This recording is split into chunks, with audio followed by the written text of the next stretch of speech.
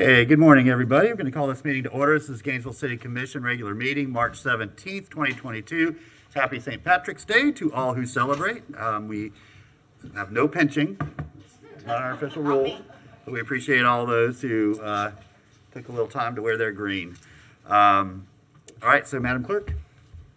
Our first item is invocation by Reverend Dr. Geraldine McClellan. Okay, Reverend McClellan, welcome. Good to have you with us.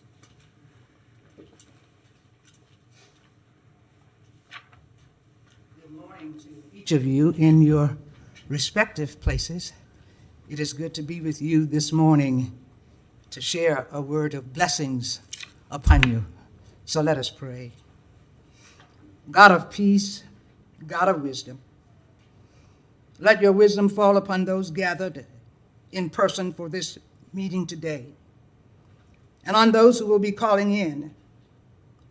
We ask your intervention as the mayor presides today and members of the commission deliberate on matters impacting the quality of life in the city of Gainesville.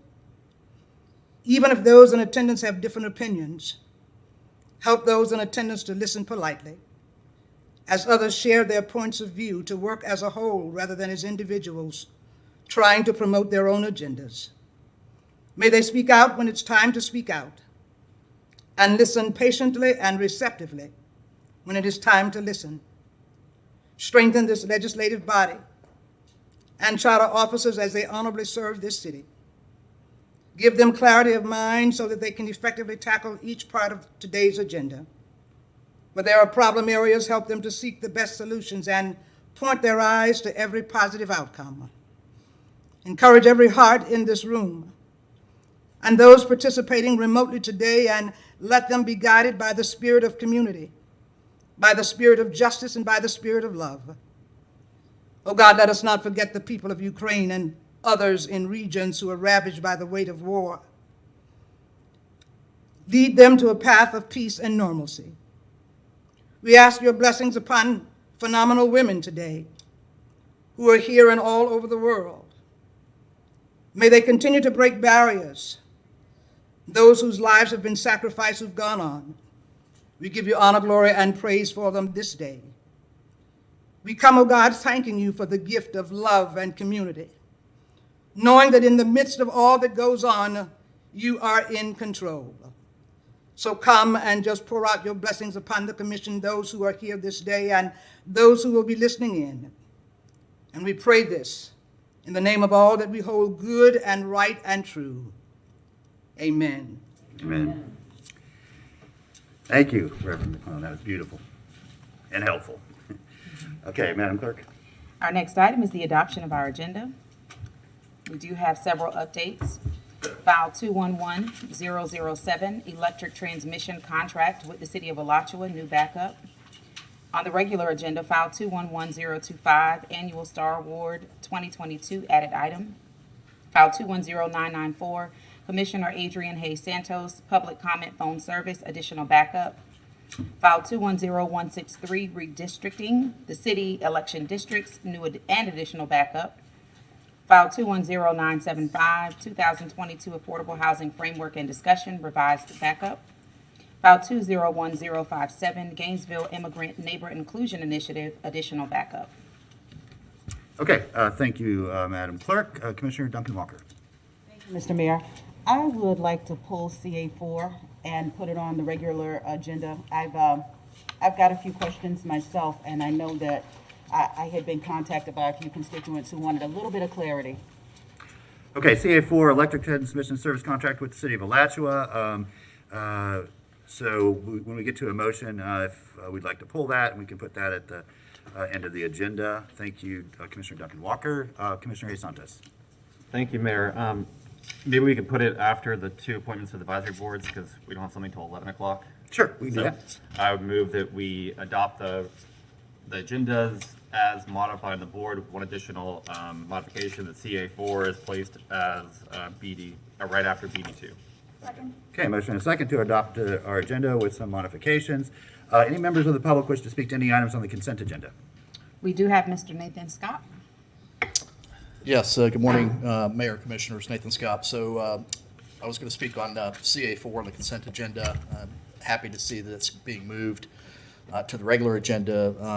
The issue with that, again, deals with pricing and lack of backup data to ensure that GRU customers are getting a market rate when GRU is in a position of negotiating power. We had substantial discussion at the UAB. There was discussion about the rate, which Mr. Scott, that is on our agenda now, so you'll have an opportunity to talk about that item when we get to it I on the will, regular but I'm agenda. appreciative that that's being removed from the agenda. Also, BD5, I believe, let me make sure I got my number. Again, spending almost $1 million on something that can be done for free with Google Translate. And I think that your priorities here with limited federal money need to be affordable housing. I mean, it's Okay. unconscionable. Again, well, that is on our That's the- agenda, so you'll have an opportunity to That's talk the about that at regular that agenda. time. That's what I'm speaking. I'm asking that to be removed because it's unconscionable. So a lack of priority. in Okay, spending you'll be able to is make that significant. point when we get to it on the agenda. Anybody else for items on our consent? Adam, do you have anybody for our consent agenda? Mr. Mayor, we have somebody for the adoption of the agenda, but not the consent agenda. Okay, go ahead. All righty. Tana Silva, you've got 3 minutes. All right, thank you. I have to tell you, something went wrong with COP 12. And anyway, I can't find it. It's not coming up. Tana, can you turn the volume down on your streaming? Yeah, I just did. Yeah, thank you. Well, there are some items on the consent and the regular agenda that I would like to ask that maybe you do something different with. I just have a question about CA 6 and 7, the audit. Is there a time that the full commission discusses the audit? These are some pretty important things, the staff morale, a lot of money questions and so forth, that they are on the consent agenda, so public and the commission don't seem to have a chance to really discuss them. CA 9, the annexation petition, nobody wants sprawl, but it seems like the city, they're still promoting the idea of annexation into the city, and they're lately all like west of I-75. So I think it would be good to pause annexation and think about that a little differently, because I'm hearing there's staff attrition, there's shortages of, important service staff members, GPD and GFR and all of that. And if the city just keeps on annexing out west, then it's contributing to this sprawl and taking away from the needs of the more central neighborhoods and their infrastructure. And then again, I have to say, the House BD6, I appreciate the city manager's response last night, but I guess I still just don't understand why this is on the agenda for a regular meeting with not enough time to really go over it.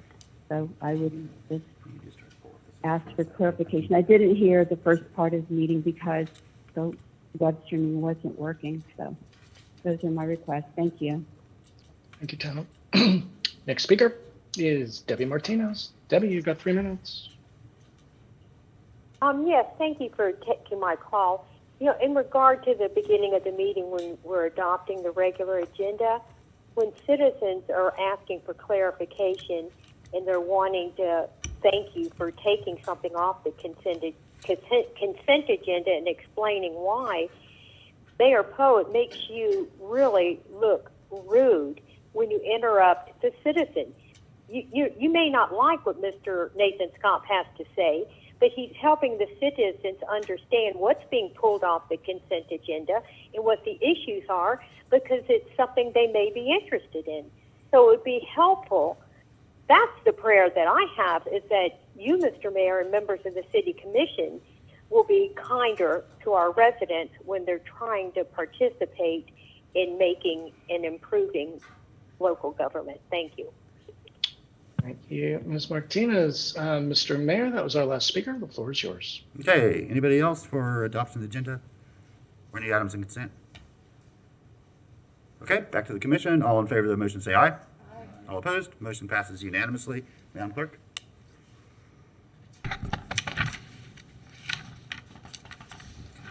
Our next item is early public comment. Okay, one of a few opportunities we have for folks to speak on items that are on the agenda.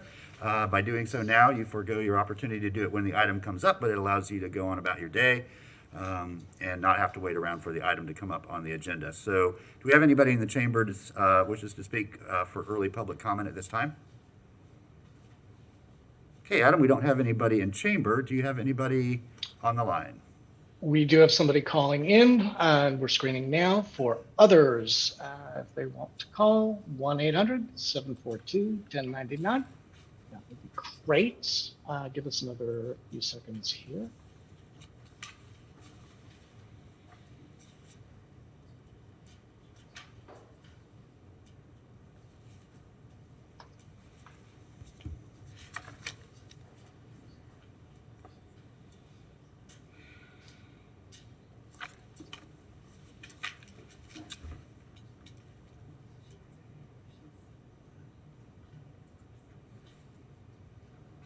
Yeah. Alrighty, we have no callers on the line for EPC, sir.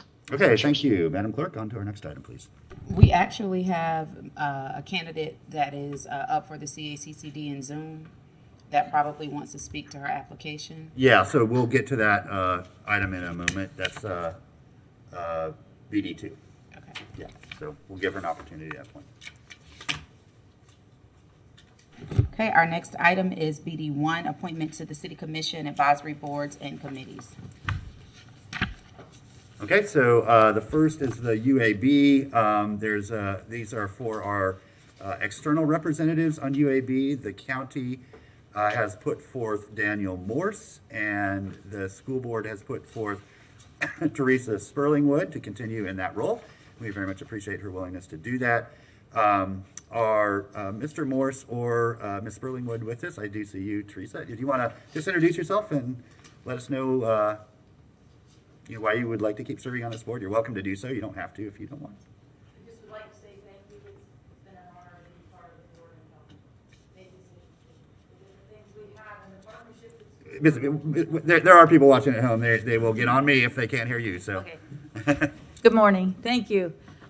It is a great honor to be able to be a liaison between the school board and the city government and to help have discussions. So, thank you. All right. Thank you. Thanks for your willingness to continue your service.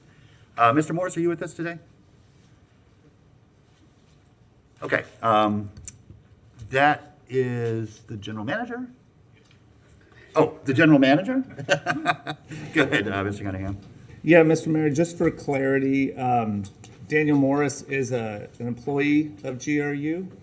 So we did ask the attorney's office if that met the rules, and it does meet the rules, but the city commission may want to consider that in determining whether to accept the appointment or not. If the city commission determines not to accept the appointment, that we'll ask the county to nominate another individual. Okay, thank you. But to be clear, this is who the county commission put forth as their designated representative. Mr. Mayor, correct, and it is a non-voting member Okay. of the board. Okay, thank you. Commissioner Santos? Thank you, Mayor. I have concerns of putting a city employee on this board because it's supposed to give an outside look at our utility. But I would move forward with the school board's representative, but to ask the county to put forward someone else. Okay. Thank you, Mayor. Thank And you. it's nothing against Dana Morris. I just don't think city employees should be on this board. Okay, thank you. Commissioner Stanko? I agree, and I think that during one of my discussion with one of the charters, it was commented that we might have to compensate our community builder because they are doing work adjacent to their own job, and so we'd have to be paying overtime. If Mr. Cunningham could clarify on that, I think that's what we had talked about. Mr. Cunningham? Yes, Mr. Mayor, just to clarify, so we did find out that we do not need to do that, but that was a thought that was a possibility, and part of the reason why we asked the city attorney to just clarify. Okay, thank you. Commissioner Ward? Thank you, Mr. Mayor. So it's a different circumstance. I will say that I have been thinking about and will likely bring forward the idea of creating a GRU worker position on the UAB, just because I've seen that work in a variety of ways in other countries pretty consistently, and I think it's something that we should consider here. This is a little different because it's the county's recommendation, which is kind of odd. I'm comfortable with it. I'm not sure. I have not asked county commissioners, if there was something specific they were trying to achieve with this appointment, but regardless, I'm comfortable with it and willing to move forward. Certainly willing to move forward with Ms. Burlingwood, so. Thank you. Commissioner Santos? Thank you, Mayor. I would move that we appoint Teresa Sperling-Wood as a school board representative, and that we asked the county to ask for another appointment that is not a city employee. Second? Okay, motion is second. Members of the public wish to speak to the motion? Yes, good morning, Mayor, Commissioners, Nathan Scupp. So ever so briefly, support the reappointment of member Sperlingwood to the UAB, at least in my participation with the UAB. She's always been attentive and seems to at least listen to members of the public, including myself.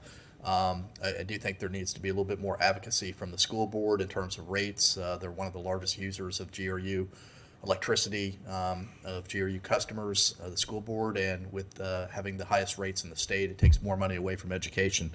So I think there needs to be a renewed focus on lowering GRU rates for our children, so that that more dollars go to our education rather than you guys spending taxpayer money in a fiscally irresponsible manner.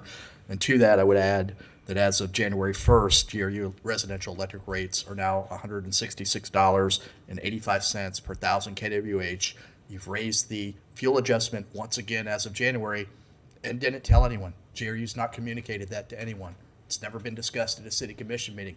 I just found out when I looked at my bill the other night. So for 3 months now, the fuel adjustment charge has gone up after previously going up in November and December. We know it's a pass-through cost, but you have an obligation, Mayor Poe, to communicate it, and GRU has an obligation to put those numbers before the public and justify why our rates keep going up. Thank you. Anybody else wish to speak to the motion to the appointments to UAB? Adam, do you have anybody? No, sir, there is nobody on the line at this time. Okay, sure, we can split it. We'll start with appointing Ms. Sperlingwood. All in favor of Ms. Sperlingwood as the school board's representative on UAB, say aye. Aye. All opposed? The motion passes unanimously. Sorry. Second part of the motion is to ask the county to submit a new name for representing the county's non-voting position on the UAB. All in favor of that motion, say aye. Aye. All opposed? No. Okay, that motion fails. Anybody? Commissioner Ariola? Thank you, Mr. Mayor. I move that we appoint the county's representative to the UAB. Okay, motion is second to appoint Mr. Morse to represent the county on the UAB. Any members of the public wish to speak to that motion? Adam, do you have anybody? No, Mr. Mayor, nobody's here. Okay, all in favor, oops, sorry, Commissioner Santos. I just want to make one point why my concerns with putting a GRU or city employee on there, because the UAB gives recommendations on budgets, and if this person's position is one of the ones that maybe is being recommended to being cut, that is where I think there could be issues, and that's why I think having people who are not city employees, because this board does recommend cuts, does recommend budgets, and that whole department might be one of the ones being removed, and I think it can be hard for somebody whose job is now in jeopardy to be able to be, and nothing against Dana Morris, but just in general, I think that's where my concerns for conflict comes up. Thank you, Mayor. Thank you, Commissioner Chestnut. Thank you, Mr. Mayor. I'd like to ask Mr. Cunningham, where is this employee? What is his assignment? Where does he work in GRU? Yes, thanks, Mr. Mayor. Mr. Morris works in the safety and training area of GRU. Yeah. So I don't have a problem then with him serving. I don't think that it's going to, he wouldn't have a real controversial budget item there to address. I don't think that would hamper him from participating. So I support the motion. Thank you, Commissioner. Commissioner Ariola. Yeah, thank you, Mr. Mayor. I just want to acknowledge my colleague. I understand the principle of your argument. I just don't know that in practicality it's going to really materialize. Thank you. Yeah, and for me, it's just, we didn't restrict it to non-employees to go in. And I think that if that was our intent, we should be clear before we ask for submissions from either the school board or the county. But I think it's another conversation and one that deserves a little more time of whether that's appropriate or not, including the sort of direction that Commissioner Ward was indicating he wanted to go. So, I think because we didn't say to the two institutions that we would not accept employees, that it's really, unless there's some other disqualifying piece of information that should not be considered. So we'll go ahead and move to a vote. All in favor of the motion say aye. Aye. All opposed? No. Motion passes 5-2 with Jesus Santos and Sacco in dissent. All right, Madam Clerk, our next item. Our next item is BD2, appointment to the Citizens Advisory Board for Community Development. Okay, very good. So you all have a ballot. We have one opening and 3 applications. Kyle Cohen, Caitlin Dickinson, and Alyssa Hevish. And so do we have anybody on that list in the chamber with us today that would like to introduce themselves? Okay, Madam Clerk, I think we did have at least one applicant that is on Zoom.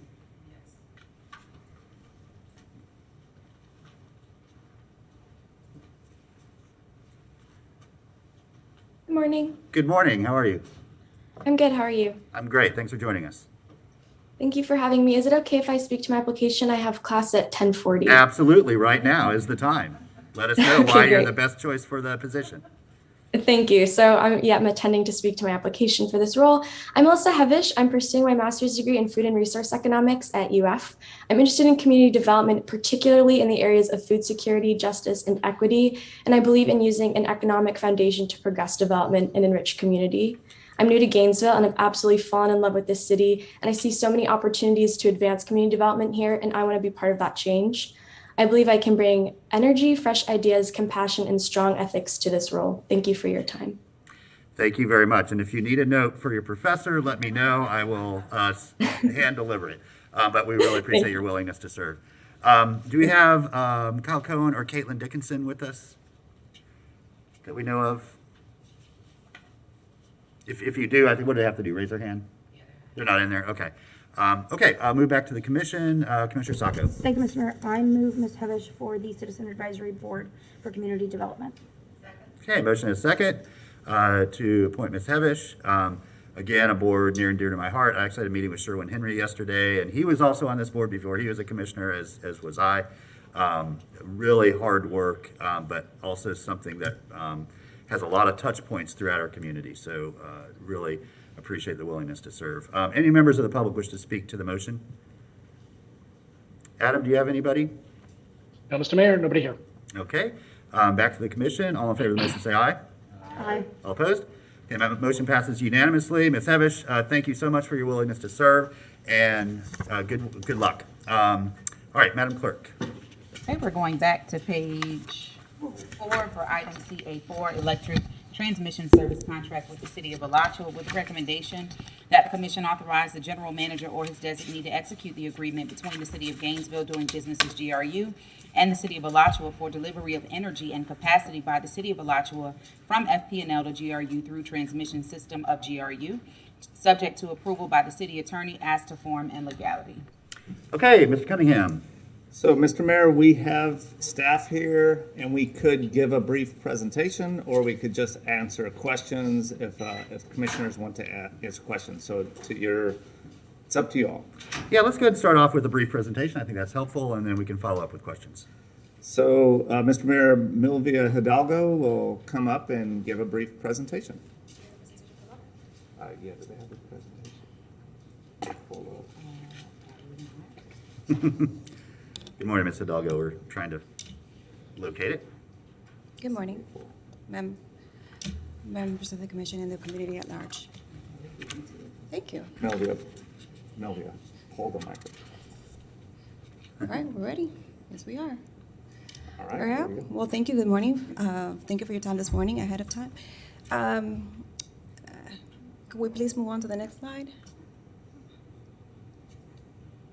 Thank you. Okay, well, this is a transmission service agreement that was executed by the City of Alatra, by their city commissions back on February 28th, 2022. This contract, this transmission service agreement extends an important relationship between the City of Gainesville and a very important neighbor and partner for an additional 4 years. The primary term of the contract is 4 years with the option to extend it for successive 2-year terms. The transmission rate that is in that the City of Alatra accepted is expected to be $2.36, which translates roughly to net revenues of approximately $1.8 million over the 4-year term, 4 to 5 year term of the contract. At the end of the agreement, the City of Alatra has the option of disconnecting its Alatra substation from the GRU transmission system. At this point, no party has expressed publicly that they desire to do so, but the option exists. GRU is seeking to continue its operations and maintenance agreement, which is separate from this transmission service agreement with the City of Alachua.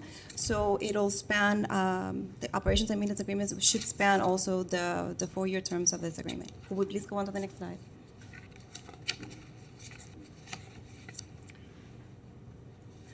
Okay, thank you. This chart simply shows it's a probability cone of the expected revenues that GRU is expected to receive over the 4 to 5 year contract term. The black line represents the most likely revenue projections for GRU, as this assumes a 3% transmission rate increase by GRU, and also assumes a 1.5% load growth in the City of Alachua. Just like with GRU, if the City of Alachua load grows, they will have to buy more power, and GRU will have to wheel more power through its transmission system, and therefore the GRU revenues would be higher. Okay, next slide, please. And the motion is simply, could you please authorize the general manager to sign this agreement on behalf of City of Gainesville, GRU, subject to the approval of the city attorney as a form and legality. So that way, the transmission service agreement will be effective on April 1st. Thank you for your time and your attention. All right, thank you, Ms. Hidalgo. We'll then turn back to the commission for any questions that commissioners may have about this agreement.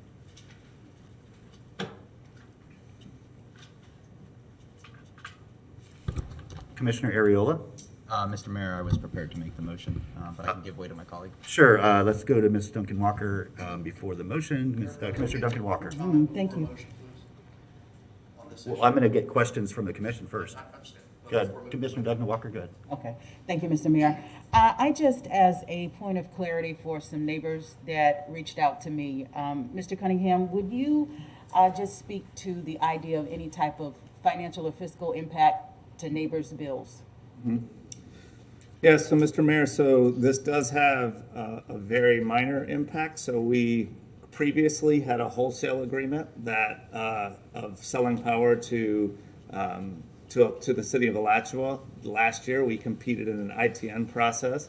We were not selected in that ITN process, and so going forward, we had an opportunity to have both a wholesale as well as a wheeling agreement. We were not successful in the wholesale agreement, so we are continuing with just this wheeling agreement. So we are reducing revenues slightly in the neighborhood of around less than $300,000 per year that we are no longer getting because of not achieving the wholesale agreement, but we are continuing with this wheeling agreement for approximately $265,000 a year. Thank you, Mr. Cunningham. If a neighbor is concerned about what they should expect, is there something that you could kind of give them an idea? Absolutely, Mr. Mayor. So that, if you look at our overall revenues in electric, that is a very, very minor portion of our overall revenues, and so it will not be a impact to our rates. As we're proposing the budget going forward, we'll be proposing a similar rates as we have previously. Thank you. All right, thank you. And just sort of, I guess, devil's advocate, would it be a positive or negative net benefit to to our customers if we were to not agree to ratify this agreement? Yeah, Mr. Mayor, so it is a net positive to our neighbors and our customers by having this agreement as opposed to not having the wheeling agreement. Okay, thank you. Madam Clerk, do we have anybody signed up to speak to this item? Okay, Mr. Scott. Thank you, Mayor, Commissioners, Nathan Scott. So I think, with all due respect to Mr. Cunningham, we're missing the point here. This item I discussed at the UAB meeting. It was discussed by the UAB members, surprisingly, who took interest in what I said. The issue is the rate being charged. There's no backup information whatsoever supporting the rate. Staff at the UAB stated that the $2.36 per kilowatt rate is based on a number from spring of 2021. We are now, a year later, in spring, almost April of 2022, where we've seen a 7.9% inflationary increase. They also stated before the UAB that FPL charges $3 and Duke charges $2.50.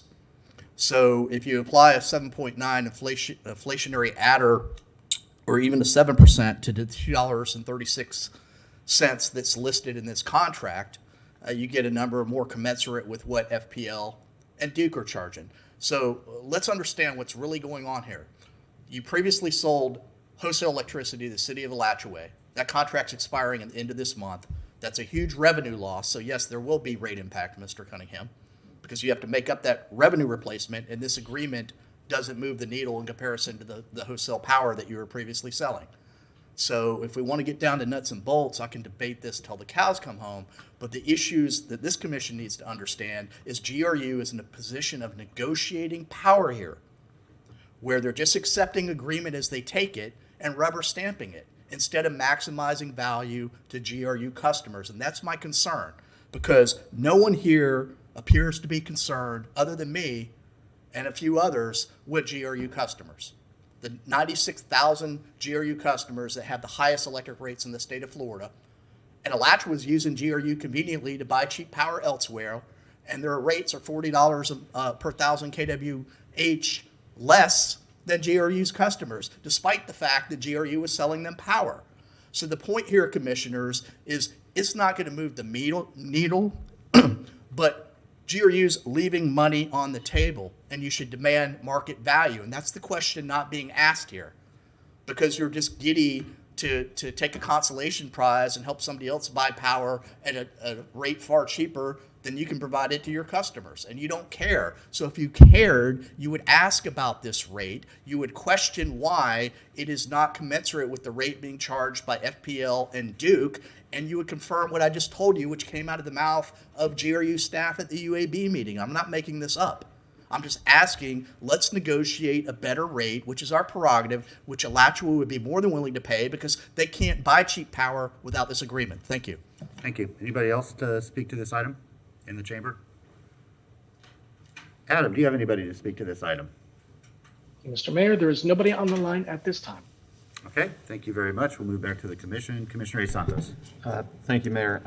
Want to address Mr. Scott's points. Like, I do think the price is fair, market value. You are right, Mr. Scott. We are in a great negotiating position. We could probably charge them double or even triple, and they'd be forced to do it. But we have to look at what are the long term. So in the short term, we could gain a lot of revenue, or not a lot of an extra amount of revenue. However, the city of Alachua is our neighbor. We have to work with them on a variety of different things beyond GRU, and we're going to be next to each other for the next 100 years. So trying to get a bunch of bit of revenue and kind of hold them over the barrel for a few years, I don't think is a prudent decision for the city in the long run. I think going with a fair market value is the best thing to continue the relationship in the long term. I move the recommendation.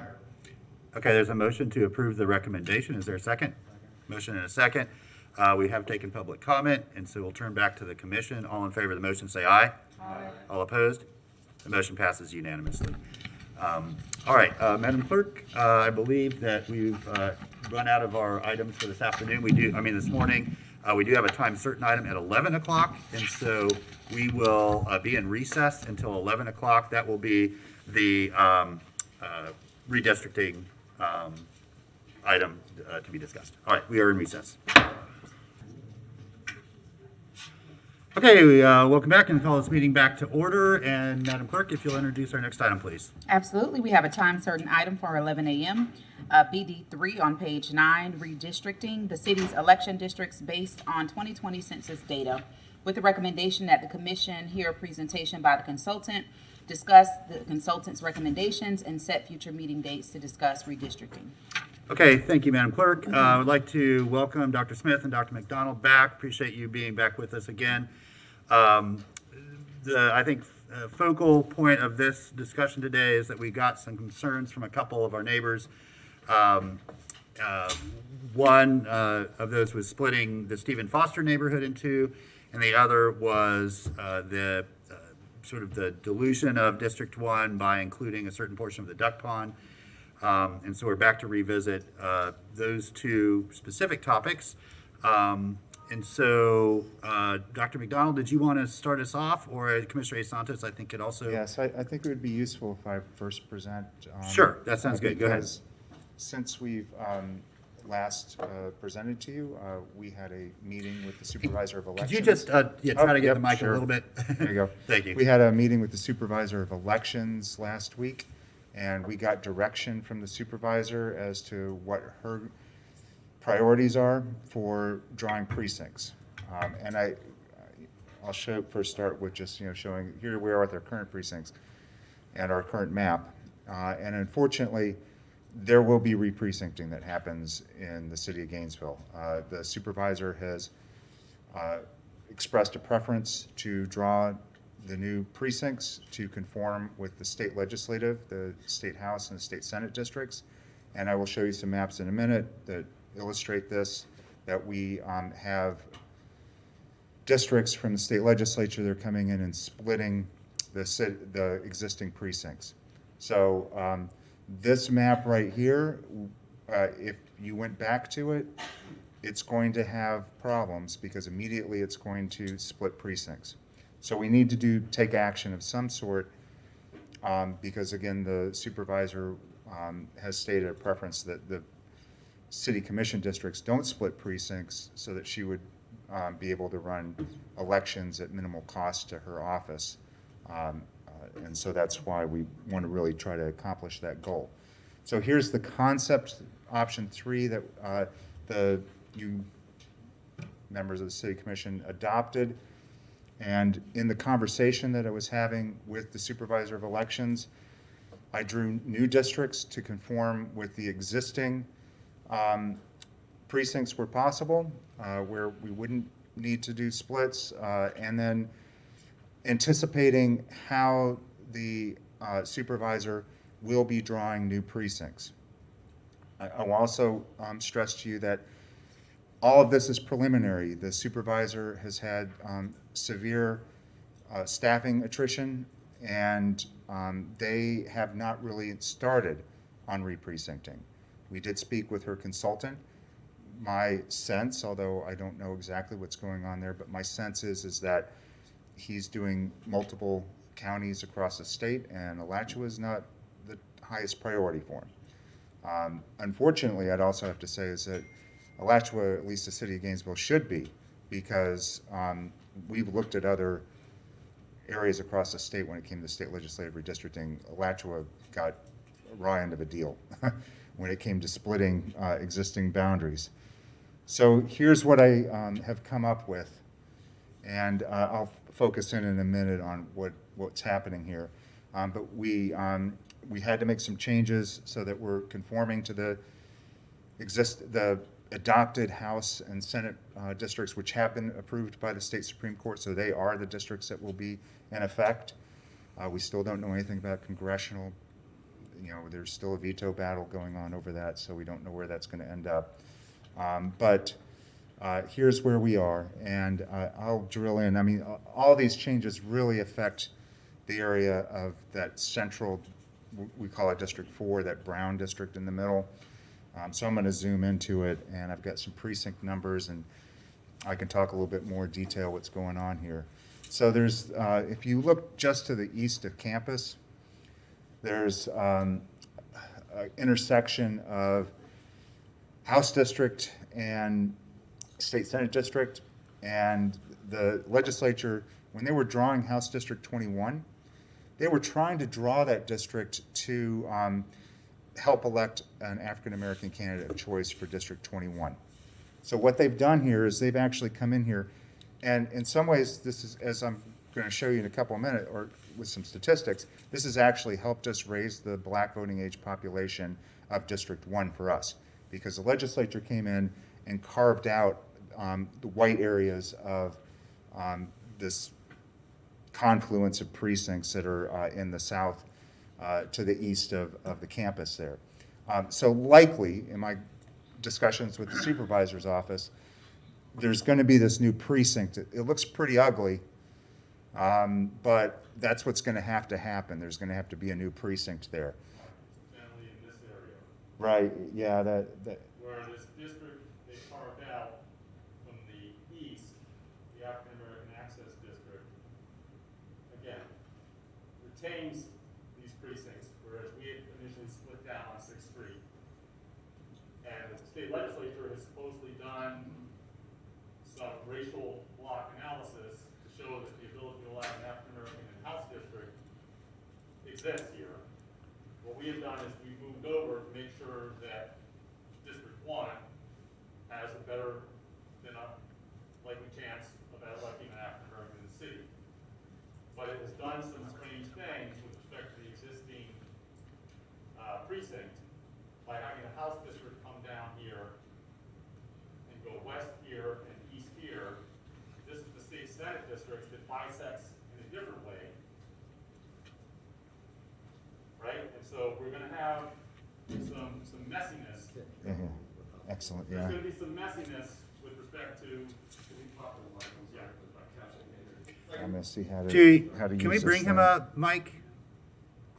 There will be some messiness with respect to Supervisor Barton in terms of trying to figure out how to create a precinct that isn't split by 2 different House and 2 different Senate seats, because they're not coterminous with one another in that area.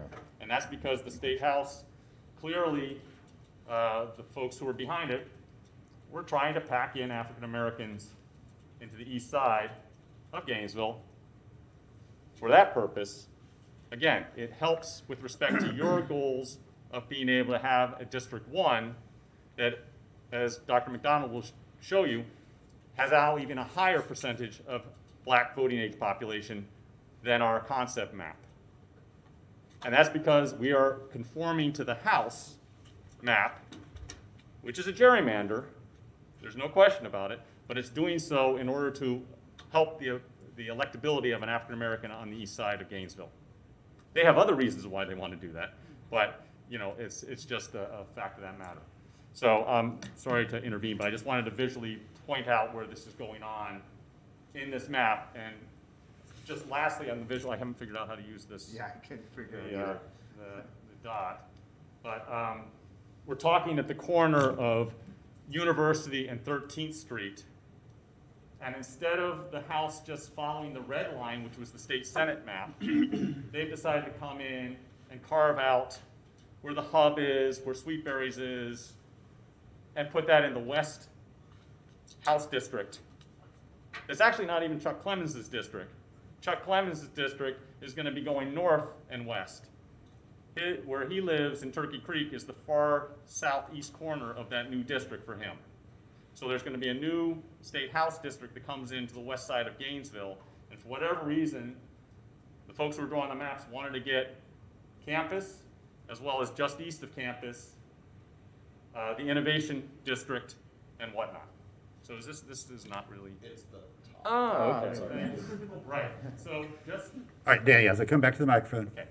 I'm sorry. There you go. Right, sorry. So just to get a sense here, this blue line, Chuck Clemens lives over here somewhere, and his district ends over here. That's Santa Fe.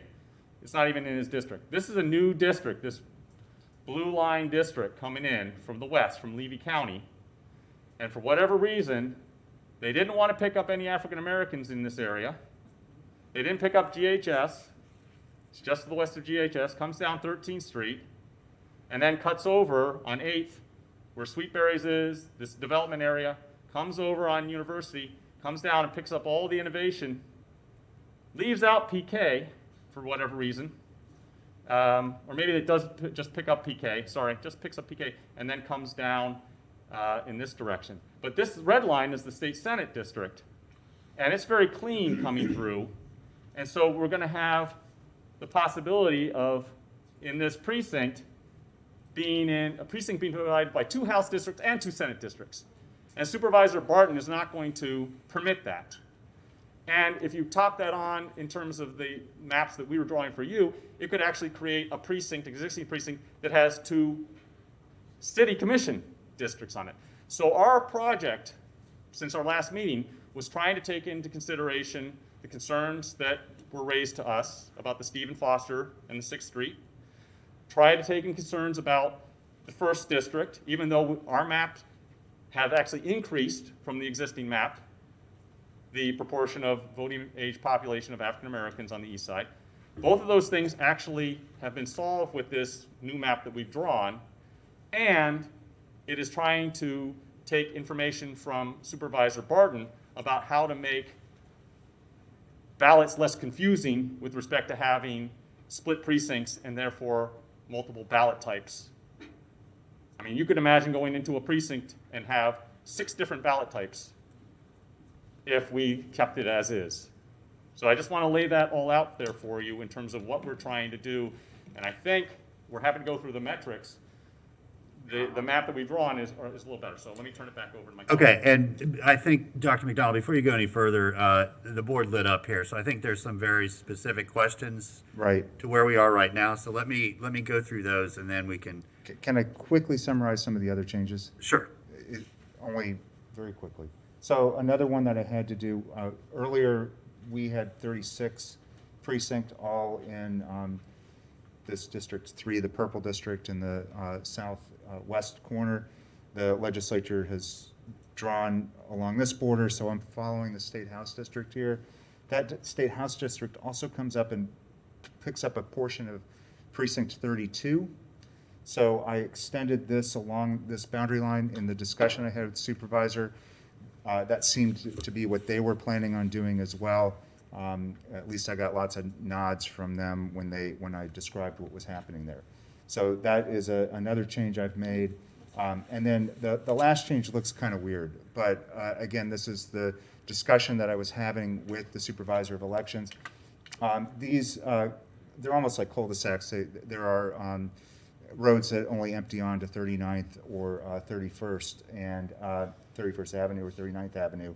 And the supervisor has stated a preference that when they draw this precinct, they are going to draw it along this boundary where they're going to have the cul-de-sacs or the roads empty onto 39th or 31st. You know, and that's for polling place locations and that sort of reason. And then I've drawn this up so that we're following. There's probably going to be a redrawing as precinct 57. It's probably going to look something like this, and so that's why we used to have 39th as the northern border here, but we've had to dig into it here and extend it up this way because of anticipated precincts that the supervisor will draw. So that's all of the changes that I made to the map. Okay, thank you very much, both. Commissioner Santos.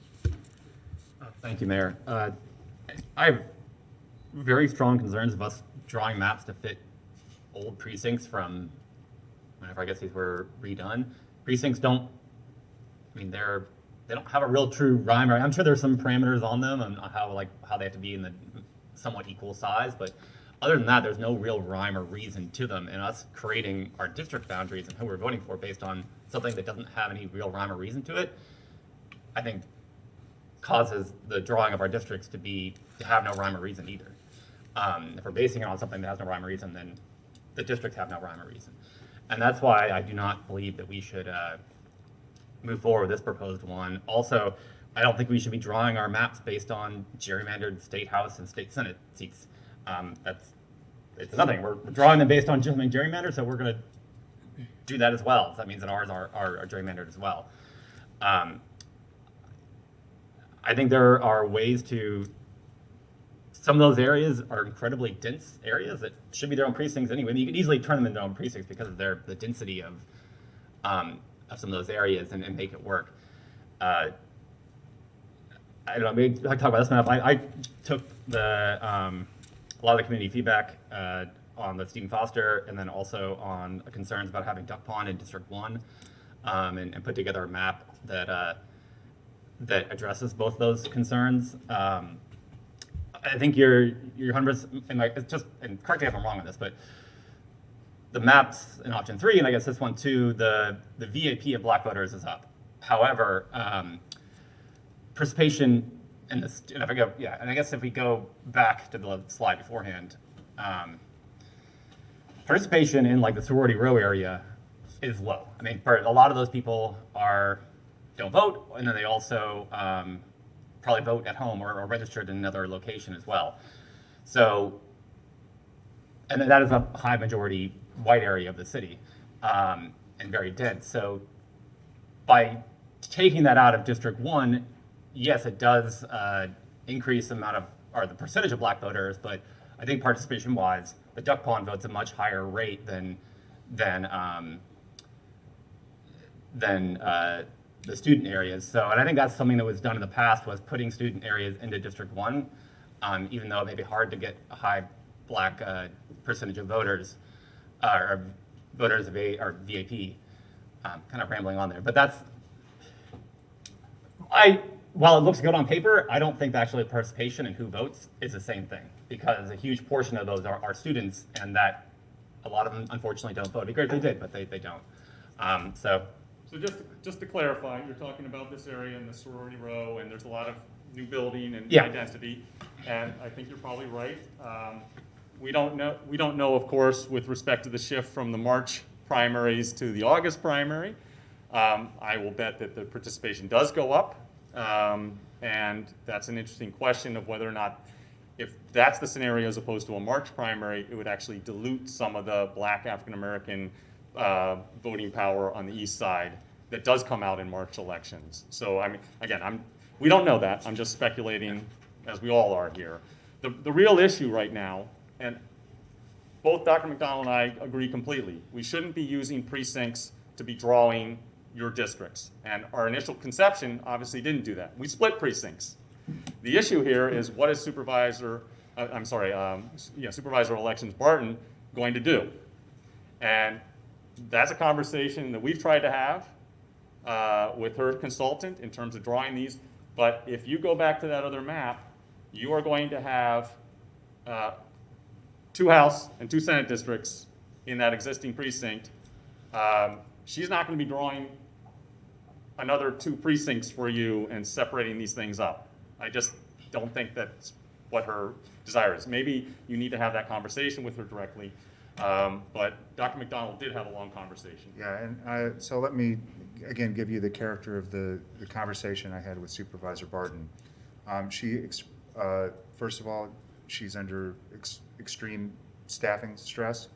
She has not looked at precincting yet. She was not, she talked about the usage of resources for the special election that just was held by the city. And she expressed a very strong preference, where we could, to follow these existing House districts. The problem with this, trying to get Duck Pond in here, or District 12, Precinct 12, somehow into this central district here, is, I don't know, and I don't think that Supervisor Barton knows yet what they're going to do and how they're going to redraw all these precincts around this carve-out here. And trying to press her on that, and trying to press the consultant on that, they could not answer any questions on that. So I'm trying to do the best I can to, she says that they're going to follow the existing House districts. I know that that's where there's going to be a boundary for a precinct. If we try to come in here and split these other precincts, she seemed very resistant to that. She used language like, I don't like being pushed around by the city commission, that sort of language. So I'm trying my best faith effort to juggle the concept map that you had approved and what Supervisor Barton has expressed. And trying to go beyond this, and thinking how, so it seems like, yeah, we should just be, if you thought like Duck Pond ought to be over here, I don't know how these new precincts are going to be drawn here. And Supervisor Barton doesn't know how those new precincts are going to be drawn here. So Except that in that area, just to there's going to point have out- to be a redraw. So Danny, if I could just, Probably not gonna redraw the Duck Pond because it's all. well, she's going to redraw 25, and I don't know how she's going to redraw 25, and how that's going to affect precinct 7. There's going to be some redraw here. I can guess, but I don't know what she's going to do. So, but I do know that she's going to follow the state house boundary, and so I'm just trying to follow the guidance that she's given me the best I can, and I think the risk is if we've got a very limited amount of time here. Maybe there's time for her, we talked about sequencing and timing. It could be by mid-April that she will have precincts, new precincts, and then we could look at what she's done and try to make some adjustments there. But we're going to be really up against a gun there, against a wall, because as I understand it, the drop-dead date to get the plan to the newspaper for publication is April 17th. So, and the attorney, city attorney can discuss that. But I'm just letting you know that if you want to go a different way, I think you're going to open up a huge can of worms here, and it's going to be really difficult to put all those worms back in the can. Okay, thank you. Commissioner Hayes Santos, go ahead. Yeah, thank you, Mayor. And if we can put up the map that I put up there, or that I created. I don't, we'd have to go. No, they've got it. Oh, you have it? Yeah, Oh, you did? Not you, sorry. So the map that I created would easily allow fit the congressional or House and state seats, and it's kind of hard to remember the previous slide, but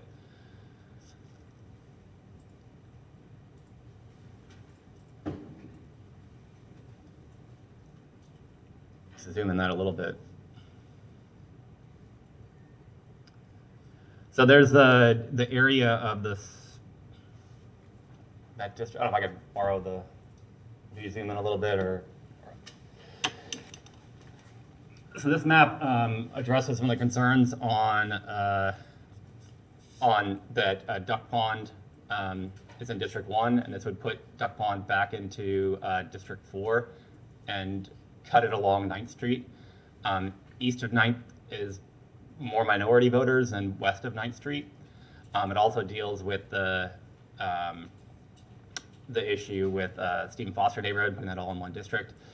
As for the redistricting issues of the House, this area southeast of the corner of 13th and University could just be made into one precinct, and that would solve that issue. And then this little section right here, that little nub that was the House district that they picked up, where the Holiday Inn is like that could just go into district or precinct 5, and it would solve all of the House state issues. This was trying to take what the community feedback that we had and trying to address those concerns of the Duck Pond area and of the go back to the other slide. The Duck Pond area and Stephen Foster. One thing to note on those stats that are in there, those are demographic stats, my understanding, from the website, and they don't actually have the VAP numbers. I believe Exaltus did run the VAP numbers on this, and it's a little higher than what our current District 1 VAP numbers are. But I think that is mainly being driven by having more students in the district, which will lower the black VAP percentage, but a lot of students don't vote as high as well. So Thank you, Chair. Thank you, Commissioner. Yes, we did run those stats. The District 1 that you created was 37.6 voting age population. Our first option that you agreed to, it was at 40.5%, and the revised map that we are presenting today is 42.8%. So it's about a 5 percentage point lower. Yes, the caveats certainly are there. We don't know what's going to happen in an August primary versus a March one. I do want to just point out that the map, if we could put Commissioner Hayes Santos' map back up, it does still run into the problems with the House district lines, which go back and forth between your District 4 and District 1. That district, the House lines, again, if we want to ignore House lines, fine, but it means that you're going to have people on either side of those streets voting for one House versus the other House members, as well as two Senates in the south part of that corner where the Senate district comes up through. So, again. And here's the. Sorry. I mean, that you can just draw a precinct on either side and separate it out. You could. Yeah. That's right. But again, that House district is going to come down through here and then down here, cut over, squeeze over here, come down around here, and then down here. So you're going to have, instead of having a House district that has, these precincts, Kim Barton is going to draw those precincts around there. So you're going to have split precincts, and it could be the same problem. Where would you have the House district lines runs? I think you're looking at the wrong area. So I think Professor Smith's misspeaking. The issue is really this corner that you've carved out. And that could be a new here. precinct because that's 10,000 voters or 10,000 people live there anyway. And as I said, you're also splitting some other precincts. And Supervisor Barton has said that she doesn't want to do that. And we don't really know, in any case, how she's going to redraw this region of Gainesville, except that we know that she's going to stick with the House district boundaries. So I think that's my main concern about your map. It's not like I don't like your map. No. I'm just trying to juggle the different conflicts that are going on here as best I can, and I really do think that the map that I drew is best trying to accomplish that. But here we are, and unfortunately, with the tight deadlines that we've been imposed by various situations, here we are, with these constraints upon us. Sorry, I realized I was pointing to the wrong part of coming down 13th as opposed to Main Street, yes. So this is the area that's still at issue. Okay, thank you. Commissioner Ariola. Thank you, Mr. Mayor. Thank you all for following up so quickly and working on our behalf. I understand the difficulty that we're all in. This was all the making and the doing of the Florida legislature, splitting our precincts with the House maps and splitting our city with the Senate maps. I do not want our decisions to be based on what I believe to be the fault of the legislature. There's a reason why this only happens every 10 years, because this is very difficult work. You have to make very difficult decisions. And when you have a legislature that is bent on ignoring the constitutional criteria of keeping cities whole in districts and keeping counties whole in districts, those problems, of course, always fall to the localities to deal with those issues. So I think that we need to be very collaborative. We need to make sure that we are working together, but let's not fall into the trap of trying to make districts that conform with what I believe to be unconstitutional districts from Tallahassee. So I very much liked the map that we approved. First, I would like as little changes to that as possible. I think that the concerns that we've heard from the community are valid, so I appreciate the changes to District 1 and to District 2 primarily, and then 4 is just sort of in the middle, getting changed a lot. The thing that I liked most about the district was that it looked forward, looking at population patterns and how they've changed over the last 10 years in Gainesville. Obviously, the population patterns in the city are changing. A lot of that has to do with zoning. We'll get into that discussion later. But I understand the perspective of the supervisor. Her office has my sympathy. It's not an easy job. I understand that. We have been put in a very difficult situation, but we're going to have to approve maps. That is our duty.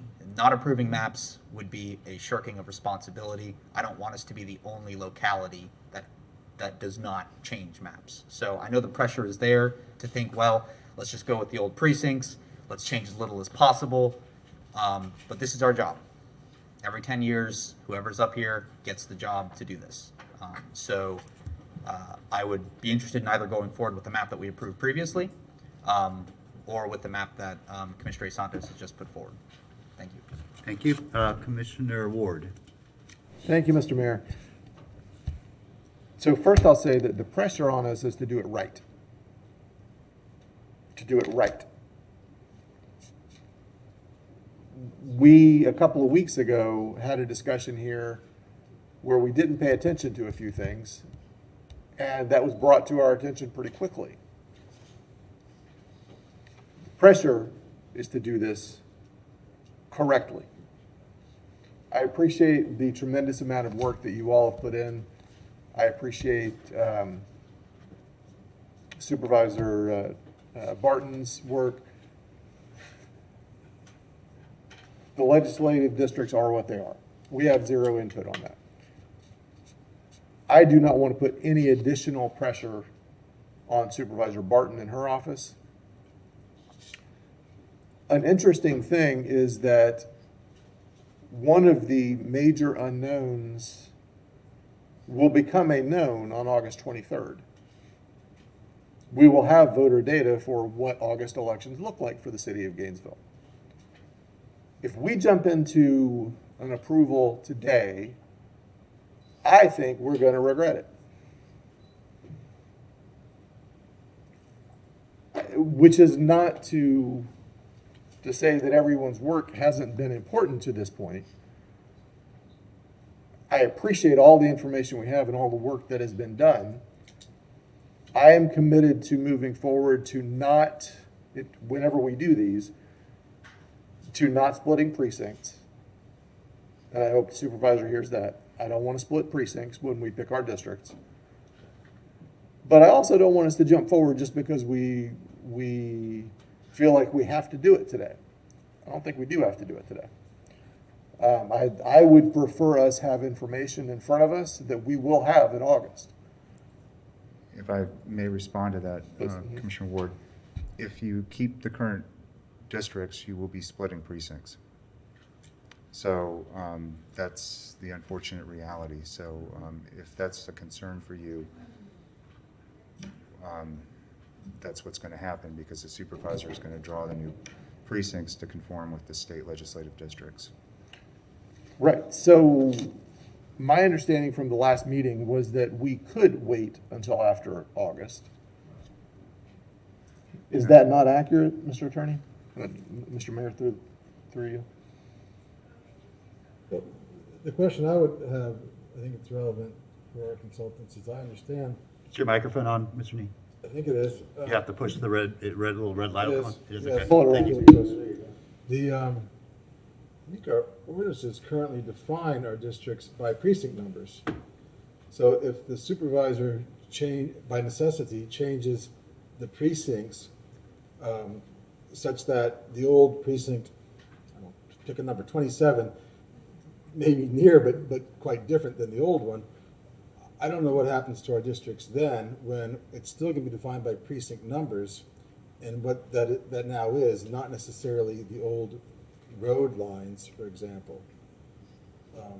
So what does that do to our the numbers then, when the precincts that were used to define the districts are no longer the same precincts. Does that make sense to what I'm trying to say? Yeah, I understand what you're saying. So yeah, that's a way that some localities define their districts. They call it meets and bounds. And so instead of describing the geography, you describe something like precincts. And I don't know the answer to your question. I don't know if that was based on in the resolution that you adopted for those districts, if it was something like the precincts as of a date might add some clarity to that. I have seen this, though, in some other places where boundary line changes, and because of the districts are described in meets and bounds, that actually changes the district boundary line. So I've actually seen that happen in places across the country. And if I may just go back to Commissioner Ward's point, if you do nothing, Supervisor Barton will do something. She will be drawing new precincts based on the House districts and the Senate district that comes through. She will have to make adjustments to probably around half of all the precincts because of the way these have come in, gerrymandered. But her preference, and it's her call, is to draw precincts that conform with those House, and then also where the Senate comes through and bisects Gainesville, and it bisects some of our current precincts. So every one of your districts is, not every one, but roughly half where they're coming in from the north to south of the House district coming in, which is affecting the east and the west and the various precincts. Even if you keep the same 4 districts, precincts will change, people will have multiple ballots, assuming that Supervisor Barton wants to run your city elections. That's another question that I would advise the council to look into, because I don't know the law on whether or not local elections must be on that same ballot. There are other counties that I know it does do it differently. Levy County, for instance, will have a presidential and statewide ballots, and they have a separate ballot for a local election. They don't create these ballots that are, what's the correct term? No, there's these the split precincts that have 2 different ballot types. That's what I'm looking for. So that's something that I don't know the answer to about what the supervisor's obligation is to have your city races, the 3 races in August, at the bottom of that state race. But she will be using the precincts that she's drawing, which will not conform with the current districts. They won't conform with all of our precincts either. We've tried in this most recent iteration to get them tighter to what we expect to be the case, which is those House districts. So, but again, Dr. McDonald and I completely agree that we shouldn't be allowing other entities and their jurisdictions to be drawing your boundaries. And our initial maps did not do that. We are now in this position of the practical outcomes, which are political, but they're also administrative.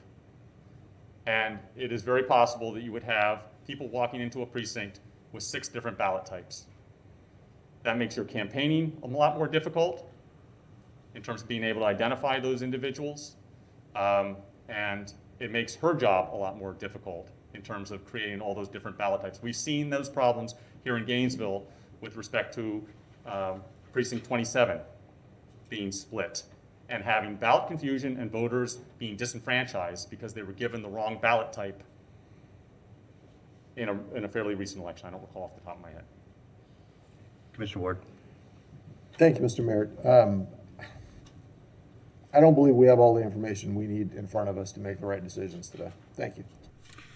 Commissioner Chestnut. Thank you, Mr. Mayor. I agree with Commissioner Ward. We have a lot of unreadiness here, a lot of unreadiness. I would not feel comfortable voting on anything today. Dr. McDonald, Dr. Smith, what is the absolute drop dead date? These maps have to be done by December 31st?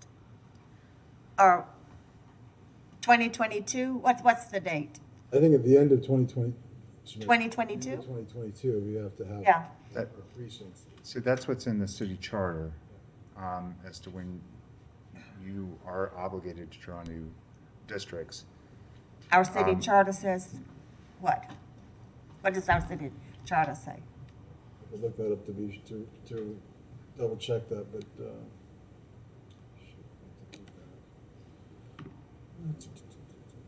Okay. And, oh yeah, go ahead. Does somebody have it? Catherine Mokler, Assistant City Attorney. The city charter says it needs to be drawn by the end of the second year after the decennial census. The end of the second year. Yes, that would be December 31st, 2022. Okay, that's what I need. Thank you. Then if it's December 31,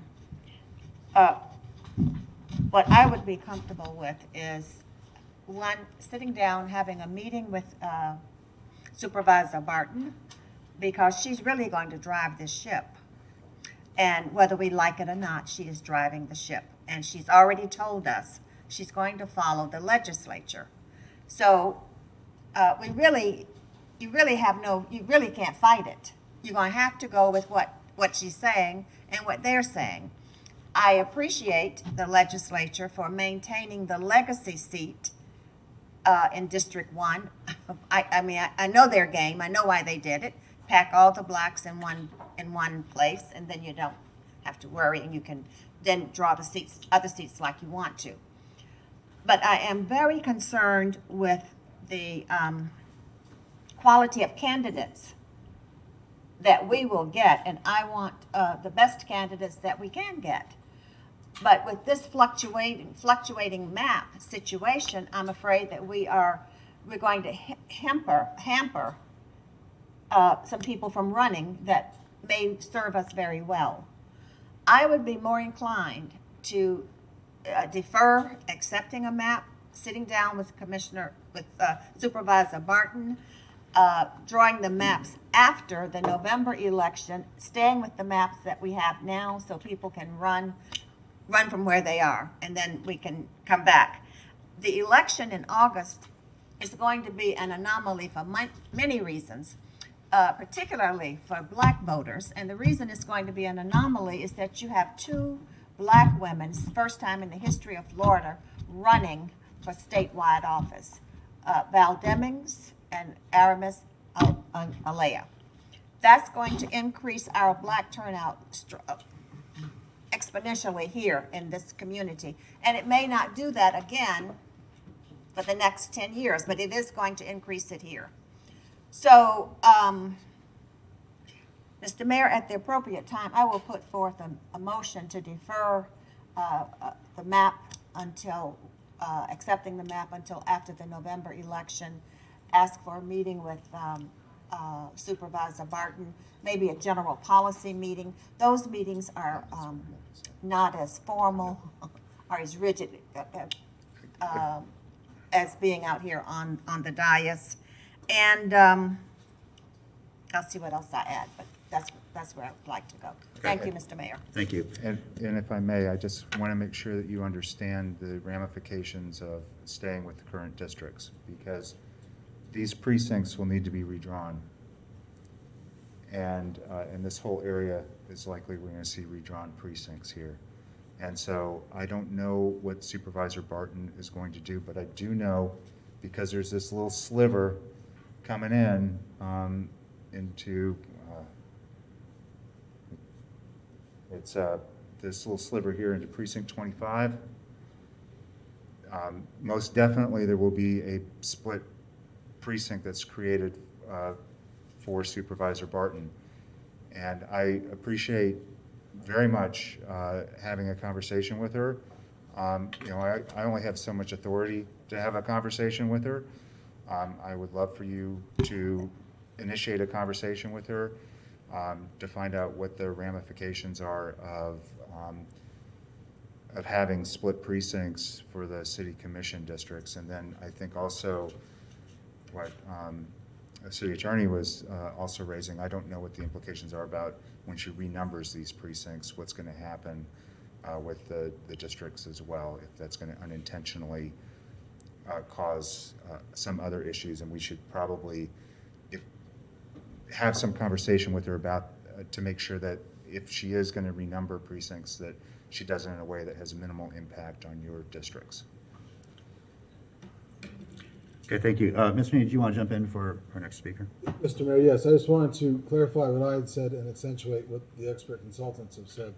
Currently, in our code, we do define the districts by precinct number. And what it spells out is, as used in this section, the term precincts means the county election precincts of Alachua County, Florida, as established by the Board of County Commissioners and approved by the Supervisor of Elections. The boundaries of said precincts are the boundaries as they exist on the effective date of the ordinance from which this section derives, or any amendatory ordinance, but only to the extent that they are located within the corporate limits of the city. This ordinance was adopted back on in December of 2020.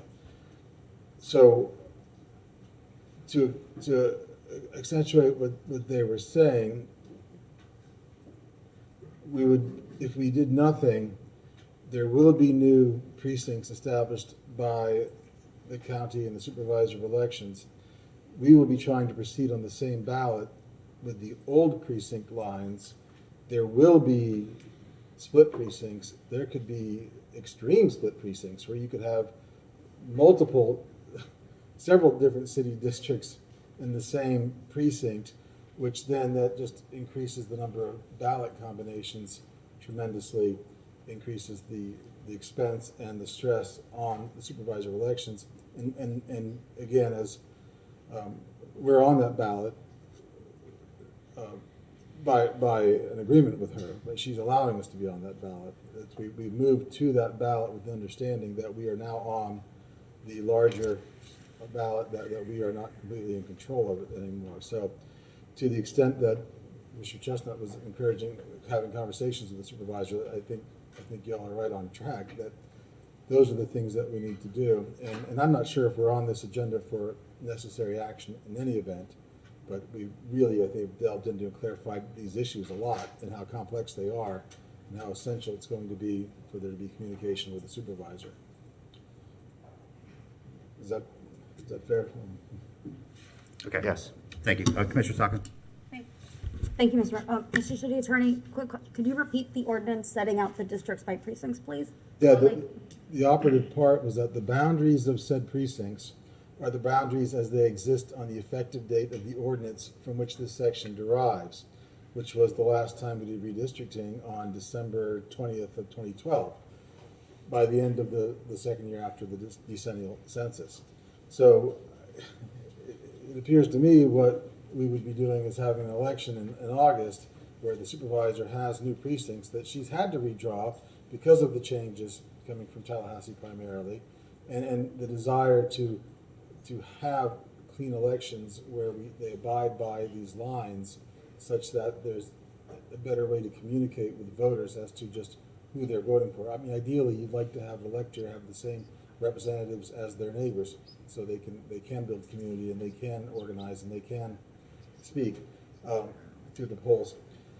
And if we try to apply the precincts as they exist right now, since December of 2020, the districts, we're going to have overlaying an old set of precincts over a new set of precincts, and it's going to be a very complex matter to get the right ballots into the right voters' hands at each and every precinct.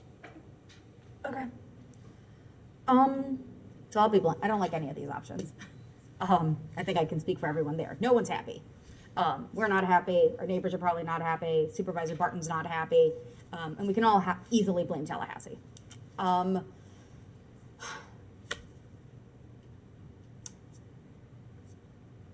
I think I'm sitting here in a place, like a rock and a hard place, of whatever we do is the wrong choice. Like there is no good choice. We have a lot of bad choices to pick from. We need to pick the least terrible. And I hate that. Those should not be the options before us, and our neighbors deserve better options. That said, I mean, I'm of the opinion of waiting, if only because we have candidates who collectively have raised $500,000, if not more, who may not be in these districts, who have people supporting them who may not even be in these districts anyway. That's a disservice to those candidates. That's a disservice to our neighbors. So I'm of the mindset to wait, if only because what we want does not matter to anyone. Like what this board wants to do, no one cares. Tallahassee doesn't care. Supervisor of election has seniority over us on this choice. What we want does not matter to anyone. And again, that's a disservice to our neighbors, the people we represent, because we can't make choices that they've entrusted us to make. We have zero say. We're not the kids in the situation. We're the dog. We literally have no say in what's going on here. So I think it's one of those, the best of the worst terrible options we have here is to wait, if only because let Supervisor Barton do what she's going to do, because she's going to do it anyway. And I'd rather she handle our elections and not just leave us out in the cold. So I think that's the card she holds over us. She can just say, I'm not doing your elections, and then we have bigger problems. I mean, the precincts are going to be split either way, whether we do it, whether Tallahassee does it, whether she does it, they're going to be split. At least this way, there are fewer splits in theory, because again, we still don't know what she's going to do. And you guys have said that a couple of times. We don't know. So we're trying to do something without even knowing half the other part. So whatever we do here today, as Commissioner Ward said, it's going to be, we don't know. It's not going to work out. I just want to clarify, we do know that she said that she's going to follow the existing state legislative boundaries. So, and with the discussions that I had with her and given your preference for the option 3, this was the map that best accommodates both your interests and the interests of the supervisor of elections. If you wish to have a conversation with her, I just want to lay out a couple of, I think, the issues. I just want to raise them again for you. She has lost 3 staff members. One of them's the precinct operations person. So she's very stressed at the moment. I don't know when I tried to negotiate with her and, just go back to your original option 3 that you had adopted. And I tried to say, well, could we create a precinct here that ran more north-south? That conversation was off the table. I could not have that conversation with her. Again, maybe I don't have the authority or the stature to do that. Maybe you can have that conversation with her, and that's why Commissioner Hayes Santos's map I think is a non-starter, because I don't think she's going to want to split precincts that any more than she has to, and so that's why I agree with. We want to do what you want to do. That's you're tasking us to do a job for you. So if you wanted to go with his map, I'd be more than happy to take that up. It's just it's this negotiation then that has to happen with the supervisor where we run into an obstacle, and I know she's got constraints and stress on her, and so that's causing these other downstream issues. And so, again, I welcome you to initiate a conversation with her and see what sort of negotiation you could have about, is it possible to draw some new precincts along these boundary lines that we would like you to do? Because I don't think Commissioner Hayes Santos's map, you could draw some new precincts. He's right. This is not that. It's not magic, it's not rocket science to draw these new boundary lines. But again, it's just because of the staff, and I think her consultant that she's hired on has got his eye elsewhere for other counties, that she just feels really like she wants to just hunker down and say, we know what we're going to do here, but we don't know what we're going to do elsewhere. So one other point that ties back into Commissioner Sacco's point about the constituents, your constituents, the citizens here in Gainesville. One of the things that Supervisor Barton is concerned about is polling place locations. And so she has a set number of these. They have to be ADA compliant for federal law. We have already a situation in which we have several precincts in which people do not even vote in their precinct. They're voting elsewhere. And I suspect that would happen if we did not comply to where she is drawing her lines. Again, this is something that causes confusion for voters. It causes increased costs on voters in terms of finding out that information, getting to those places, especially if you're waiting until election day to vote. And as a poll worker, I have seen that. People coming in to an early voting location thinking they can vote there, and it's on election day. Sorry, you cannot vote here on election day. You live elsewhere. It's 10 minutes to 7, and they're not going to get to where they need to get. So these are all the concerns that she has as an election administrator that I think we need to be concerned about with respect to the constituents, those who want to have access to the polls. And I also do not think that Supervisor Barton is going to carve out very small precincts. We have precincts that vary by several thousands in terms of the number of people in there. And that's partly because of location and finding ADA accessible locations in which private businesses or churches or synagogues want to allow people to come in. And that's a pressure that she is constantly under in terms of being able to service her constituents. Thank you. So what I hear is every building should be ADA compliant. Honestly, so yeah, I'll agree because I don't think it's been openly stated.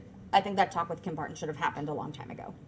I don't know why we didn't, but I think at this point, we can only delegate so much authority and you can only read our minds so much based on what we've told you. Same with her consultant. So to my colleagues, I think we need to have that meeting. I'm still for, it's a chicken egg thing. Like if we draw these districts, figure out how to make them precincts, but you don't have the staff for it, or we just wait and then we kind of figure out how to make districts around those precincts. Neither's really great. I know which one I prefer, but it's not the one she's going to do. And she can just dump our election. That commissioner is your worst choice. Yeah. Of that hierarchy, yeah, running your own city election is the worst choice. We kind of made choices to move away from that. Yes. There was a point in moving away from those. So honestly, whoever makes the motion, because I don't think I can wrap my brain coherently around words that are polite at the moment. We need that meeting with Kim Barton. If we wait to do the redistricting until later, my one caveat would be not November, if only because we have Thanksgiving and then we have the holidays. And I don't care if you have full staff. You have staff that's like, I'm taking an extra week. So I would much rather do it September, October if we can to kind of analyze some of that August data, because you are not getting any work done after the November election. Like that's not happening. But those are the only like strategies I can even come to right now, because you're right. We have a worst case scenario if we push too much. Thank Can you, I Mr. Mayor. offer another option? You don't really need to make a decision on a map until April 7th. And if we have a successful conversation with the supervisor and she's willing to consider splitting some precincts in ways in which would be like consistent with Commissioner Hayes Santos's map, then I think we're good. But we just need to advance that conversation somehow. And I think we still have a couple weeks to do it. So I don't think we need to make a decision today. I think we still have a little bit of room until April 7th when you actually formally have to make that decision that was on the calendar for adoption. Did you conclude? Yes, sir. Okay.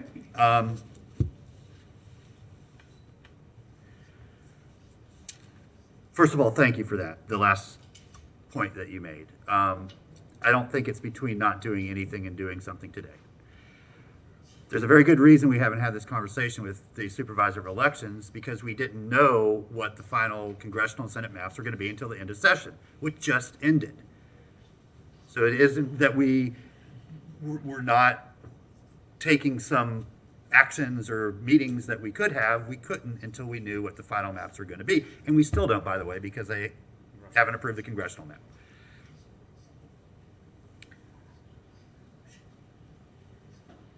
By doing nothing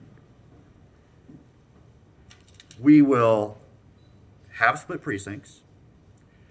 We will continue with the disenfranchisement and disproportional representation that our current districts represent. There is harm to voters in this upcoming city election by us doing nothing, because some precincts are much larger than others, which means certain residents, neighbors, votes will be significantly diluted compared to others. There is a principle that was established in a court case called Westbury-Sanders, which, if you can distill it all down, says one person equals one vote. When we have significantly different populations in our 4 districts, that principle is being grossly violated. It will also continue to be grossly violated for another 2 years, because we will elect people in August that are still in these existing districts, and that will not be corrected for another 2 years. Actually, 4 years. 4 years, because those seats are 4 years long. There is an urgency and a responsibility that we have to adopt new districts before this next city commission election, or you are continuing to dilute some neighbors' votes at the expense of others. And that, to me, is fundamentally inequitable. It also puts us in a position that if we start drawing districts after certain people have been elected, we may be drawing people out of their district. Or, equally bad, we feel pressure to draw a district a certain way to include a certain person that's been elected, even though what the best district, the ultimately most responsible district, would not include that person in the district that's already been elected. And finally, we already have a very clear understanding of what the supervisor of elections will do with precincts. She has stated she is going to conform the precincts to the House, the 2 House districts and the 2 Senate districts. We know that. So we can move ahead with a good faith effort that within a few small changes, we know what she's going to do at the precincts in that sort of trouble area, that one little central area that Dr. McDonald and Dr. Smith pointed out. And then if we have to come back and move some lines slightly to conform to that, that's fine, but we can take care of the rest of it. So I think that Dr. McDonald, Dr. Smith have presented as good of a map as we're going to get, knowing the information that we have and under the conditions that we have been given. Okay? If we get to go back and redraw congressional, state, and Senate districts, yeah, we could, well, first of all, we'd keep the city whole, you know? It's at least in the Senate district and the congressional district. We wouldn't split neighborhoods. We would make sure that they're geographically representative. But these are the conditions that we've been given. They're not going to change between now and December. The supervisor's priorities are not going to change between now and December.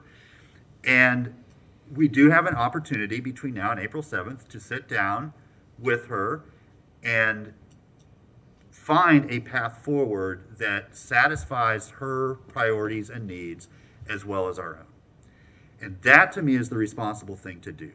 I feel it is I feel it is at best negligence and at worst harmful if we do not take action, because it will continue the inequitable distribution of populations in our district that we have right now. So I hope that we can move forward with at least having a determined conversation with the supervisor, and hopefully coming back to that April 7th meeting, having reached a solution that we can all be happy with. And I don't want to make perfect the enemy of the good. I mean, if we wait for perfect, we ain't going to get there. We're not going to get there in December. We're not going to get there ever. But if we can get substantially close to really good and achieve our mutual priorities, which I think all of that is still out there, and we can do it by April 7th, then that is what is in the best interest of the people who live in Gainesville who deserve equitable representation. All right, back around the horn. Commissioner Jesus Santos. Thank you, Mayor. And I agree with all your points on waiting is the worst option. It disenfranchises, it creates issues later on with, I won't repeat all those things, but those are all the same issues that I have that I do not believe we should wait. And to Commissioner Locko's, like, where do we have the power? It's our duty and power to create maps. That is laid out our charter, and that's what we have to do, and we've been elected to do that. We do have a meeting on Monday, 28th of March that is, I think, set up for strategic planning. I think we should have the first portion of that as hopefully it's a special meeting. Okay, well then making it a special meeting, that we would make that first portion of that dedicated to redistricting. I think I'll give us the next week to have more conversations in the community, have conversations with the supervisor, and hopefully we can get to somewhere where we can all agree on. And I think that's hopefully our best choice, and that allows us enough time to figure things out and try to get to a point we can all agree on. Thank you, Mayor. Thank you. And I would just, I mean, I like that idea. I don't know what everyone's schedule is like that day. The strategic planning session is supposed to start at 3. You know, I might see if we can schedule a special meeting at 1. Yeah, and have, 1 to 3, have a special meeting on redistricting. The 28th. So, but we have to look at everyone's schedules and make sure that works with the different commissioners. Okay. Can you do 3? Okay. Well, we'll try to work with everyone's schedule. Commissioner Duncan Walker. Thank you so much, Mr. Mayor, and thank you to the consultants for this incredibly challenging work.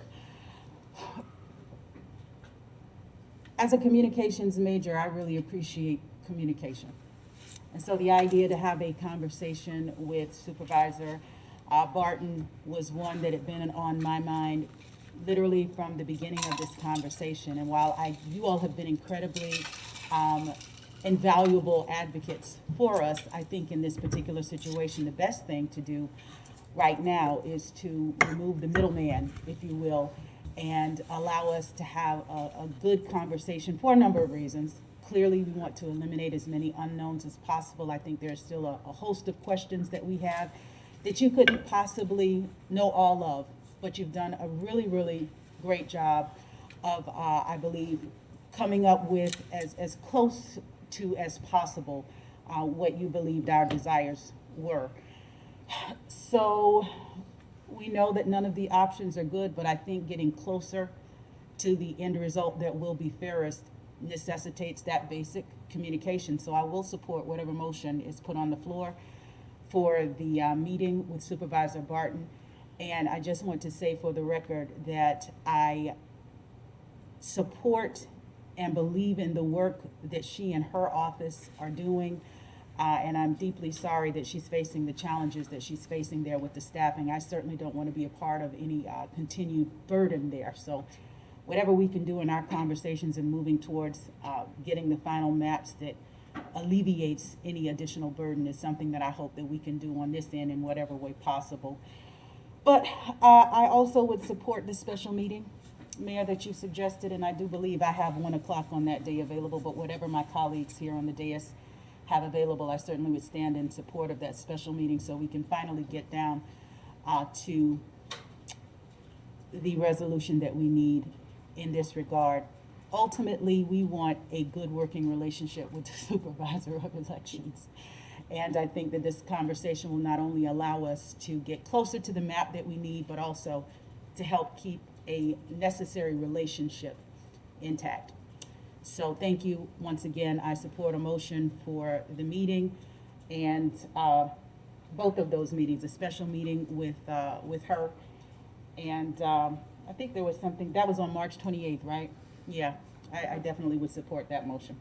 Thank you very much. Thank you. And just going to suggest too that if we needed to reschedule the strategic planning workshop, I mean, I know that's difficult with our schedules, but the urgency for that is not as great as this. So, I mean, if we had to choose between one or the other, I think we do have that option as well. Sorry, Madam Clerk. Commissioner Ariola.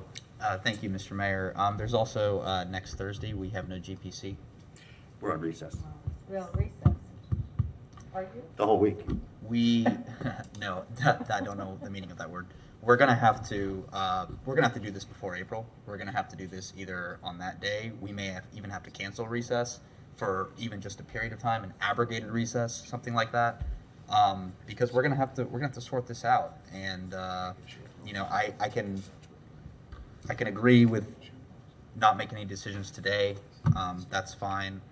But I am of the same mind that, it is my intention that this commission will have new districts for the August 23rd election.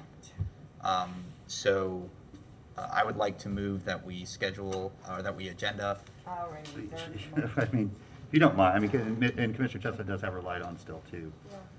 So, it's up to you. It's, No, it's fine. You have I the floor. defer to the chair. That's fine. Let's do it before April 1st, so that when we do come to the April 7th meeting, that we can have a vote, and then April 17th will no longer be last chance saloon. Thanks. I like that reference. Commissioner Chestnut? Thank you. Thank you, Mr. Mayor. I was just going to put the motion on the floor. And that is move to request a meeting with Supervisor Barton and the city commissioners regarding the city's redistricting maps by March 28th. Okay, motion second to meet with the supervisor of elections. Now, I want to ask a question with the city commissioners. How we do that, Mr. Nee? I guess we could schedule a public meeting and notice it.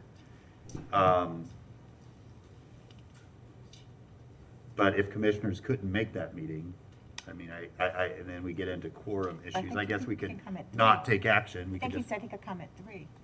Well, I think that, on that point, I think that the meeting with Supervisor Barton needs to take place before the 28th meeting. I think we need to sit down and be able to, have some time, and then based on that discussion, the 28th meeting can be more focused on what the path forward looks like. So, I'm not trying to jump on this for any reason other than maybe ease, is that if the commission feels comfortable with me representing them along with staff and Mr. Smith and McDonald at that meeting, and then working through the different options. I think I hear what the commission wants. We don't want to split precincts. We have certain priorities. If you don't feel comfortable, ma'am, I cannot, there's a neighbor out here that is talking. If we can, please, ma'am, we'll take public comment in a moment, but I can't do the outbursts. So you're saying you would meet with her before the 28th? Correct. And we would have a public meeting On on the the 28th? Yeah, okay. And we'll have our attorney, hopefully Mr. Smith and McDonald, and try to understand her concerns and share with her what our priorities are, and hopefully come to a consensus. Yeah, but if any of us had the time, we could join you at that meeting. Yeah, I don't think there's a problem with that, except we need to publicly notice it, correct? That would have to be a public meeting, and I think, correct me if I'm wrong, gentlemen, I think the supervisor knows exactly what our concerns are. It's just a matter of working with her consultant to actually draw her new lines. And the problem is, I think that her consultant is very busy, it sounds like. But I'm not sure there's anything, maybe I'm wrong, for anything new for us to convey to her. We are just very anxious for it to get done. But we can certainly schedule a public meeting. We could schedule it here. We could ask her if we could schedule it there. Whatever's easiest. Well, if we notice it as a workshop, Madam Clerk, that means we don't need quorum and no action can be taken. So we can all participate and discuss, and that's fine, and it would meet our legal sort of requirements as well. So maybe Commissioner Chestnut, if you want to ask for a City Commission workshop to be scheduled with Supervisor Barton and the rest of our team prior to March 28th. Does that sound good? And then have a special meeting on March 28th to discuss this as a commission. I would accept that. Okay. You have Commissioner Earl, you okay with that? I'm okay with that. Can I ask one sort of subsidiary point? Of course. Is the supervisor's consultant going to be able to participate in that discussion? I would say unknown. Find out. But she will be. And if she directs her consultant to do certain things, they will. Okay. Right. They work for her. It doesn't change my support for the change in the motion, but I would like for her office to hear loud and clear that is a priority, because at this rate, if we keep having these discussions with missing stakeholders and people at the table, we are going to find ourselves at Last Chance Saloon, and that's not for me. So we gotta get everybody at the table. Okay. And I will, I think that we're going to have to do that workshop, during recess. So it'll just be if you can make it or not, if you can zoom in or not. Yeah. It doesn't matter, right? Yeah, I'll try to make myself available to be here in person, and we'll see if maybe but we'll work with that. But if it's a workshop again, you could be there virtually and it'll be fine. And is there consensus to include in the motion as well, the change of the 328 meeting from a workshop to a special meeting? Yes. Yes, okay, wanted yes, to there start. was, okay. Okay, so I'm just gonna repeat right now. We have a motion on the floor to schedule a workshop to be held with the supervisor of elections and other interested parties to discuss a path forward for the city's redistricting, and to change, and make a strong indication we'd like to see her consultant participate in that, and then change the March 28th meeting from a workshop to a special meeting, and include this discussion as first item on the agenda for that special meeting. Okay, Commissioner Santos? Thank you, Mayor. And I want to pretest this by not trying to overstep the supervisor's duties or things like that. But one thing we could do is we know what her standards are for precincts, and we could hire our consultants to draw proposed precinct maps as well that may eliminate some of her concerns too. So taking on some of that work ourselves, maybe, that could help resolve the issues too. I don't want to, but that's just one thing that we could consider as well. Yeah, and I think y'all kind of tried to do that with the map you presented today. So if there's maybe some refinement there, or just some latitude that we can go into that meeting with. Yes. Yeah, definitely in the discussions and that map I presented to you earlier that tries to take into her concerns, I've drawn out precincts that I think that she's going to draw based on the conversation I had with her. We kind of know the parameters on her precincting that's going to happen. And if we knew like the polling place locations, we could make some further suggestions beyond the constraints that she's already articulated to us about the state legislative districts. Okay, that'll be helpful. Thank you. Okay, we will now take members of the public that wish to speak to this item. Madam Clerk? Don't have anybody signed up? Okay, I do have a feeling there's some folks that do want to speak to this. So if you would like to, there's a little form to fill out on either side. You can hand that to the clerk, and I'll go to Adam to see if there's anybody waiting on the phones. Thank you, Mr. Mayor. We have at least 3 people in the queue. I'm sure more will join later. Our neighbors are invited to call 1-800-742-1099. In the meantime, the first speaker is Mark Goldstein. Mark, you've got 3 minutes. Morning, good afternoon. Mark Goldstein here. The problem of the discussion is that you have an election that has begun in process, announced, well understood. This happens every year. And public knows that you have an election and they register to become candidates.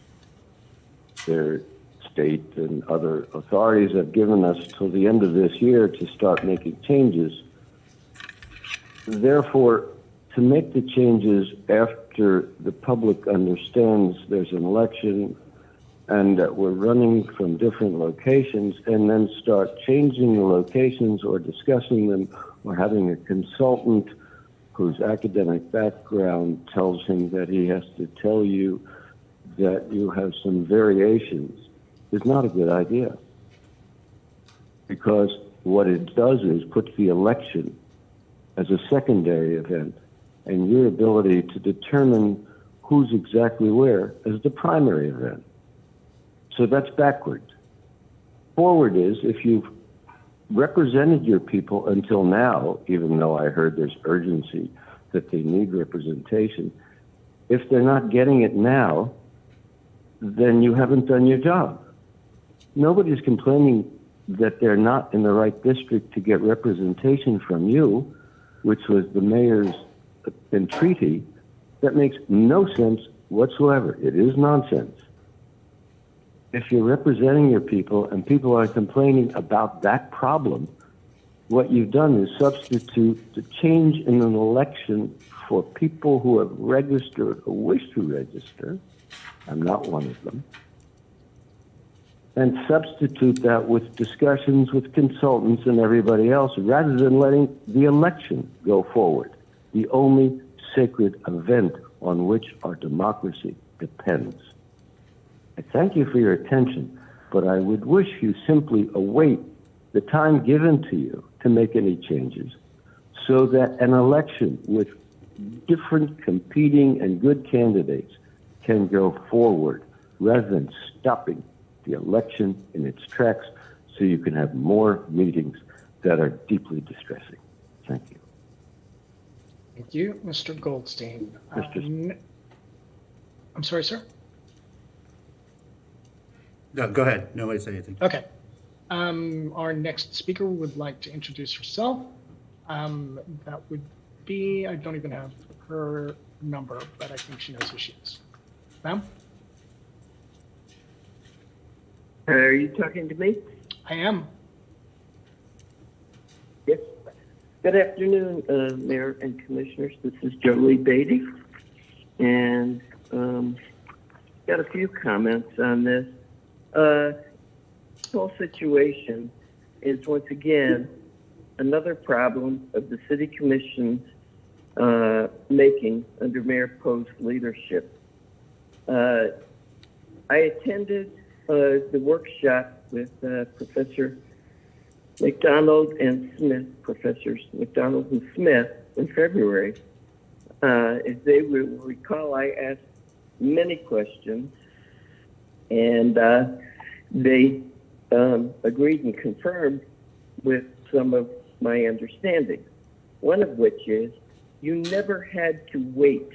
You could have done this back last fall and given the supervisor your districts, and she would have had those to then fold in to her maps as she saw fit when the other things. So the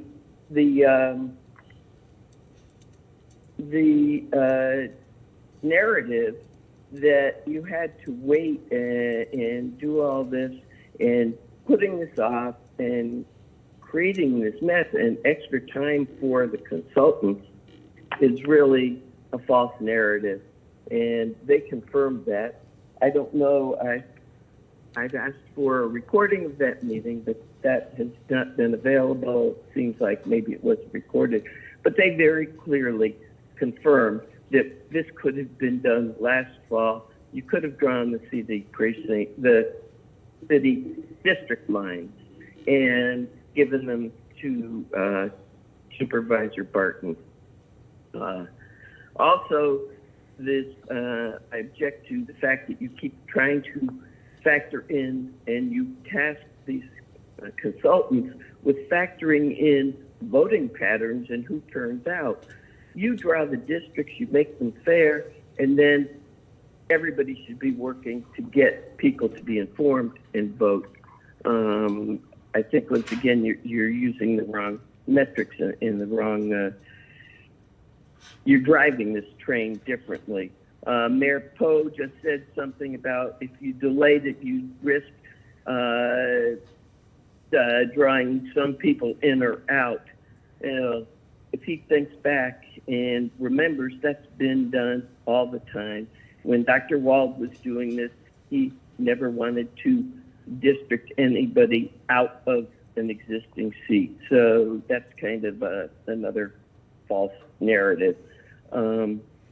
I would urge you not to delegate any authority to Mayor Poe to act as your representatives. You always acquiesce when he wants to do it. It's very clear that he's Thank you, Ms. got Beatty. I'm very afraid your definite time has expired. ideas about Thank you. and that public work should be done in Thank you very much, public. Ms. Beatty. Appreciate And- your calling in.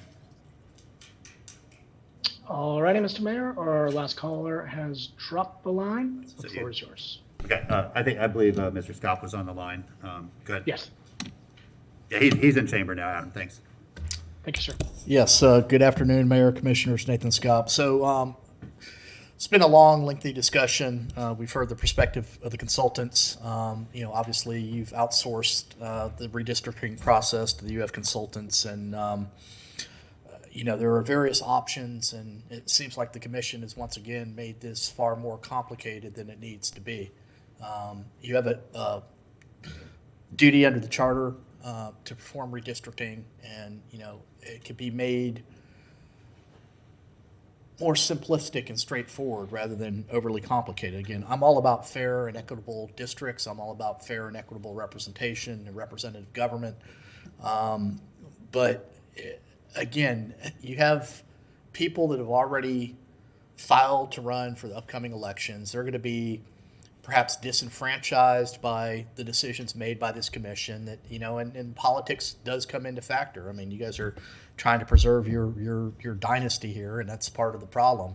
But I think that this needs to be made more simplistic and straightforward. I mean, the districts that we have, they've been in place. They have representation. I mean, we have Commissioner Chestnut, Commissioner Desmond Duncan Walker, Commissioner Ward. I mean, we've got relatively good representation, I think, but you guys are just making this into a very complicated exercise that further illustrates the dysfunction of the commission.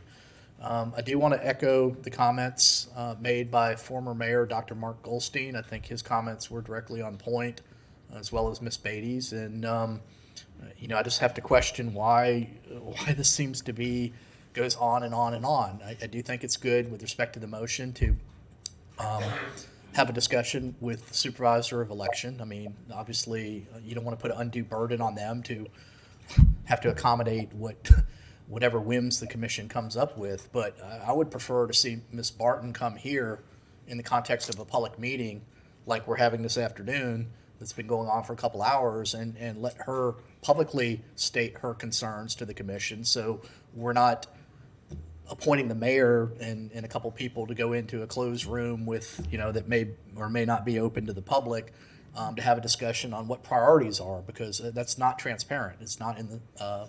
Mr. Scott, it's a public meeting. I understand, but still, it's not as transparent as it could be if she was standing here at this podium answering the questions while the public's in the room. You also stated, Mayor Poe, that it would be negligent, quote, negligent and harmful if we don't act. Well, the same standard should apply for GRU, because you were negligent and harmful when you didn't act to reduce the GFT that cost GRU customers another $60 million in additional borrowing costs. So again, you can't have it both ways. You can't virtue signal that this is important to you, but ignore. Thank you, Mr. Scott. Thank you. And we did reduce the GFT. By a token, $2 million Mr. Scott, thank after you were Yes, downgraded. you just said we After did you not were- reduce it, and I'm just correcting you that we have reduced it. Madam Clerk, our next speaker, please. Our next speaker is Ms. Evelyn Fox. Ms. Fox, welcome. Thanks for sticking with us. Good morning. Morning. Mr. Mayor and Commissioners and County Manager and Attorney. I'm Evelyn Fox. I have been following this very closely after I was informed about it. And many of the people that I spoke with in the community knew nothing about it. In fact, I expected Rodney Long to be here today because he was one of the crafters of this district when he worked very hard to get a minority district. I am concerned because this commission and Ms. Barton are not both in this room. I mean, we are hearing things that the consultants are saying. Ms. Barton said this, that she's not going to do this. I would rather hear those things, and I think it would be only fair if all of the community would hear what Ms. Barton is saying. It's just you all and the consultants telling us what Ms. Barton says. And I think that's not fair to our neighbors, as you call us. I think putting it off today is a good idea. And I hope we could do something to notify all the people who are interested in this, because it's going to affect us for 10 years. So I want it to be a public meeting. I want it to be advertised so the people who would like to come can. Now, I spoke with Rodney Long, and he knew nothing about it until I think Commissioner Chestnut told him. So other people I've spoken to have the same concerns. So if you would do those things to note it so people will know when this meeting is, and have Kim Barton in the room, hopefully, so she can speak for herself and nobody else will. Thank you so much. Thank you, yeah, and it will be publicly noticed and advertised, absolutely, both of them. Madam Clerk? I believe the card says Reverend Dr. Wendy Yord. Anybody by that name here? Reverend Dr. Wendy? You have my card? I do not. May I have the card back and I'll give it back to you?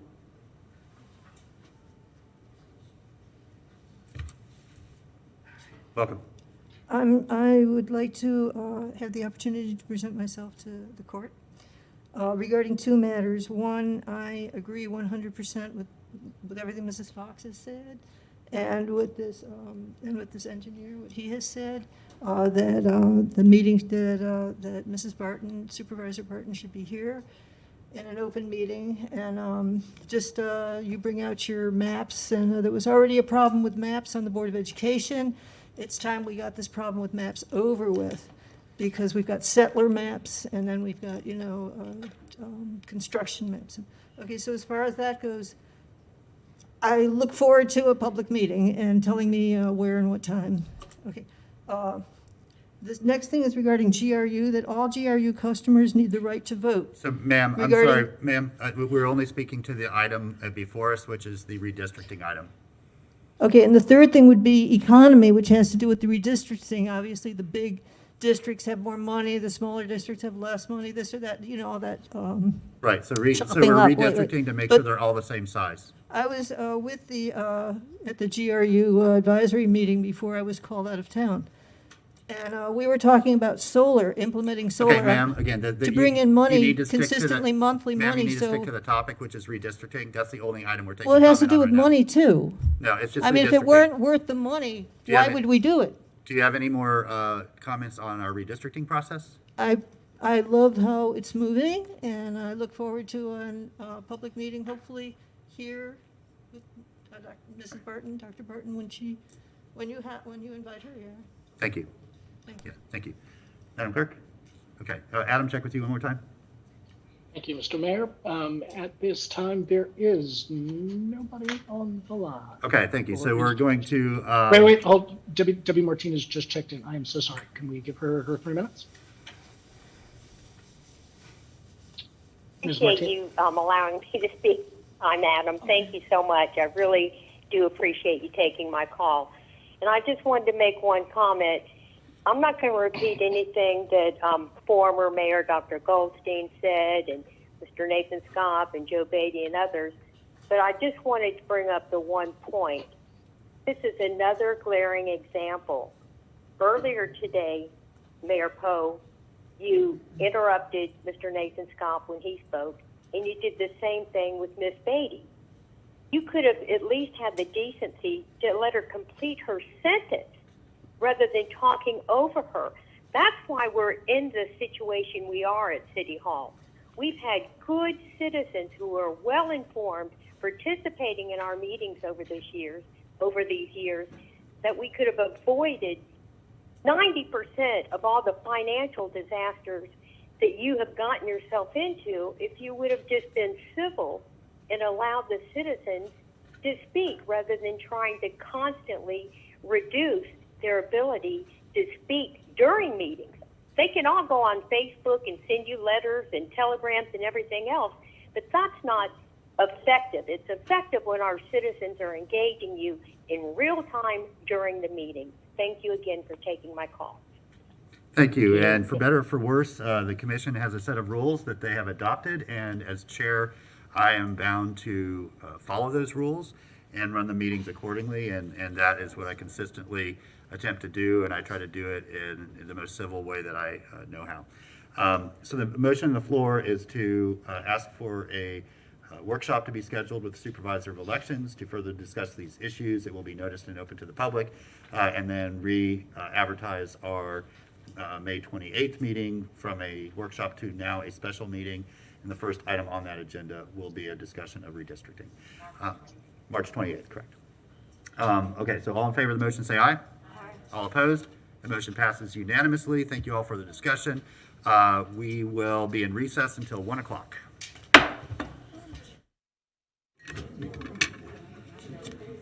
All right, good afternoon, everybody. We're going to call this meeting back to order. We're glad that you're with us. Madam Clerk, if you'll please introduce our first item. Okay, our first item is early public comment. All right, so early public comment is an opportunity to speak to items that are on our agenda later this afternoon or this evening. You may speak now. If we could all come to order, please.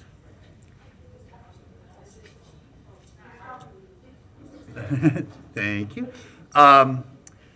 It allows you to speak now, and what you do is forego your opportunity to speak to the item later when it comes up on the agenda, but it's really to allow you to share your thoughts and then get on with your day without having to spend the entire afternoon with us. If you do want to speak to early public comment or to any item on the agenda, there are some forms to fill out on either side on these little tables here, so just fill out that form and drop it off with the clerk, dressed in Kelly green today.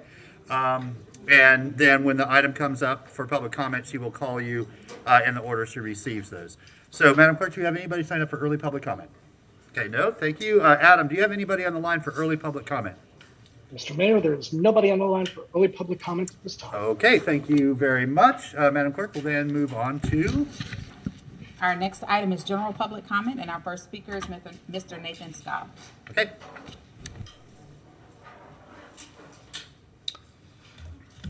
Good afternoon, Mayor Poe, Commissioners, Nathan Scott. So as of January 1st, GRU residential electric rates are now $166.85 per 1,000 kWh. At the lower level, it's still excessively high. The fuel adjustment went up in November, went up again in December, and unbeknownst to GRU customers, it went up again in January, but no one told us about this. It's not been communicated from GRU. It's not been discussed by the City Commission. There's been no documentation supporting it. GRU fuel adjustment charges are 3 times higher than what the Florida Public Service Commission approved for FPL, notwithstanding the fact that FPL burns substantially more natural gas than GRU could ever imagine. But no one here appears to be concerned about GRU customers other than Commissioner Desmond Duncan Walker and Commissioner Chestnut. It is evidenced by the fact that today, despite my concerns, with little or no discussion, you guys keep giving valuable things away to the detriment of GRU customers that get stuck paying the bill. There's no desire to maximize value. There's no desire to exercise your fiduciary duty to intercede. It's just go along to get along. Meanwhile, the city of Alachua stops buying electricity from you guys, and you give them the benefit of, notwithstanding us selling them power currently until the end of the month, their electric rates are $40 per 1,000 kWh lower than GRU customers. And you guys are just willing to take breadcrumbs from everyone without maximizing value to your own customers. But you lecture us that, we'd be negligent and cause harm if we didn't move on this item or that item. You don't have the same standard that applies to GRU. And I'm going to go back and correct what you said, Mayor Poe, because it was very disingenuous. It insults my intelligence as a former state utility regulator, and it's insulting to 96,000 GRU customers that have the highest electric rates in the state of Florida, and they keep going higher. But you only made a token reduction to the GFT after after an unprecedented two-notch debt downgrade from S&P that costs GRU and other customers another $30 million in additional borrowing costs on top of the $27 million and counting from the prior debt downgrade. You've had 5 debt downgrades in less than 10 years under the failed leadership of GRU at the hands of the mayor and the Gainesville City Commission, and you blame customers. And that's just inherently unfair. It's just, you spend all your time virtue signaling and not fixing the real issues facing the utility, and that needs to change. You make excuses. A $2 million is not a token reduction. It is a token reduction. You made that reduction to avoid an additional debt downgrade that would have followed. But again, it's not sustainable. You need to fix the problems and stop virtue signaling. Thank you. Madam Clerk? Our next speaker is Jane Spear.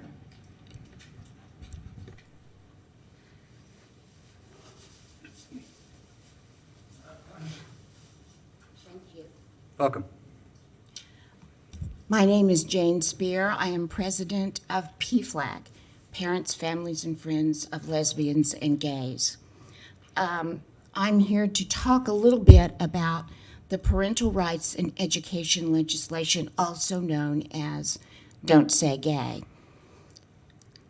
Although this does not directly affect the city of Gainesville, it will ultimately affect us.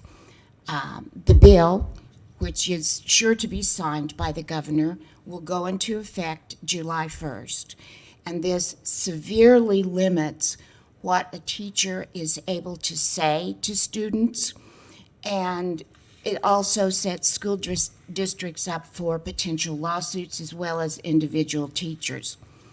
This sort of legislation will reverberate through the entire community.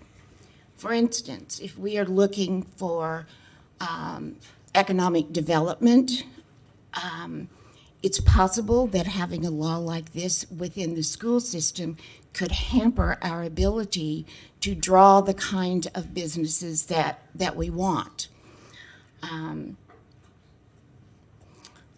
It is also sure to increase bullying and hate within the community.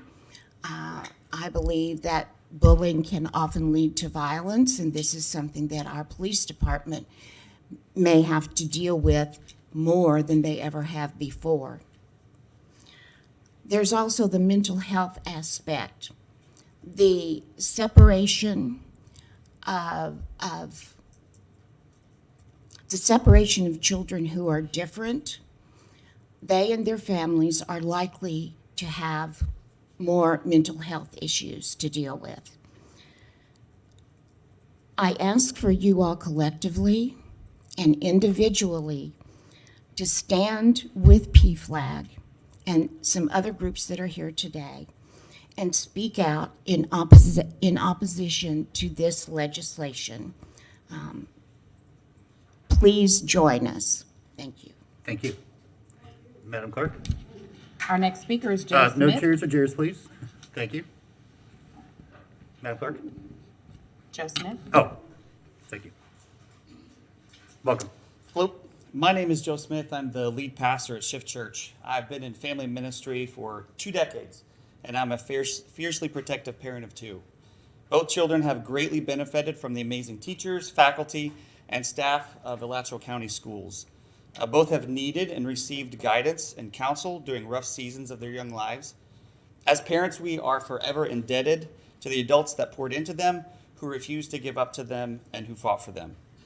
In 2nd grade, my son became the target of bullying so devastating that he is still dealing with the impact of it as a 6th grader. He deals with anxiety disorders that have literally changed his personality. In his 2nd and 3rd grade years, he had teachers and school counselors who came alongside him when we could not. My child's memories of elementary school are a mix of fun and terror.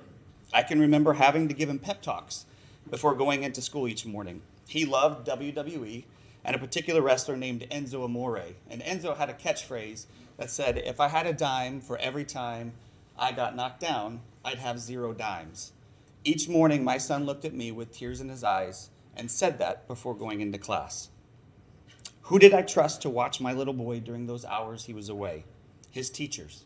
I knew that they would take care of him while he was away from me. Teachers don't just teach, they love, and they do it well. But the state decided that some children do not deserve that support. They decided that some children are better left on the fringes, and they publicly declared that some families are better in the shadows. What are LGBTQ children or kids of queer families to do when they need the same support and guidance that my second grader needed? Who do they turn to now? The Parent Bill of Rights passed last year gives parents the ability to ensure that our kids, the education that we as parents want. This new bill adds nothing other than culture warrior status to a few politicians. Why am I telling you this? Because as city leaders, you have the responsibility to advocate for all families, for all residents in your city, not just the ones that the state gives preference to. As a straight, white Christian male, I have been handed all the seats of privilege. I can either use that to my own advantage, or I can use that to lend support and voice to those that we keep marginalizing. I challenge each of you, as city leaders, to do the same. This is not a right or left issue. This is about our children, our families, and it's your job to make sure that they succeed. You can start by showing your support to these families this Saturday at Hartwood Soundstage from 11 to 1.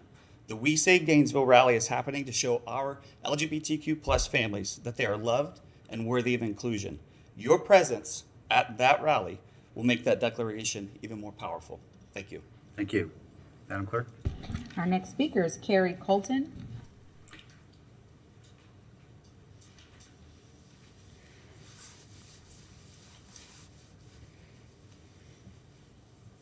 Welcome. Good afternoon, Mayor Poe, commissioners. My name is Carrie Cotton, and I am a Hispanic transgender woman who has lived in Gainesville for 23 years. I'm also a board member of PFLAG Gainesville. And I want to talk and speak about the cruel and dangerous bills, the bill of Don't Say Gay, or known as Don't Say Gay. This, as you probably know and have heard, this prohibits instruction about sexual orientation and gender identity in kindergarten through third grade, and then age appropriate in other grades. But how do they know that? I was in fourth grade when I first, and that was back in the mid-70s, when we were not allowed, at that time, nobody knew. Now we have so much information and so much acceptance. But back then, I couldn't talk to my parents. Back then, I didn't have a counselor. We didn't have counselors. I couldn't talk to a teacher back then. And that was about 50 years ago. It would be like going back to that period. Specifically, 45 years ago, there was a person named Anita Bryant who had a homophobic campaign, and she called it Save Our Children. And where did it happen? Here in Florida, in Dade County. And it was called Save Our Children. But now instead of Save Our Children, it sounds more like Save Our Parents, or save some political ambitions. But still, the community held on strong. We progressed. I grew up. I was able to deal with my own frustrations, depression for almost 30 years in silence. And we don't want that to happen again to the current people, children that might be going through that again. Right now, the only thing people remember about Anita Bryant is that she got a pie in her face. Now, we don't expect that to happen again, but what we want is your support in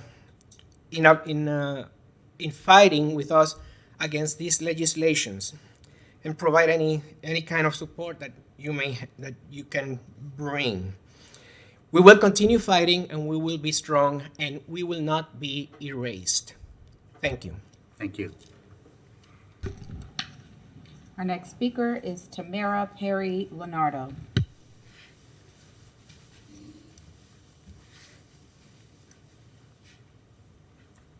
Welcome.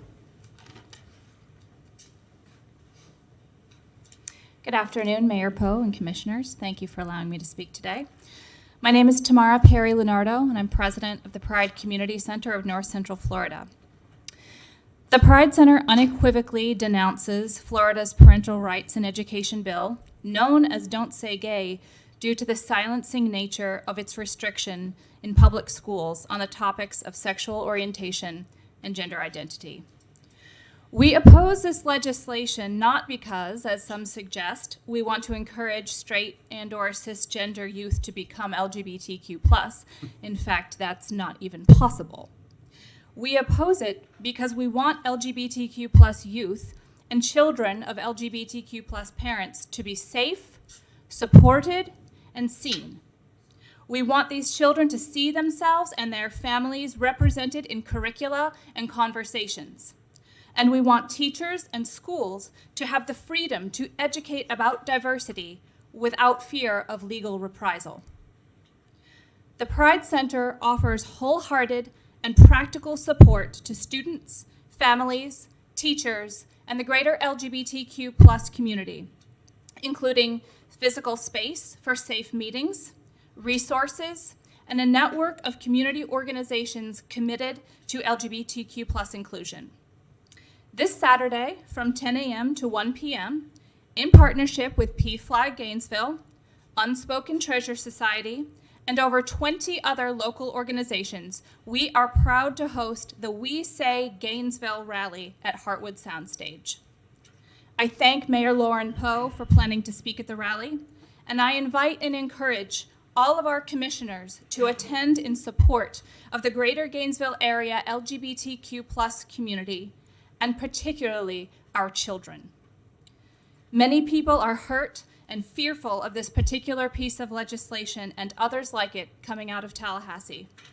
On behalf of the Pride Center, I ask that the City of Gainesville take a stand in support of the LGBTQ+ community, our children, and the teachers and schools who will be affected. Thank you. Thank you. Our next speaker is Tana Silva.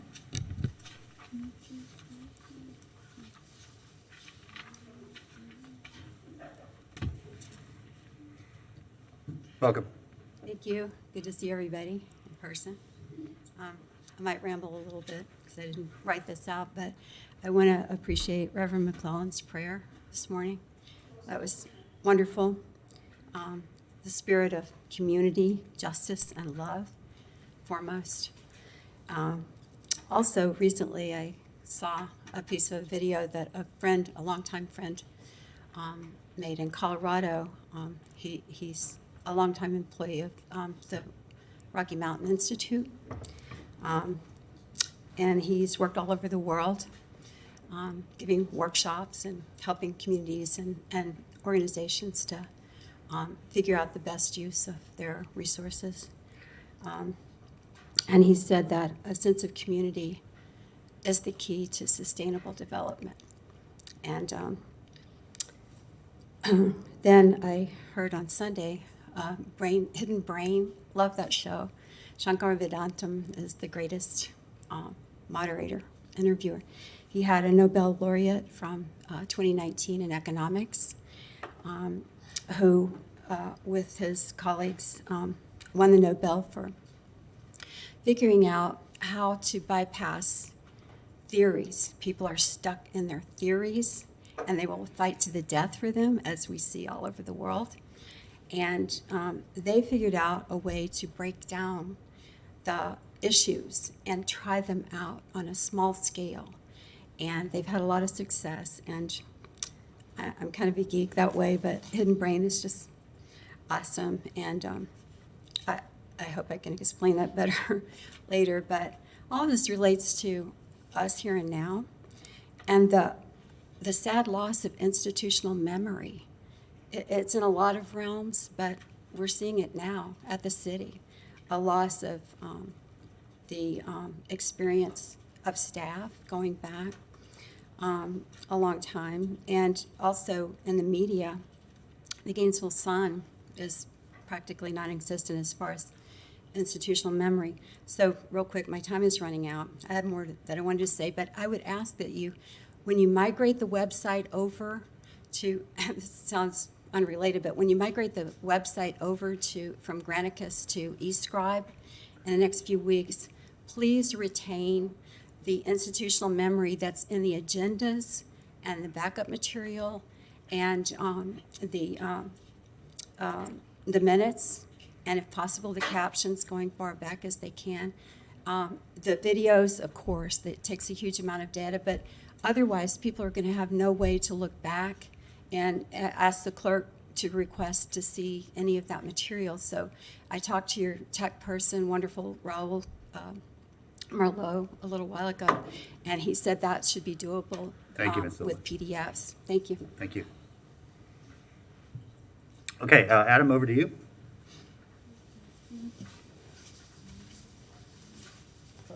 Sorry, I was muted. We only have people in the queue for general public comment. Yep. You have no people, you said? No people for early public comment, and I don't believe that you called for. No, we are on general public comment. Yeah, Adam. Okay, I apologize. Monica Cooper, you were the first in the queue. You have 3 minutes. All right, thank you. Good afternoon, Mayor and Commissioners. I appreciate your time. I was calling because I cannot be in attendance this afternoon, and I'm asking that you postpone agenda item 210975 to a later date, well publicized and time accessible to the general public, i.e. those outside of work hours, during outside of work hours, please. This report, which I read the whole thing, is very good, but the public needs to be included in this discussion. Meanwhile, construction continues at breakneck Ms. Cooper? speed No. with questions. Adam, you're Yes? fine. No, you're fine. You're fine. We had a disturbance in the chamber. Okay. Go ahead, Ms. Cooper. Do you want me to continue or start over? No, please continue. We'll give you a few added moments. Okay, so basically, I was just saying that I read the entire report online with agenda item 210975. I thought it was very well done, and the entire public available who is interested needs to be able to be present for that presentation and discussion. So I'm talking about outside of work hours, preferably, after 5:30 one evening or even a Saturday. But something of this magnitude being presented after, lunchtime on a workday is not optimal. Meanwhile, construction continues at breakneck speed with questionable outcomes.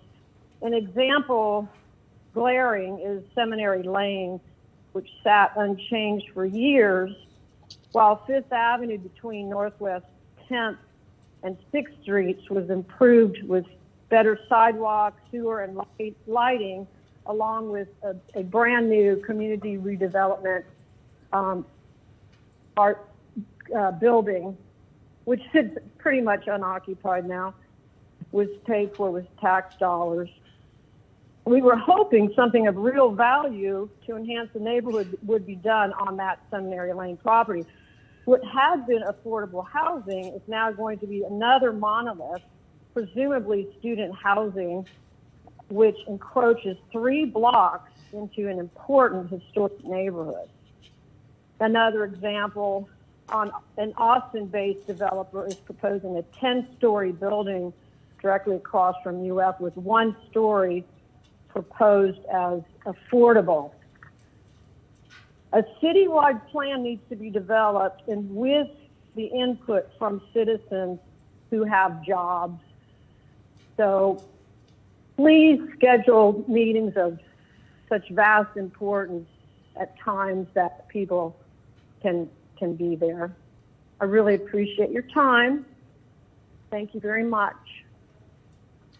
Thank you, Ms. Cooper. Next in the queue, Debbie Martinez. Ms. Martinez, 3 minutes.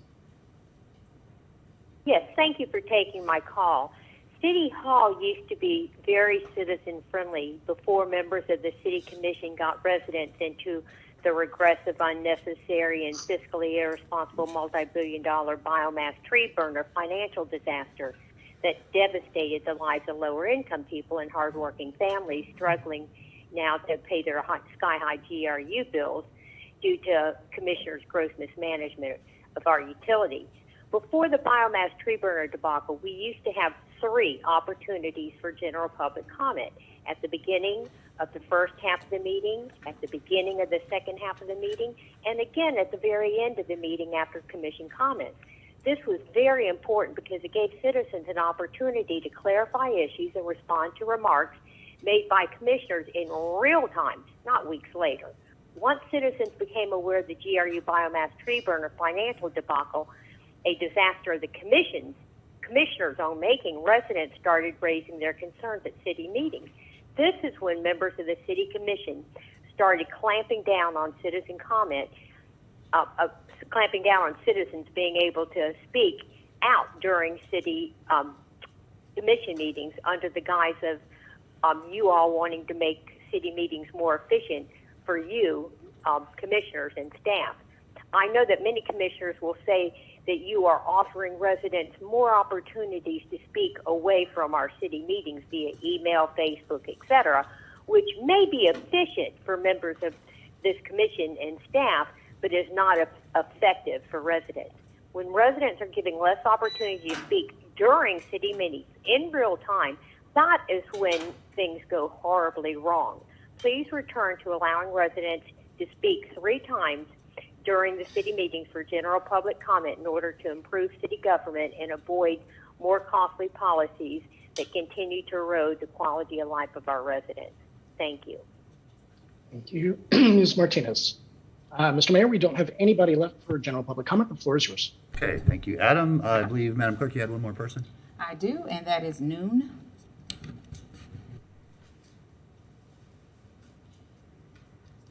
Welcome back. Thank you so much, jury. I have a few things, so I will, tell me if I talk too fast. Usually I talk too soft and too, okay.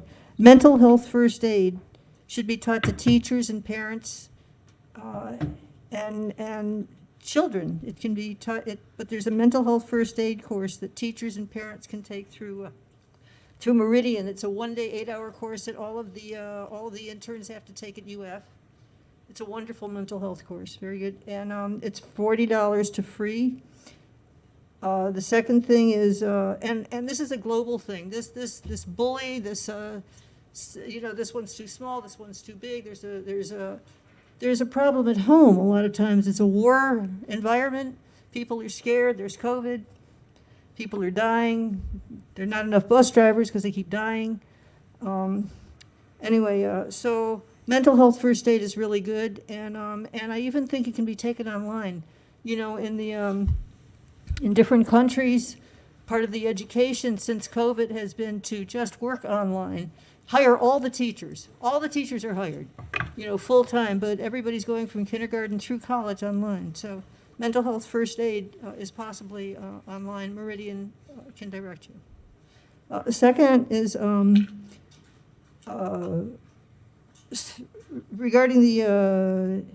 regarding solar, regarding income. At the advisory meeting with Mr. West, the chair, Mr. Wes Wheeler, before I had to leave, we were talking about solar and how solar, well, every GRU in every state and city building should be solar. I mean, just because that's an income and that's from the taxpayer. So that's a gift back to the taxpayer. That should not be questioned. So it's just a matter of paying the IOU that keeps on building, and is, maybe, is not, maybe we can get enough solar, maybe not overnight, maybe not in a month, but maybe we can dwindle it down to having paid our complete bill, GRUs, and interest, and then, just start making money for Gainesville to invest in Gainesville. So this is just this is a thought. It's like an interstate thought also, because other states are going through the same thing we are. But we have a lot of cohesiveness that people listen to each other, so it's a blessing to come here. The next thing is public radio broadcasting money should be put into public broadband, so everybody can do the year, career in a year online, and fix their homes online. So public radio isn't radio broadcasting. It's like doesn't connect anything but little stories. So okay, and the Thank last you, Nan. the last I'm thing is on afraid- University yeah. and 13th. I'm afraid your time has expired, but we thank you for sharing your thoughts, and also just want to let you know that we do provide mental health first aid course to our city employees. I've actually taken it with a bunch of our employees. It's, Yeah, it's good. super valuable, and But it should be for everybody. It should be. We used to do it at Red I hear you, Cross. but what we have control over is our organization, and we definitely have been. I have to suggest it to families. Yeah. Sure, absolutely. Thank you. Madam Clerk, anybody else? Okay, thank you all for sharing Can I your speak comments. again? Can I speak again during this meeting? Because I just have. Sure, every Two more things. person has a chance to speak to every item that's on our agenda. Absolutely. Okay, Madam Clerk, next item, please. Our next item is BD4 on page 11, Community Land Trust, with the recommendation that the commission hear a brief presentation and direct as deemed appropriate. As a friendly reminder to our neighbors and the city commission, this item is still under the cone of silence. Okay, thank you very much. Madam Manager. Yes, Mr. Mayor, members of the commission. This is an item that actually is a part of a multi-part motion that the commission approved a couple of years ago. And just for context, a community land trust is a system of tenure in which the underlying land is owned by a mission-driven entity, usually a nonprofit, and the buildings on the land are owned or leased by residents. CLTs, a community land trust, have the explicit goal of promoting affordable housing and contain legal provisions governing ownership and transfer to keep the units affordable in perpetuity. So this is an item that the commission directed staff to develop an RFP around. That RFP was developed. It quite frankly has some time behind it because it was issued actually on March 11th, 2021. We had two respondents, Mr. Mayor and Commissioners. They are a Bright Community Trust, Inc. and the Alachua Habitat for Humanity. There was an evaluation committee put in place by staff. That evaluation committee was represented with staff from GCRA, from Housing and Community Development, and the Department of Sustainable Development. And they unanimously ranked Bright Community Trust, Inc. as the first ranked firm. And the ranking was based on the firm's many years of experience, the capacity as a CLT in several parts of the state of Florida, the impression provided by the Community Land Trust staff regarding organizational sustainability and approach to engagement, the ability to hit the ground running, and providing a proposed exit strategy. The Bright Community Trust provided a proposed 5-year operating budget at approximately $216,000 average per year for staff operating support, but it was suggested that was the subject to modification based on the city's proposed level of participation and performance objectives. And so today, based on staff's evaluation, Bright Community Land Trust is presented to this commission as the first ranked firm and the firm that we are recommending be selected as the city's CLT. Okay, thank you very much, Ms. Curry. Appreciate the update. Commissioner Santos. Thank you, Mayor. I hope we can move forward with a community land trust, and I would move that we move forward with the number 1 ranked respondent and have city manager negotiate a contract. Second. Okay, a motion and a second that we move forward with Bright House, Bright Trust, Community Land Trust, and the second was from Commissioner Ward.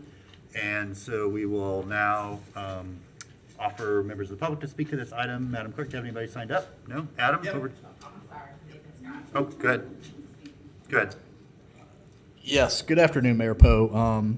I'm somewhat confused by this, so I'm going to recite history for those that are watching. I was at the last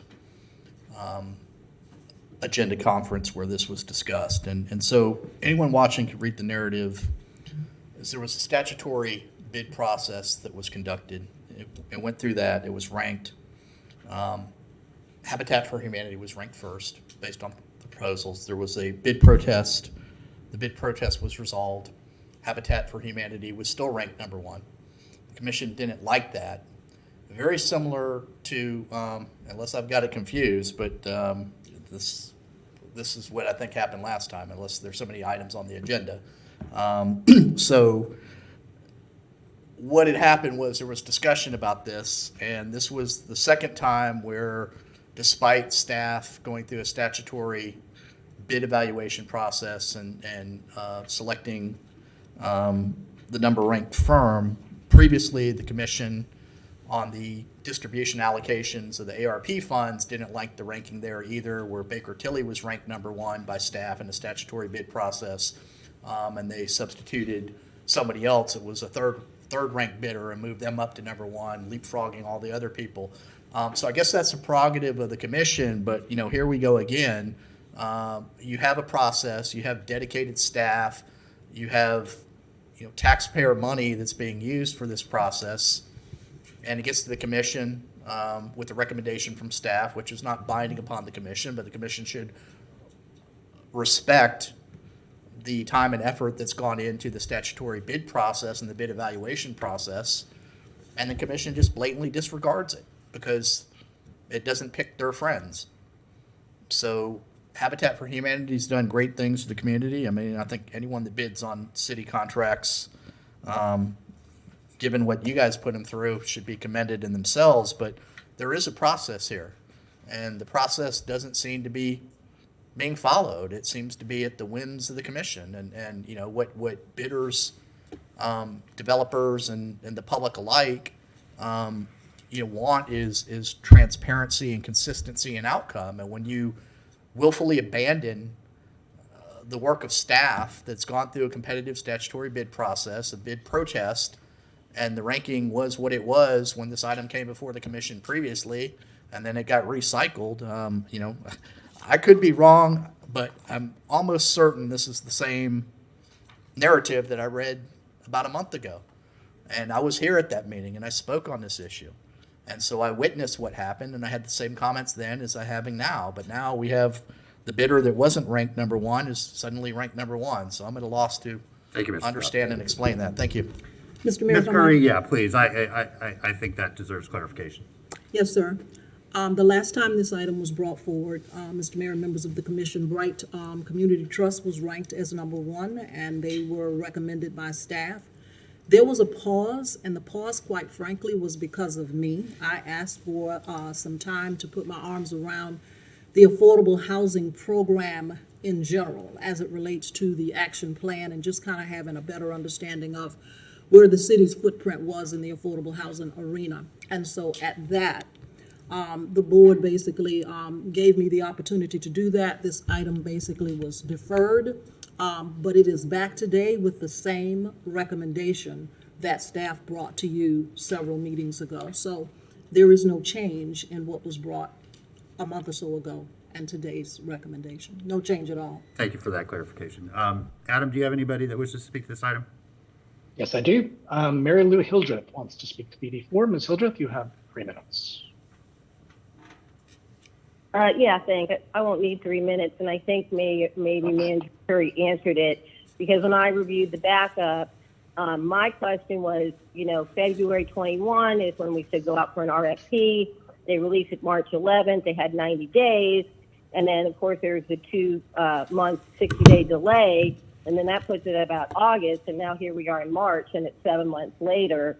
And I mean, I'm glad it's coming up now, but I guess Manager Curry explained that she asked for a pause, but I just was curious as to why there was such a delay when this is such a pressing issue, and I just wondered why it took so long to move forward. But thank you. Thank you, Ms. Hildreth. Mr. Mayor, there are no other speakers at this time. The floor is yours. Okay, thank you very much. Back to Commissioner A. Santos. Yeah, thank you, Mayor. And even before Manager Curry came on board, the rankings have never changed from that original rankings. Thank you, Mayor. Yeah, thank you. Okay, we have a motion on the floor to ask the city manager to negotiate with the top-ranked trust, Bright Trust. All in favor of the motion, say aye. Aye. All opposed? Motion passes unanimously. Mr. Mayor, if I might, just before we pass You this might. item. Thank you. This item is one of the earmarks in the ARPA outline of projects, and I wanted to just make sure that the commission was aware of the fact that it is one of the earmarks, and that will be the source of funds that we will be utilizing as we're negotiating with Bright Trust. Yes, ma'am. Thank you for the reminder. All right, Madam Clerk, next item, please. Our next item is BD5, Gainesville Immigrant Neighbor Inclusion Initiative, with a recommendation that the commission approve the use of ARPA funds or an alternative funding source for the Language Inclusion Access Program and FTE. Okay, Ms. Curry, you want to introduce this, or I see Ms. Kernick coming up? I am going to yield to Chief Kernick. All right. Thank you so much. Chief Kernick, good to have you with us today. Excited to be at this point. Yes, sir, very much so. Thank you. Thank you for having me today and taking time. Before we begin, I just want to introduce a few members that have come that have been an extreme part of our steering committee and have put a lot of hours of effort into the program. And I would be remiss because I'm actually presenting the work that they've been putting together for several years. So we have Ms. Veronica Robledo, who's here. We have Laura Gonzalez. We have Ethan Maya Danadell, and our victim advocate, Brittany Coleman. Today, part of our Ginny experience, I will call it a Ginny experience because we're going to take you through a little bit of it. Part of the Gainesville Immigrant Neighborhood Inclusion Initiative has been a partnership with city staff with this amazing committee. So for the first 2 minutes and to get us kind of kicked off, I'm going to invite Veronica Robledo to give you a little bit of information about the group and what we've been doing and how we've been moving forward. And we'll do that before we start the formal presentation. Excellent. Ms. Robledo, good to have you with us. Welcome. Thank you. Good afternoon. So in acknowledgement of historical inequities and challenges experienced by foreign-born residents in our community, the Gainesville Immigrant Neighbor Initiative, or GINNY as we've been calling it, was formed in 2021 in partnership with the City of Gainesville. This has been a collaborative effort with city staff, county. The county has also been represented. It's a diverse group of 60 community members from different backgrounds and areas of expertise, including social services. There's representatives from victim services, the county, the school board, the city, organizations that serve immigrants and immigrants themselves as well within those representations. We've been meeting monthly for several months, and we've been also meeting separately in work groups focusing on certain areas where we are forming recommendations for the city, county, and school board. Those work groups are safety, we have language access, we have education, health, and civic engagement. So we have come together with this opportunity from a grant from Welcoming America, and that is a grant to the city. So this is a collaboration of the steering committee, which is really the culmination of many years of work coming together to give some solid recommendations to the city. So thank you for having us today, and thank you for listening to what we have to say. Thank you, and thanks for adding that perspective.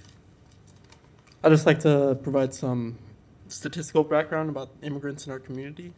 And this is coming from the research done by that grant, Welcoming America. Immigrants make up a little over 1 in 10 residents in both Gainesville and Alachua County. And this segment of our community is only growing. In fact, over the past 5 years, a quarter of the total population growth in the city and county is attributable to our immigrant neighbors, who come from all over the world. While there is a clear and demonstrable need for language access to serve our Spanish-speaking neighbors from Latin America, countries like China, India, and Vietnam make up 3 of the top 5 languages of origin in our community. Our immigrant community members make up 16% of entrepreneurs and are a little over 16% more likely to be of working age in our community. And our immigrant neighbors have contributed over $22 million in state and local taxes in 2019 alone. However, despite being such a great boon to our community, many of our immigrant neighbors run into barriers when attempting to engage with our community and services. According to our own 2021 to 2022 Ginny Immigrant Survey, which received over 180 responses and represent over 36 countries, over 60% of respondents selected language barriers as one of their biggest obstacles to finding health services and finding a lasting job. It has been the work of the Ginny Steering Committee to strategize on how to remove obstacles such as language access barriers, and it is our hope that the Commission passes a motion today to fund these critical proposals. Thank you. Thank you. Thank you to both Ethan and Veronica. They have given hours and hours of work.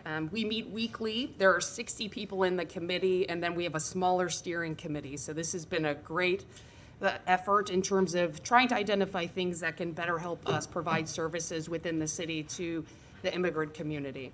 So we'll go to the next slide, and I'll begin the presentation. So the first is in November of 2020, the Gateways for Growth and New American grant that we received as part of the city. You guys may remember in October, we released that New American Economy report here in the City Commission chambers, and we provided all of that information, and we included that as one of the backups for this. And basically, it talks about what percentage of our community is made up from different countries, what kind of economic impact that those individuals have, and it kind of walks you through that. So that was released in October of 2021. Then a survey was released to the community, and it was translated into 5 languages and then submitted throughout. And that was coordinated by the Rural Women's Health Project, which is Ethan DeMai and Robin Louie. And they collected that information, and it helped us with understanding what languages were commonly used in certain circumstances, and also just getting an overwhelming understanding of the community and how we can serve them better.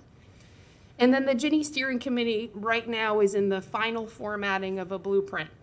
And what the blueprint is it's a document of just asks or requests on how to incorporate language access plans and make many services, whether you're a small business to a large business, to a government entity, to a county or a school board, how to actually implement a language access plan and to give you that little footprint so that you have somewhere to move from. So we continue to meet, and we're continuing to talk about what we're going to do forward with the language access plan. The next slide, please. So this is the New Americans report that was released, and Ethan talked about the numbers, close to 15,000 immigrants that live in Gainesville, Florida. And this report really has the documentation on, how many households, and, basically saying 11% of the spending power in the city belong to this group. And it's a great report because it took a lot of information and it made it in a very short document. So if you have the opportunity, we recommend it. The next slide, please. So we're going to talk about the language access proposal, and this is what the steering committee is actually put together as some of the big asks that the city could embark on, and made recommendations on things that we need to do moving forward in terms of language access. So we'll go to the next slide. So the first request is actually for a position which would be an immigrant liaison. And that individual would be an ombudsman for community complaints. They would help access and basically be the community link to the city of Gainesville. I will give ultimate compliments to Mr. Zariah Folston. He has volunteered to take this position if it is voted in, but basically into the Office of Equity and Inclusion. It would involve training across all city departments for individuals to learn how to access our translation line, how to help serve a person who actually has limited English proficiency, and be the point of contact for any questions or coordinating those efforts on a large scale.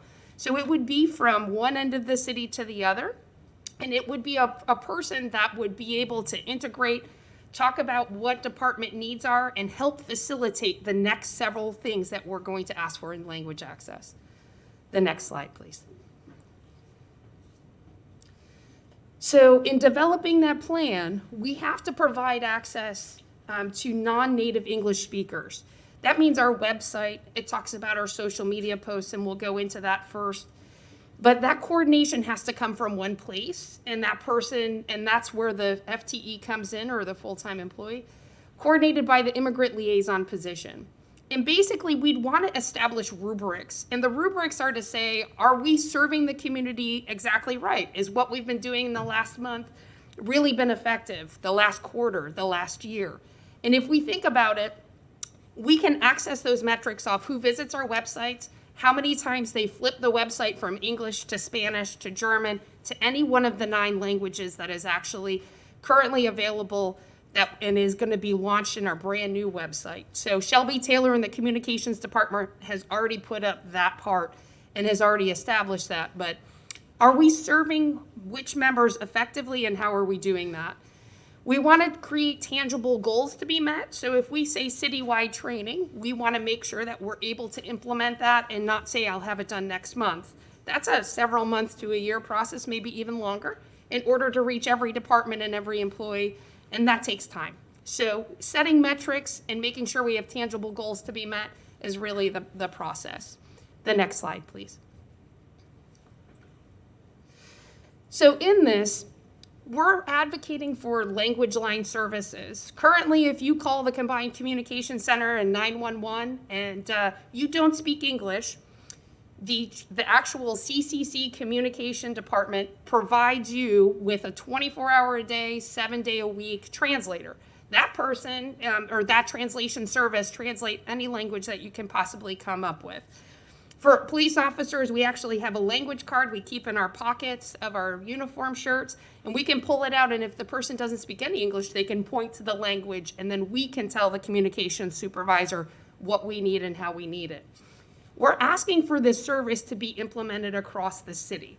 So if you call Public Works or Parks and Recreations and you want to find out about services where the city does have to offer them, they would have the availability to get a translator 24 hours a day, 7 days a week. Now, Parks and Recs isn't open at midnight like GPD is, but it would give us the opportunity to have individuals who call get service when they need it. And that requires a vendor and a monthly kind of stipend that happens. The next part is actually training city employees how to get to the language line and how to access a translator, because you're not going to be able to know how to do it if you've never been trained in it.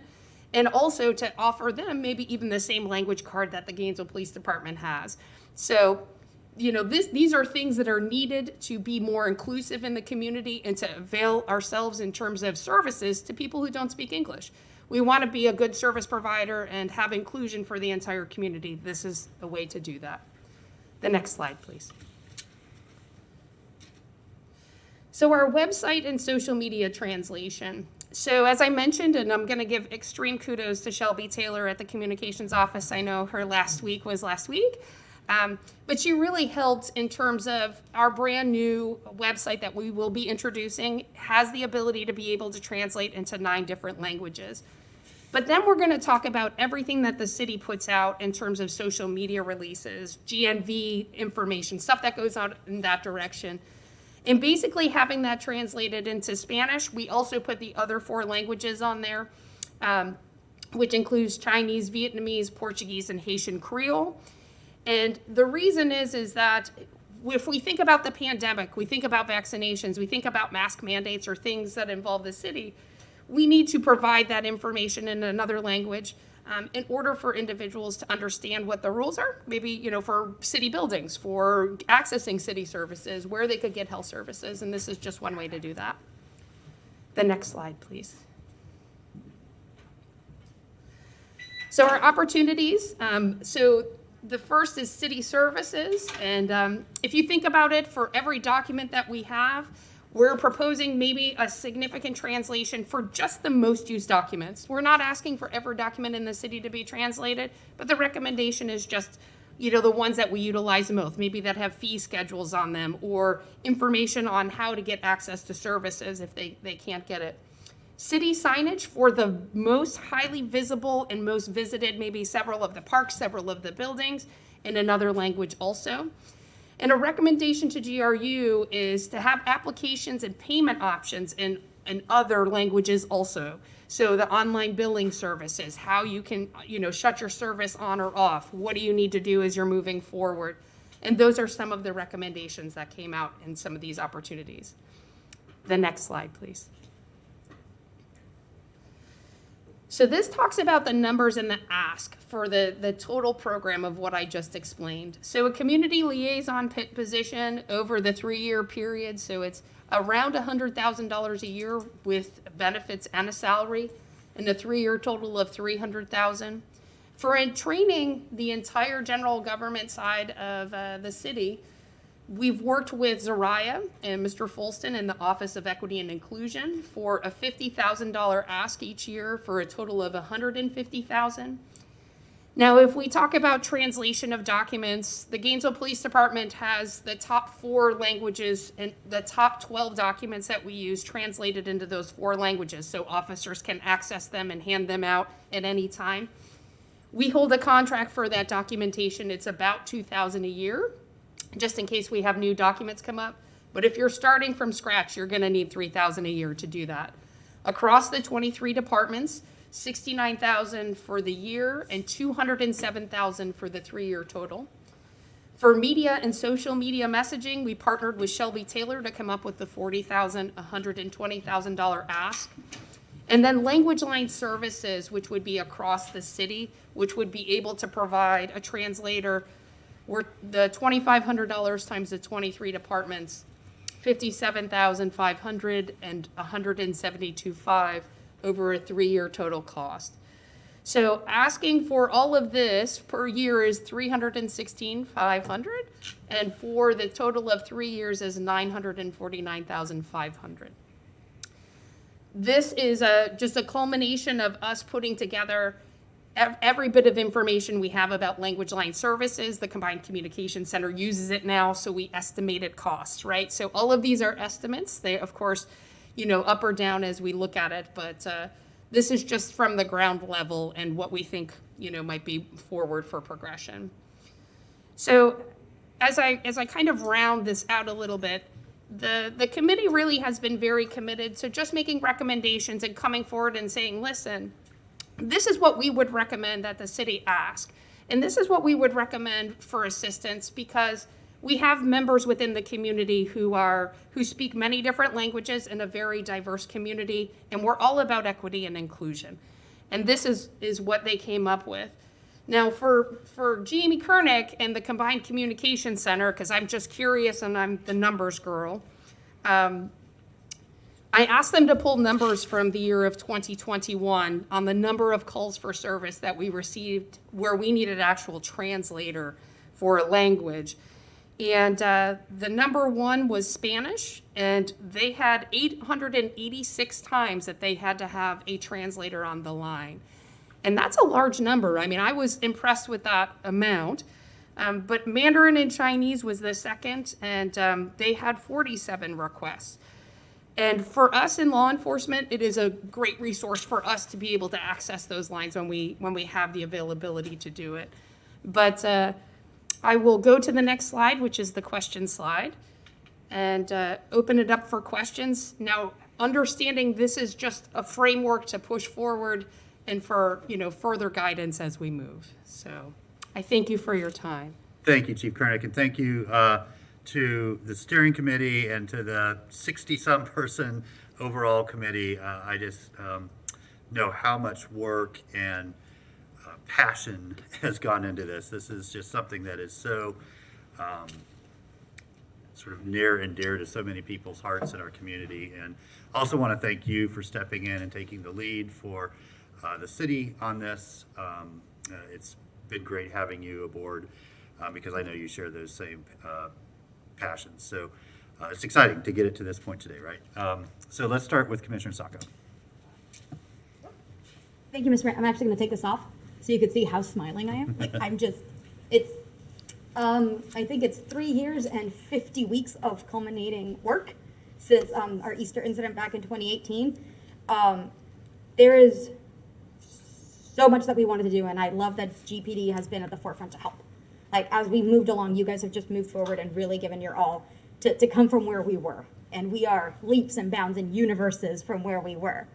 And I love this proposal. I love all the work that's been done. I appreciate the 60-odd people and the ones who came today. Thank you. That said, I did put in our backup a slight proposal to a kind of phased-in approach. I've been able to speak with Ms. Louie, and I think she spoke to a couple of her colleagues, because we want this to work. I don't think any of us want to promise the community we're going to turn the world on its head and fix it all in year 1, because that's not going to happen. And I also know from the government side and just from a responsibility side, we need better data. And this is good data, but it's not the best data we could have. So one of the shortcomings I kind of found is going through the schools. Schools are a great way to get to families. They are the gateway to the community. By the time my sisters went to school, they were not in ESOL, which means my parents are perfectly fluent in English at that time. That is false. My parents would still need paperwork in Spanish like they did when I was in ESOL. But because my siblings are not in ESOL, it suddenly got fixed. That's not how it works. So I think that there is a lot to be done with the proposed ambassadors to get that uniform, rubric-minded data collection that I'm very happy Mr. Folston agreed to house in his shop with collaboration with the other charters because it's a citywide initiative. But you need that liaison and you need those ambassadors to prepare, collect, and review that data in a uniform way because whatever the school board's getting is not what the combine's getting, it's not what the mobile health clinic is getting, and you don't know if things are double counted, triple counted, what have you. So having one location in the city where all of that data can kind of be sifted through is paramount to make sure that we do this right. I think that you hit the nail on the head with the 886. We know that one. We know it's Spanish. It's Florida. We know we're going to need Spanish. That's a given, and I don't know why we didn't do it long before I was born, but it's a given. And I think in my proposal that establishing that as the year one, kind of like everything in Spanish, the 12, 15 most used forms, make sure everybody is trained in the language line for all the other languages so that we have other access. But that as far as paperwork, we can do Spanish. There's no question about that. We have data for days. But then we use those ambassadors in the community who should be diverse and reflective of many of our neighbors to go out and get better data on what languages do we need. We need Mandarin? Okay, but how much? To what level? To what degree? In what areas? What areas have they not been able to get into because they don't know to ask? And I think the same comes with all of these. If you don't know that it could be possibly translated or interpreted, you don't ask. You power through it. And I grew up with thousands of people who powered through it because they don't know if they're going to be laughed at or ridiculed or insulted or hurt for asking. So I think doing that Spanish and getting clear data from the community straight through those ambassadors is the best way to then gear up year 2 and year 3.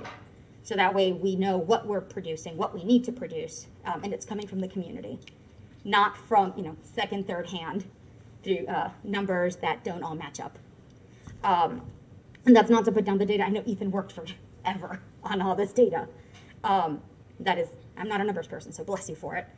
But I think for us, for the city to put money behind something, we need uniform data that we know where it comes from, that we know how it was, how you came to those conclusions. And I had something else in here. So my proposal is more year 1, just all the bilingual sign, do everything bilingual in Spanish, all the forms, allow that FTE to do things like training on the line, training on the language line, training on cultural relevance for our staff, to make sure that staff knows how to use the language line, that they are our eyes and ears on the ground of walk through all our buildings. I'm pretty sure I haven't been in all the government buildings we have, but go see it. Where are there people? Where are people coming in and asking for help? What is it like to walk on the ground? Where do we need things? And then in year 2, use that data to expand the languages as needed. And we can continue doing that as needed throughout the years after this 3-year, because we'll have people on the ground bringing back data. Minority, immigrant, limited English proficiency groups, they come and go. They're waves. So you don't know, for the next 5 years, it might be Mandarin that we need. And 5 years after that, it'll be German. I don't know. But if we have people on the ground constantly doing this and being engaged with those community, when we win back trust, which is very important, and we are making sure that we're serving everyone. If our immigrant community is 1 in 10, that's 10% of our city that's missing out. There's thousands and thousands of people who cannot engage, who cannot get easy access, who have to wait until a neighbor or their teenage kid gets home to call GRU. It's not fair. And it's not equitable. But if we do this and we do it right, we can do it. My one ask at this moment would be, as far as cost, because this is a rough estimate, I do want to send it back to the charters for the next available meeting to look at the money option, at the cost option. Because if it's still in this wheelhouse, it's fine. There's a number, there is a ceiling to how much we'll spend on things, but this is invaluable. But I want to make sure that we have those numbers right before we agree to something. And I want us to be transparent and open with our neighbors. So that would be my, there are other lights, so I'll withhold a motion. But yes, thank you. This is, I had to learn English. It's hard. And people can say, you know, you have Google and translate, pero si yo empiezo a hablar en español ahora, no creo que todo el mundo aquí con una aplicación de Google me va a entender. Es algo difícil que no se hace solo porque uno quiere, es algo que se necesita para sobrevivir. And if you didn't understand that, it's because it's not as easy to just Google translate something. So I think I drove home my point that you need interpretation, you need access, and at the local level, that's where you need your most access. Thank you, Mr. Mayor. Thank you. Commissioner Santos. Thank you, Mayor, and thank you all for your work. I've worked in language services for overseeing it for years in terms of software and overseeing the translation services of our software products into multiple different things. It's not easy, and one of the big things you have to do is the continued. There's always new content being created and having to continue that. So that's one of the things that have to be considered, and specifically on which languages we pick and choose. And I think that's where my biggest thing is we need to have, like, what are the thresholds and why is that threshold being picked? And I think also looking at the data in terms of like Gainesville data versus Alachua County data as well. That's one of the big things that I'd like to see is where are those thresholds and why is that threshold being selected? The original asked me $300,000 in recurring costs. Is it a significant expense for reoccurring, especially when we don't know exactly what the thresholds are? And that's where I want to get a better idea before moving forward. One thing I would support in the FY 2023 budget is the language line services and language line training. I think that gets us started and gets us going. It also allows us to collect data and also immediately addresses the issues of being able to provide access as well. See, I think the biggest ones are, I think police and health, and where there's those are where we need to probably have the widest translation, is those areas where there is an immediate need and time is a very big consideration, and it's a big health thing. It's like priority more in areas where getting into a language line is much harder and things like that. So that's where I think we should look at in terms of how we're prioritizing what we translate and how much we translate, is translating to those things where seconds do matter kind of in terms of a translation. Thank you, Mayor. Thank you. Commissioner Ariola. Thank you, Mr. Mayor. Thank you all of you for your diligent work for many, many years. When I got on the City Commission, we were beginning the foundational work for inclusivity for our immigrant neighbors. And now here we are, ready to take a foundational step. Language access is that foundation. And I want my colleagues to, I appreciate the detail that we're getting into about cost estimates and things of that nature. I would prefer to leave that to the staff members and to the steering committee to really work that out. I would like for today for us to approve the recommendation to approve the use of funds for the Ginny initiative and for the request that they're making, because I think that's what we can do here today. I don't know that we're going to get to the bottom of every cost estimate today. And the reason I want us to do that is because if you had asked me a few years ago where I thought we would be, I don't know that I would have been able to envision all of this progress. It was a hard fight uphill, but looking at the progress that we've made, I can see in a few years this being the foundational work for a potential future international center, or some cities who have as large an immigration population as we do have an office of immigration. But we can't begin to get there if we don't even have a grasp of how we begin to break down the language barriers that exist in the city and where they exist and where they're most useful for us to begin to break those barriers down. So I would like for us to approve the use of the funds today and approve the recommendation. Okay, thank you. Commissioner Chestnut. Okay. Thank you, Mr. Mayor. First, kudos to all of you for the work you've done on this. This is tremendous. My first question is ARPA an appropriate funding source for this? No? Okay, thank you. I shook my head, I'm sorry, Mr. Mayor, I didn't mean for that to be the response to you. I'm sorry, it is not, Okay. based on our consultants' information, that it is not. All right. appropriate use. Thank you. Then I'm just wondering if we are stopping this at the city limits door. I think that there are other people that need to be, other agencies that need to be involved. And my thinking, Commissioner Sacco, I think you're formulating a motion, is that we reach out to the school board, the county commission, and the 5 constitutional officers. Get everyone together because language and translation impacts all of those services. People need to know how to interpret what the property appraiser sends, just as they need to know what comes from the clerk of the commission. My thinking is that we gather all of those people together at the same table so that you're really expanding it. And then we really do have the opportunity to become an international service or a model. But as we move forward in the cost, all of these other agencies could also pay a fair share in doing that.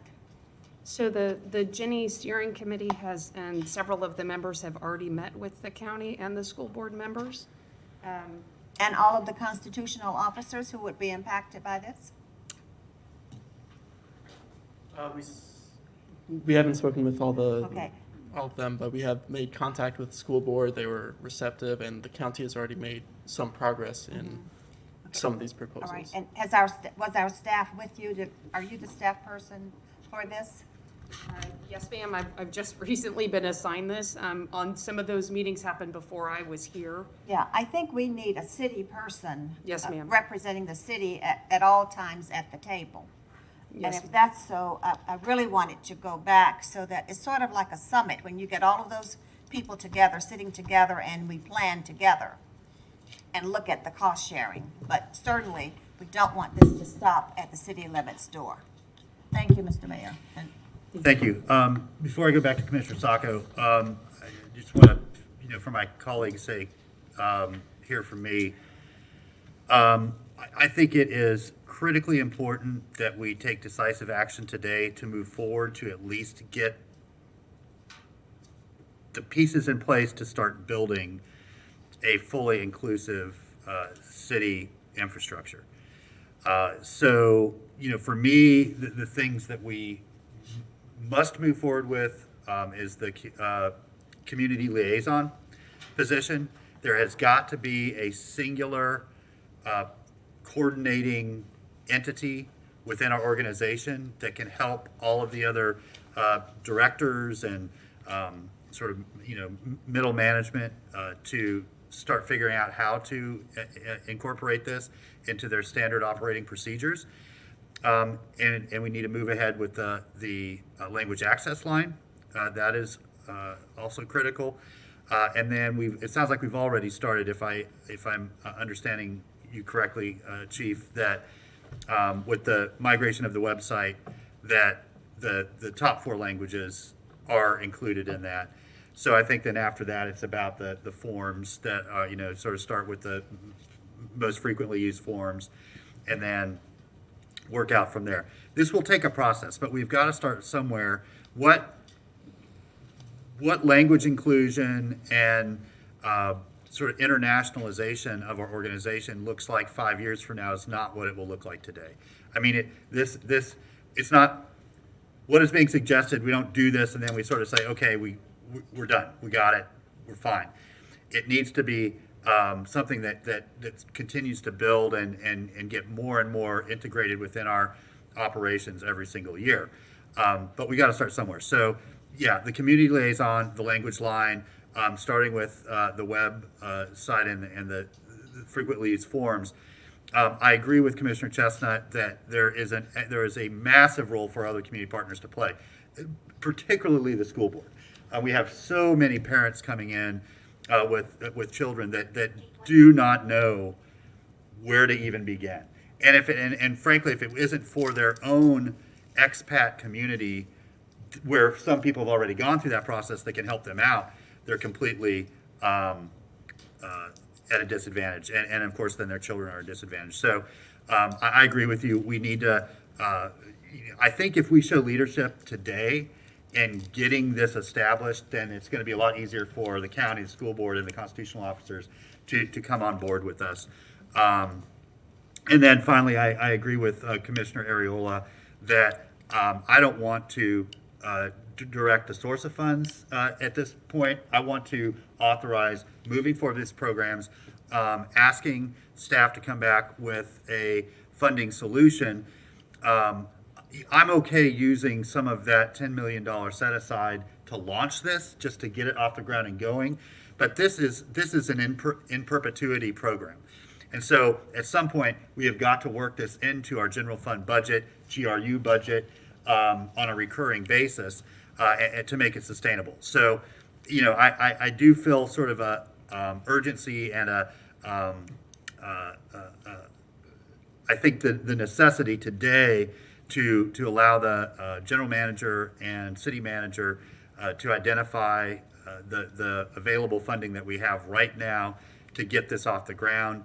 And then as we start looking at our FY23-24 budget, because there'll be another 2-year budget cycle as we come up here next year, how to build this into just the baseline budget to make this sustainable in the long run. So that is you know, where I am and where I'm ready to move. Commissioner Saka, back to you. Thank you, Mr. Mayor, and thank you, everyone.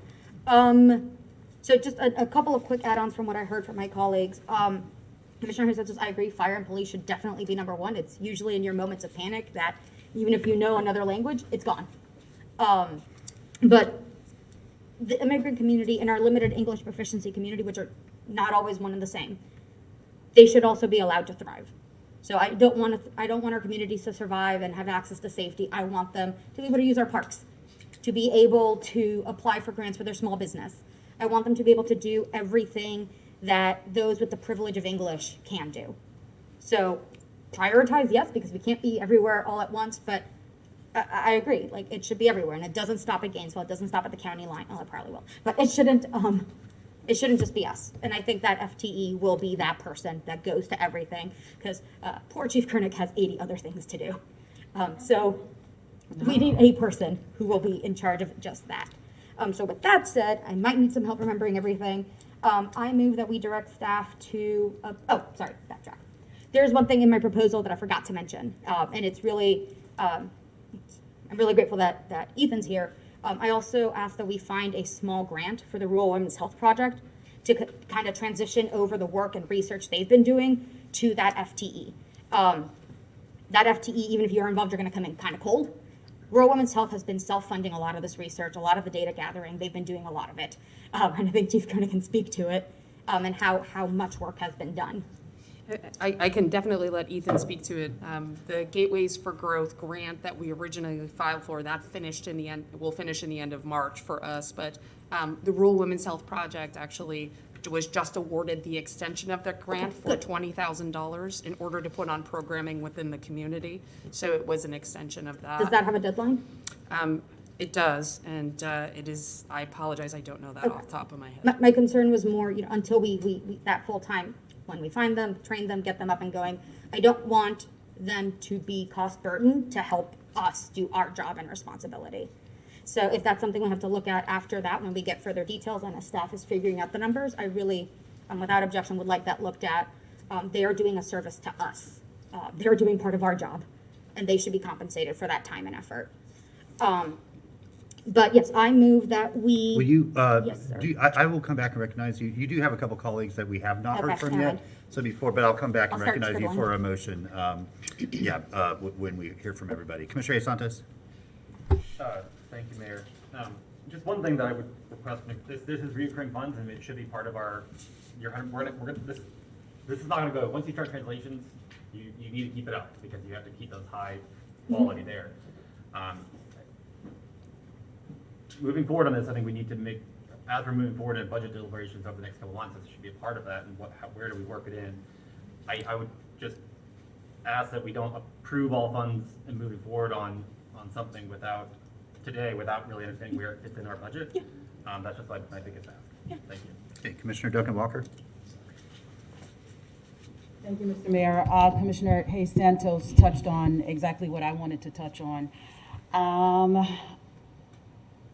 This is going to be a recurring cost that will grow and grow and grow.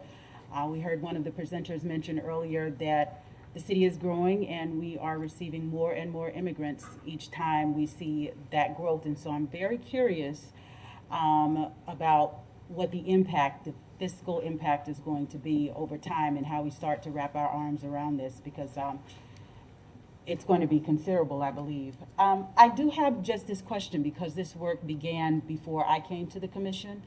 And so I'm wondering about the level of staff input. I heard that there is a steering committee. I understand that, and it sounds like Captain Kernick, you were a part of that steering committee. But before that, I'm wondering about how staff's involvement throughout the policy process occurred. So I'm not sure who it is that can speak to that. Would it be Zariah? Would it be Zariah? Would you mind coming to the dais and walking me through that a little bit, just so that I can understand everybody's involvement at the city level prior to these conversations today? And I believe that occurred through the policy process?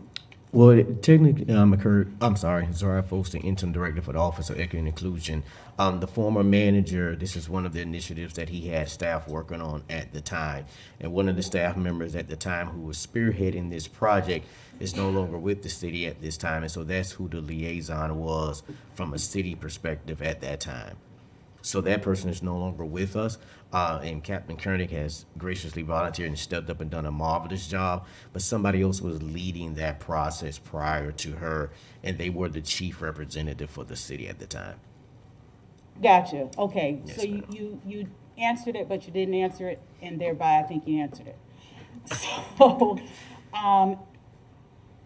okay. I can further it, that's. No, actually, no, because this is more just like a general question that I have, because we have some things, and particularly with the ARPA process, which we know that this does not fall under ARPA, but I know that there was a request for some ARPA dollars. So this is a matter of process that I just want to say to my colleagues. Some things have to go through a policy process. And I'm just curious, that's why I asked the question, because it helps me to understand how we do business, but also it gives me some context. There are a lot of wonderful ideas, a lot of questions as well, and a lot of ways I believe we can help to build this out so it can be successful, like you said so many times, Commissioner Sacco. That's one of the reasons why I believe it should go through policy. Now, I hear my colleagues who want to assign certain things to do. Well, it did. So, We did have it at GPC. Okay, you had it at GPC? Oh, yes. Okay, thank you. Yeah, this is very part much. of our Welcoming Gainesville. That's what I was asking. Yes, absolutely. Okay. yes, and to go to your, and to add on, I should say, Mayor and Commissioners, I think the recommendation is about to be for it to come back to the charters to review and flush out even more based on the direction that the commission is about to give us. So it's going to go back to that group of charters to be able to provide better input, to put more detail to the numbers as we move forward in the process. So I believe we're going to be, based on what the motion may end up being, we're going to come back as a group and spell out where we're recommending the money comes from, how we recommend we move in terms of a phased-in approach to what you guys desire for us to do. Okay, thank you very much. That's the answer that I was looking for, Mr. Folsom. Thank you very much. Thank you, Commissioner. Commissioner Ward? Thank you, Mr. Mayor. Thanks to everyone who has been involved in this to this point. I vividly remember going back to 2018 when this first became an issue for the city of Gainesville, and we first started having real conversations about it. And when Commissioner Sacco was down here in those seats, with many of the folks that I see here still today, and I'm very pleased to see forward motion made on it, and a very, very positive part of this is that, we have a high-ranking police official leading the effort at this point. Because frankly, that was part of the problem back in 2018, was a lack of communication, a lack of well, communication is the best word, but between GPD and parts of the community. So to see GPD taking the lead on it is heartwarming, to say the least. I'm pleased that we're going in the right direction. A thing that we haven't talked about much, only once or twice throughout this, is that GRU needs to be a part of this as well. It is very clear to me that one of the places where a language barrier is most challenging is going to be in things like turning on your utilities and having basic conversations about your utilities. That's a thing that gets in people's way. Matter of fact, people are more likely to need help with that conversation than they are with public safety conversations. So I'm hopeful that we will round out all the charters' participation in this process. But I also want to reiterate what Commissioner Chestnut had to say about reaching out to the other organizations, the other governmental entities. Schools really are, to reiterate the mayor's comments, schools are where it starts. You know, that is the thing that is most important to families, immigrant or otherwise. And we've got to make sure that the schools are part of the conversation, that the county and the constitutional officers are part of the conversation. The worst thing we could do is nothing. The second worst thing we could do is to go out on our own and not work with those other governmental entities and have to tell people, well, we'll give you these services, but we don't know what to tell you about dealing with the schools. We don't know what to tell you about dealing with the county clerk, et cetera, et cetera. It needs to be a seamless process. And honestly, we've been through a similar process with other issues over the last several years that didn't work out that way, where we did not have a good relationship going forward with the other entities. And in this instance, I think it is critical that everyone be at the table, because if not, we're going to not serve people the way that we think we're going to serve them. Thanks again to everyone involved. I certainly am supportive of this, and I look forward to where this will take us as a community. Thank you. Commissioner Ariola. Thank you, Mr. Mayor. I will be brief. In front of all of us, we were given additional research and work by the steering committee. I want to thank you. If you will flip to the City Commission meeting talking points, the last page, the question is asked about ARPA funding and whether it is an appropriate use. There is precedence of other cities using ARPA funding to help fund language access. The city of Boston allocated $250,000. The city of Milwaukee requested $600,000. The state of Virginia, the whole state, $500,000. State of Utah. Let's be brave, commissioners. Our consultant may not have been aware of these allocations, but I find it hard to believe that the administration and the Congress, which passed this Rescue Plan Act,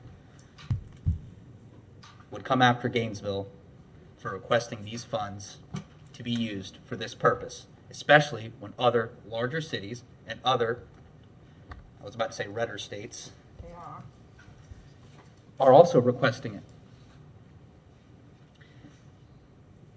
Let's be brave. Let's approve the ARPA funding that we've already allocated. Let's be brave. Thank you. Go ahead, Madam Manager. Mr. Mayor, members of the commission, the consultant is available on the line to further, share with the commission their assessment. As you know, the ARPA funds have been separated into a unrestricted bucket and a restricted or core ARPA budget. And in their estimation, if the commission was going to grant funds to this particular project, they were recommending the unrestricted bucket because of the recurring nature of this program.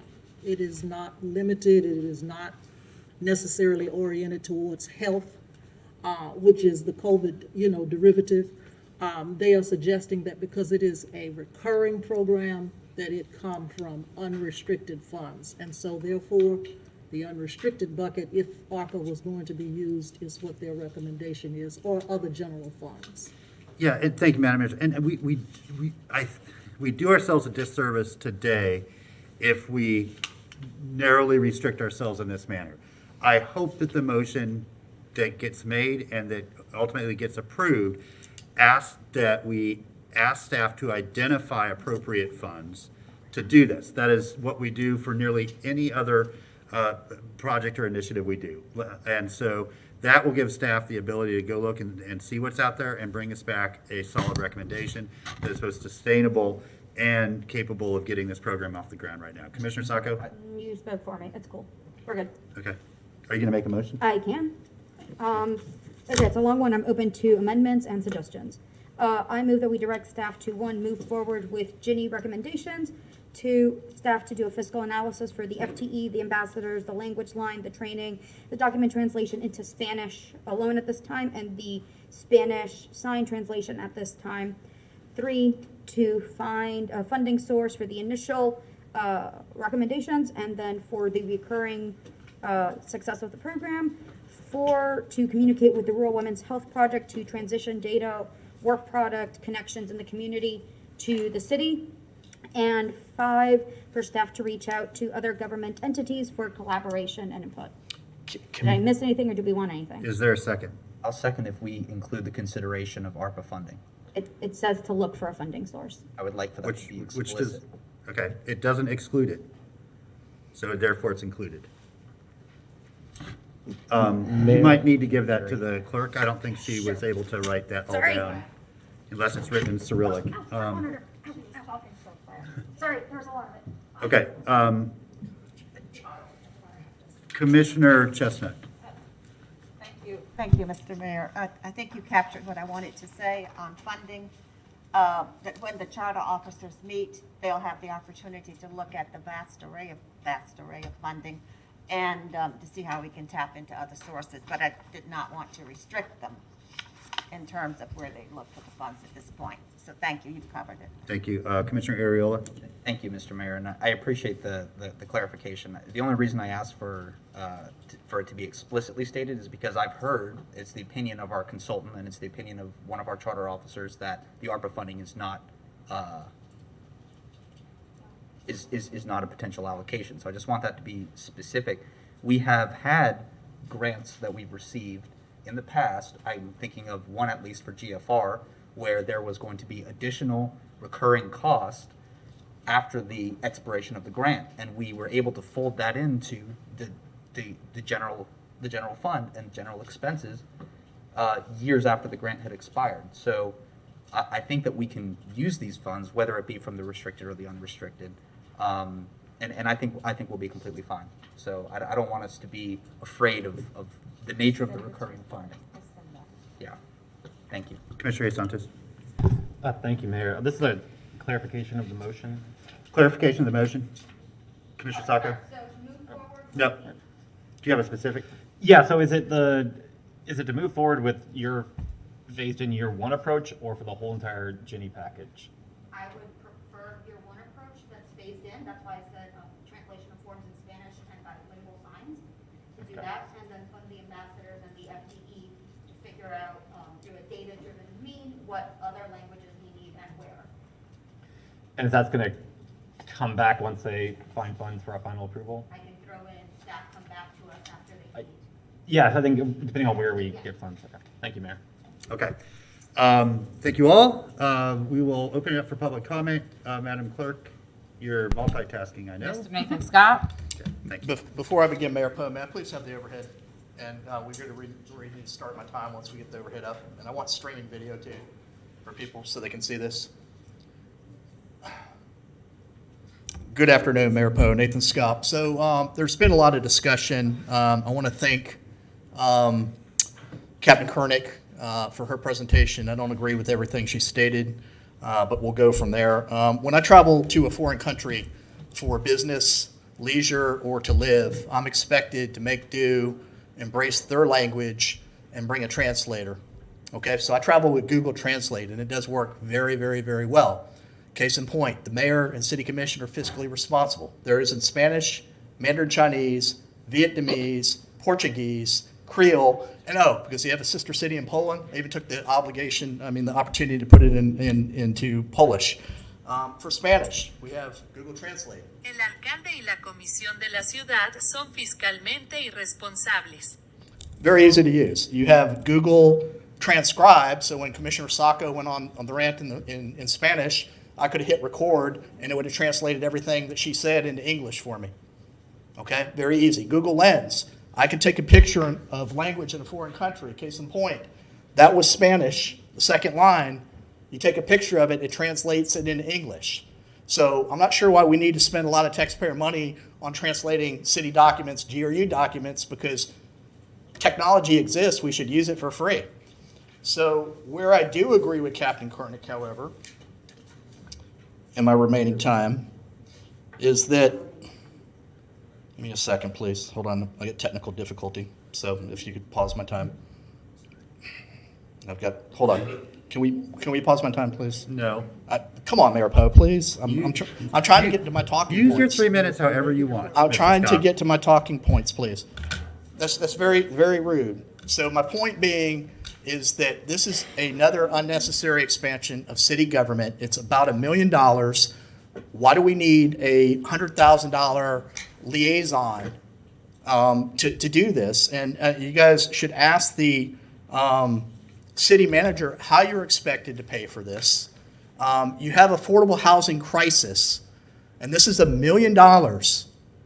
Isn't housing someone more important than a discretionary expenditure on immigrant access? I mean, you guys got to prioritize limited taxpayer money, and that's not what I'm seeing here. You're spending another $1 million that you don't have at every meeting, and there's been no discussion like, approve it, we'll figure out how to pay for it later. It's a recurring cost. It's not going away. And so my point being is that I support translation services or GPD in the line of duty, but don't support spending limited taxpayer money to translate all these city documents in abundance of languages. Again, another unnecessary unfunded expansion of city government. And why is GPD requesting translation to GRU documents? That seems to be way outside their swim lane. Thank you. So again, how many property owners don't speak Thank you, Mr. English, Scott. and we Mr. think we Madam want to know Clerk, that please, before we the spend $1 next million? Thank you. Our next speaker is Noon.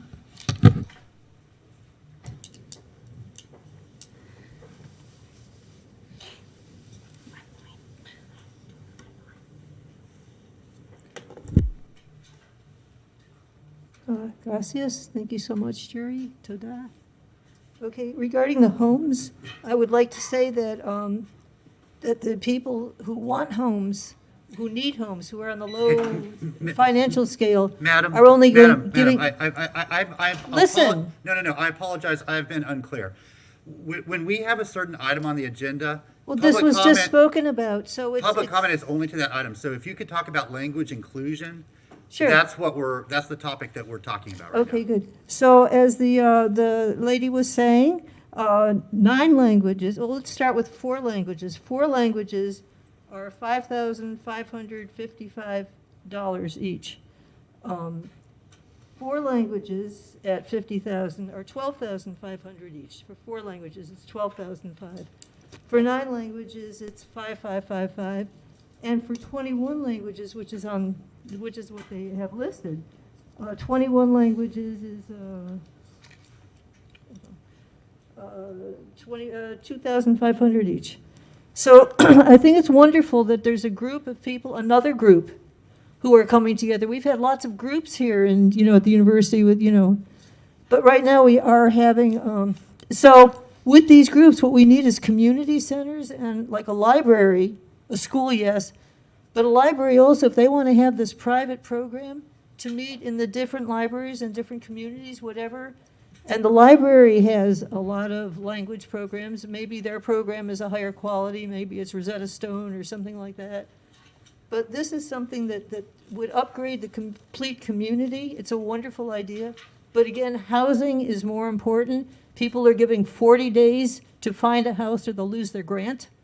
I've got a patient whose father's got kidney problems, and they've been looking for months, and they've just been kicked off because of, they don't know, there should be a list of housing and how much it is, so that it could meet the needs of the community. That would be one thing that would be very nice. And, Thank you. Thank you for your time. Thanks. Okay, our next speaker is Veronica Robledo.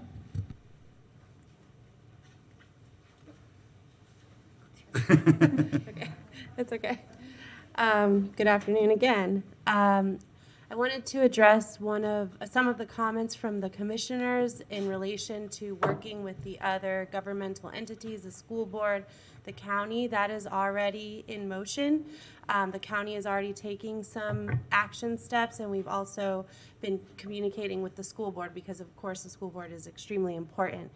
I also wanted to mention that on March 29th, it's a Tuesday at 3 p.m., the Jenny Steering Committee is going to be having a public launch of the blueprint, which goes into a lot more detail with the recommendations for, all entities.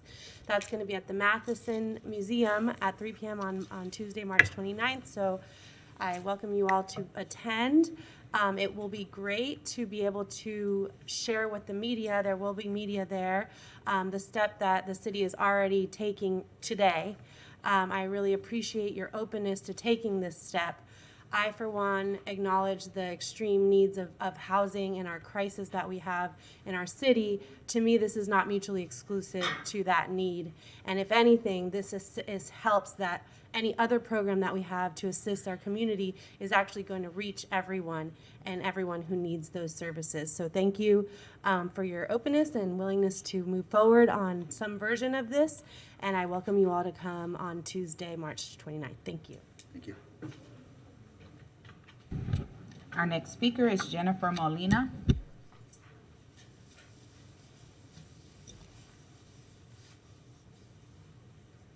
Hello, good afternoon. My name is Jennifer Molina. I am part of Madres Sin Fronteras, and I just wanted to thank you.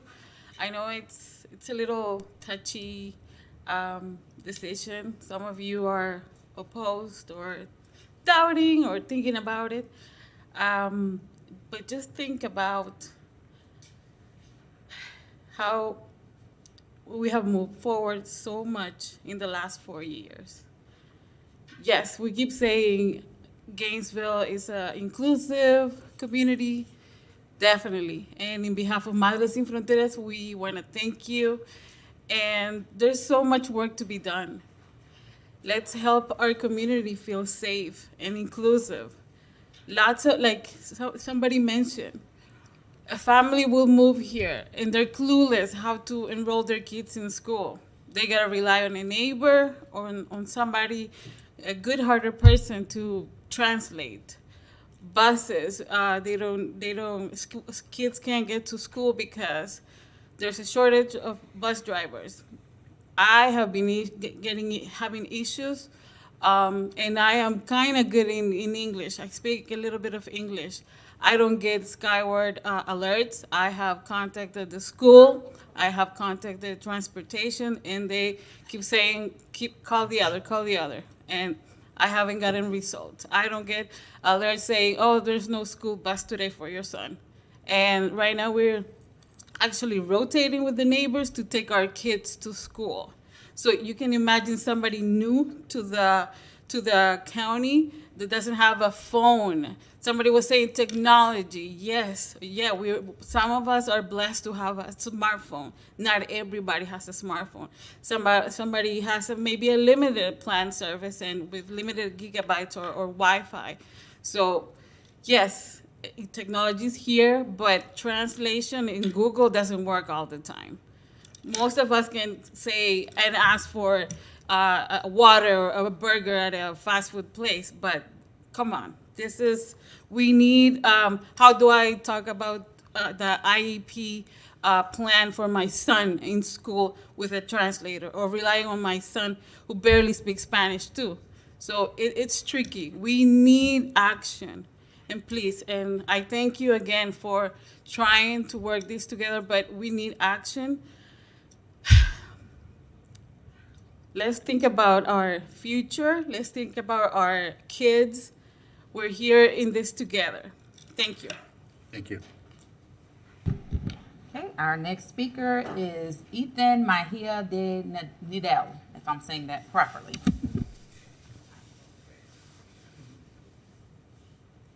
Hi, I just wanted to quickly address one of the points that you guys had made earlier about wanting to increase collaboration between the city, county, and school board. I just wanted to reiterate that Ginny has had a lot of contact with the county. We have contacts with Jackie Chung, who's actually a steering committee member, and we've spoken with the school board, and one of their members is also a steering committee member. So they're all aware of our proposals. The county especially has already made plans to fund a lot of the proposals that we showed you today. Thank you. Thanks. Our next speaker is Laura Gonzalez. Hi, good afternoon, and thank you so much for considering our proposal today. My name is Dr. Laura Gonzalez. I've spent over a decade researching language access across several different countries and states. I'm also privileged to be part of the GNV Steering Committee, and so I'm here as a representative as well. What I wanted to highlight is the importance of training in terms of language access, which I know is part of our proposal. But a lot of times when we think about language access, we just think about the cost of translation or providing a flyer or providing interpretation services. What we don't think about is the cultural sensitivity and the fact that translation is oftentimes a very racialized process. And so what our immigrant community members, some of them experience, is not a very welcoming, well-meaning person. It's someone like someone who previously spoke today, recently, who gave public comment, who is very hostile towards difference, who says, why don't you just use a cell phone to translate? That is what our immigrant neighbors are up against. That is what they face on a day-to-day basis in our grocery stores, in our schools, in our parks, in our hospitals, when they contact some of the police members.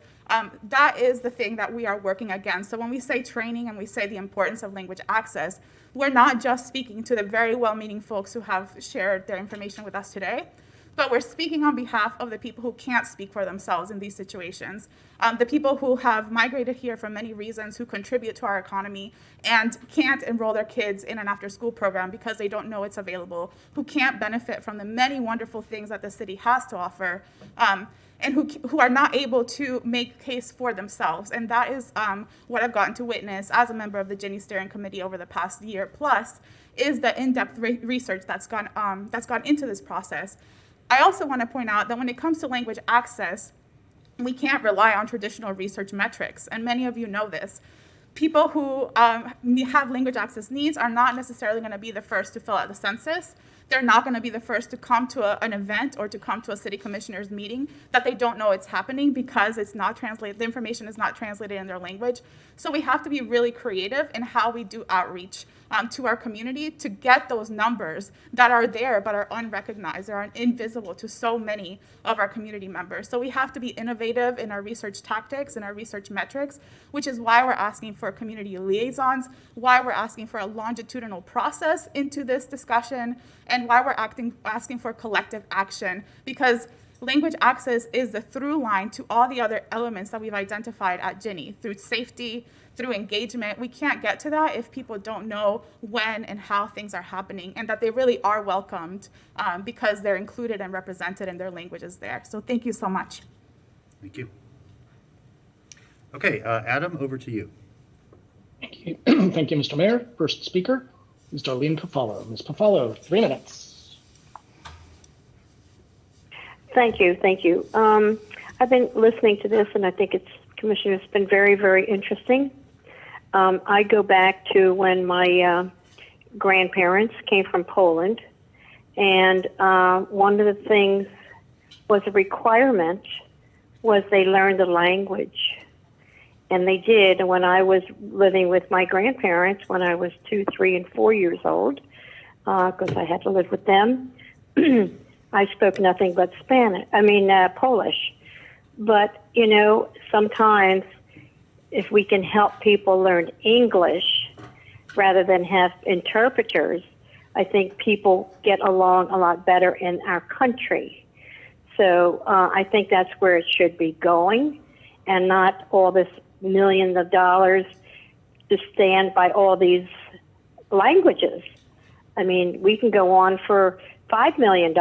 What's the difference? But I think you have to watch the tax dollars that we are paying and get something where these people can learn the language and not get interpreters. I think it's more important because there's other places they go where they need to know the language also, not just, I mean, the city, of course, with the police and everything, but it's important. My grandparents learned the English language when they moved here.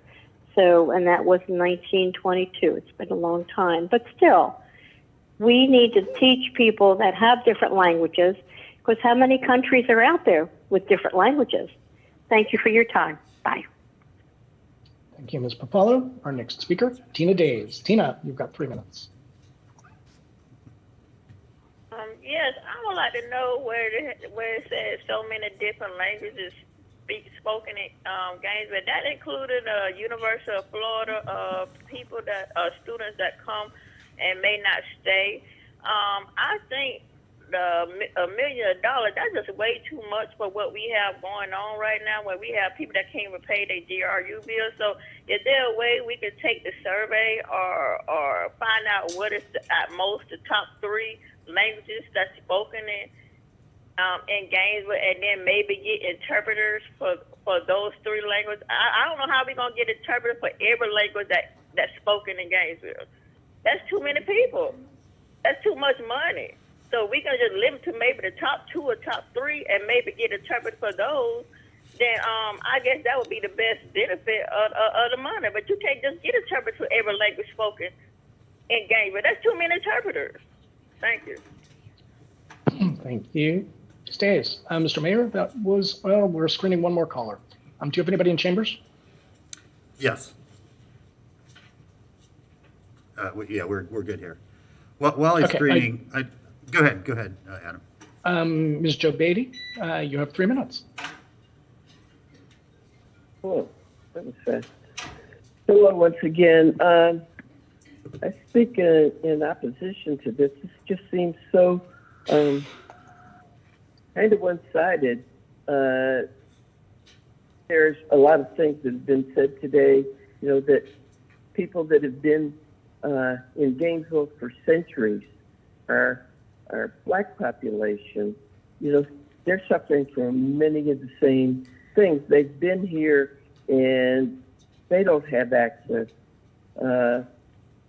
I think these are some false, the narrative is just like so one-sided, and you need to be good for everybody. I would echo some of the remarks of the people that spoke before me, Mr. Scott, Mr. Papalo, somebody else.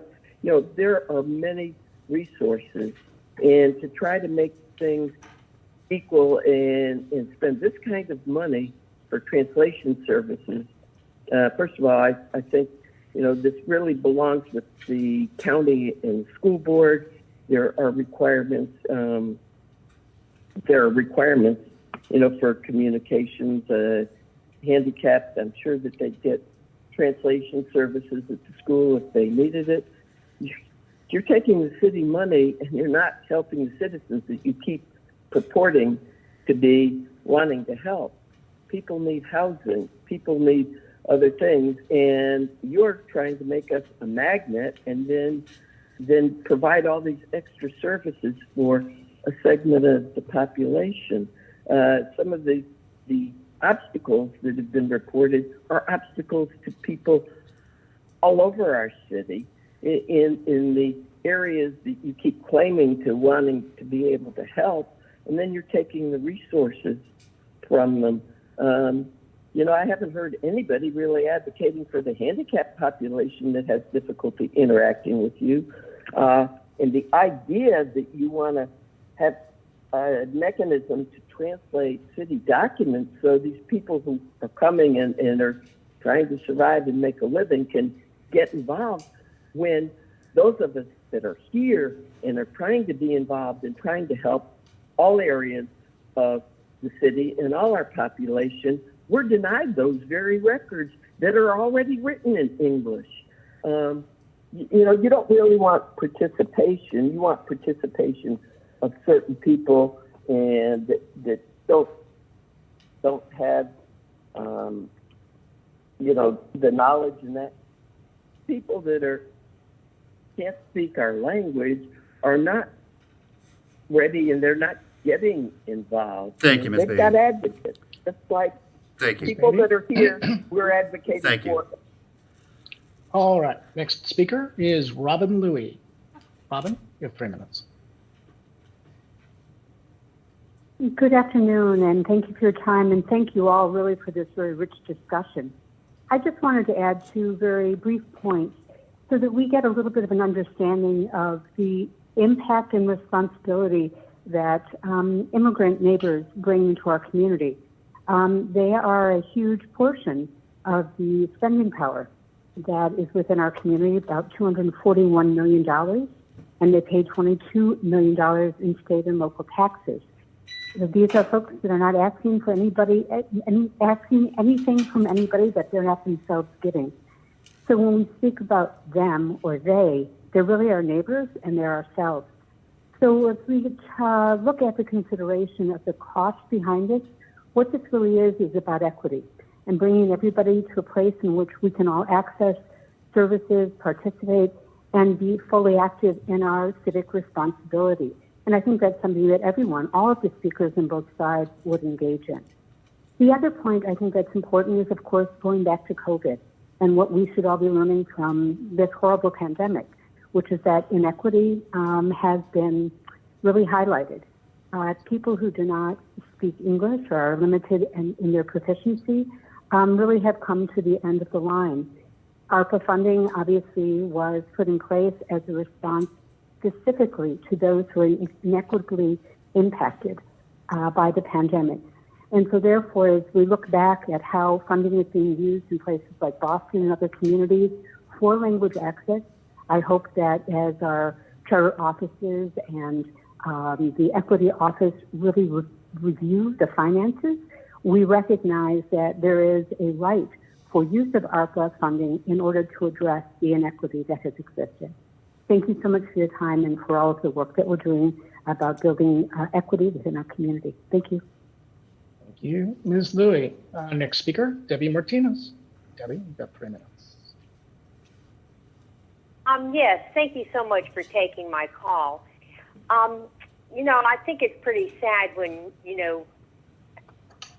if a citizen doesn't agree with the commission 100%, you look at them as, aggressive and nasty.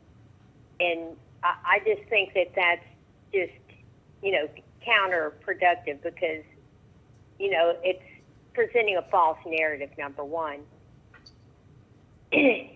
So, if their argument is that immigrants are energetic people who bring benefit to our community, they are weakening the argument by saying they can't function without government holding their hand every step of the way at any cost to a hardworking taxpayer of Gainesville. Mr. Scott and other, residents who called in, they support immigrants, and they're questioning the priorities of the spending of our limited resources that our city taxpayers have. That's what it's all about. It's not about being against immigrants. I mean, most of the people that are concerned about our taxpayer monies, like Mr. Scott and others who call in, their family members were immigrants too. So I think you need to step back and of trying to accuse people of being against the people when that's not the issue. It's about being fiscally responsible with our limited tax dollars. Thank you. Thank you, Ms. Martinez. Mr. Mayor, that's our last speaker. The floor is yours. Okay, thank you. Go ahead. We have Madam one more, Clerk. Ms. Faye Williams.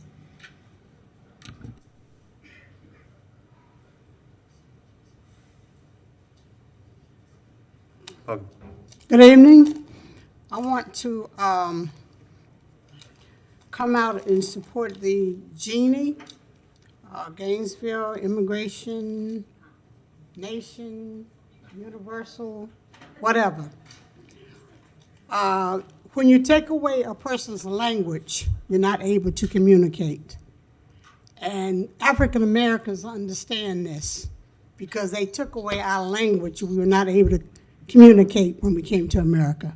So I'm going to always support the immigrant community, no matter who's in charge or who should be in charge. I think that is true. We need to look at our money, in this city, because we spend without really understanding why we're spending. But I'm saying $1 million is not enough for the immigrant community right now. I really appreciate Commissioner Chestnut pointing out that we need to reach out to the county, the city, all over to get more money. I appreciate you talking about the Arbor House. But at this point, we need to approve something for the immigrant community. I am just appalled that people will call in and object to putting money for the immigrant community. It's just amazing. I can't believe certain people who called in. I would think that they would understand what this is about. So I'm just saying, I'm so happy that Captain Kirkland is here. I'm so happy that our charter officer, Zariah Folsom, is here. All these people behind me, they're friends of mine. And I haven't been part of the group, but they know they have my support. And if there's anything that I can do to make it move forward, please let me know. I don't want to be on the committee. I don't want to be appointed. I got too many other things I'm dealing with. But I'm just telling you, this needs to be approved and needs to be approved right now. Thank you. Thank you. Madam Clerk, did you get another submission? Yes, we have two more. Tana Silva. Hello again. I love immigrants. I was married to an immigrant. I lived in Brazil. I did translating. I did interpreting. And when my husband and I moved back to Gainesville from Rio, he didn't speak very good English. And I also was coordinator of the Florida Brazil Institute for a few years. And,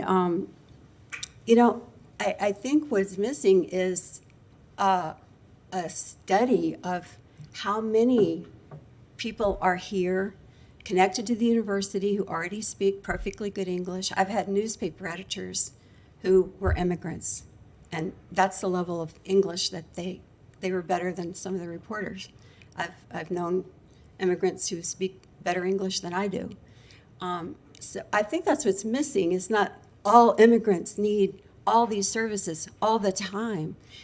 I think you have to look at it more objectively and specifically and understand that the university has lots of resources for people who family members who come who maybe their English isn't as strong.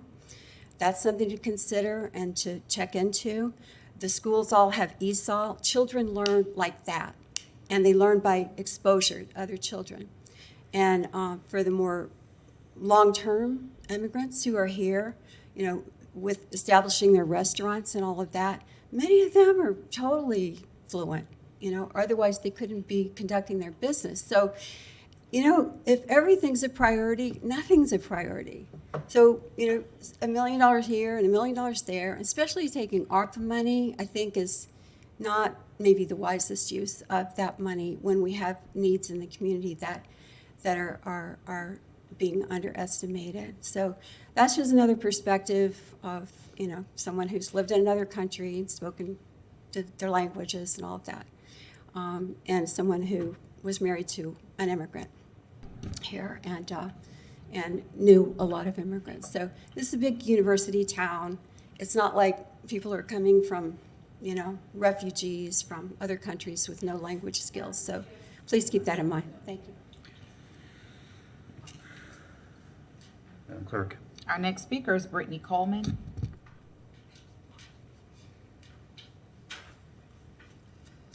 Good afternoon, Mr. Mayor and Commissioners.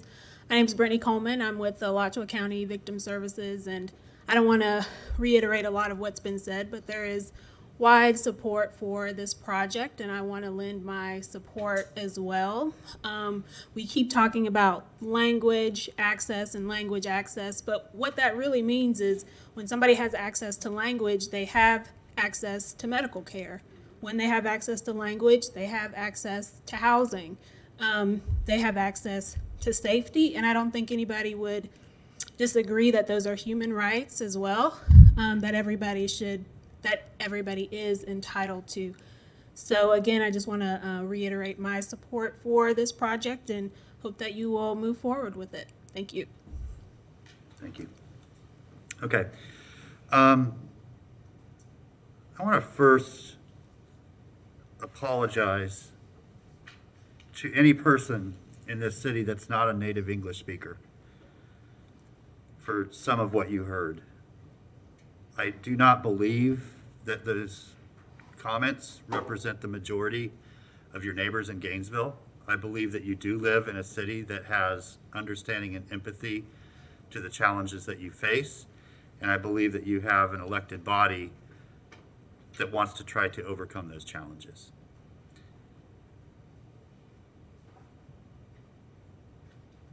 Let's make very clear that all of our neighbors pay taxes, whether native English speakers or not.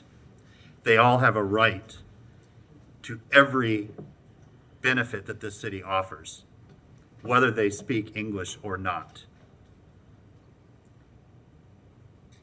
One speaker suggested that we should focus our city resources on, quote, our people, not people who immigrated here or don't speak English. That is not who we are as a community. That is not what we represent as your city.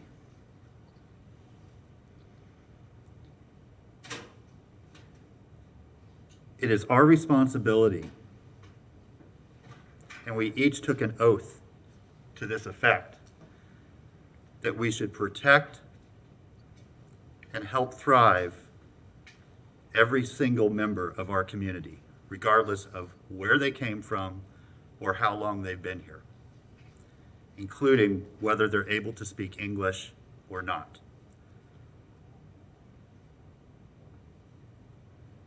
So many of the comments I heard inspired me, and so many of the comments I heard reminded me of how urgent it is that we start implementing the findings of this 2-year-long effort immediately. So all those that are being forced into the shadows and living on the margins can be fully included, and their value to our community can be fully appreciated. You all can see the motion that is up on the screen. We will take 2 more commission comments and then move to a vote. Commissioner Hayes Santos. Thank you, Mayor. I'm hoping we can add to the motion, Commissioner Sacco, that city staff come back with clear thresholds on translations beyond Spanish as well, on when we translate, when will we start translating into a different language? What are those thresholds? So I think that would be, if I may, Mr. Marshall, I think that would be part of what that FTE does, because it's figuring out what do we need. And Okay. they would be the ones, even though they're housed in EO, they'd be talking to the general manager and the manager to see what other forms, what other services need to be translated or modified, and into what languages. So I think that's a year 2. Okay, so we're not moving forward with all the GNV recommendations then? Yes, we are. Because all the GNV recommendations were to translate into 5, 6. Yeah, and that's why I said the phased-in approach, which is Spanish first, and then through the ambassadors figure out the other 2. Do you want that Okay. clarified? Zariah Folks, Interim Director for the Office of Equity and Inclusion. If I could have it clarified, I would greatly appreciate it.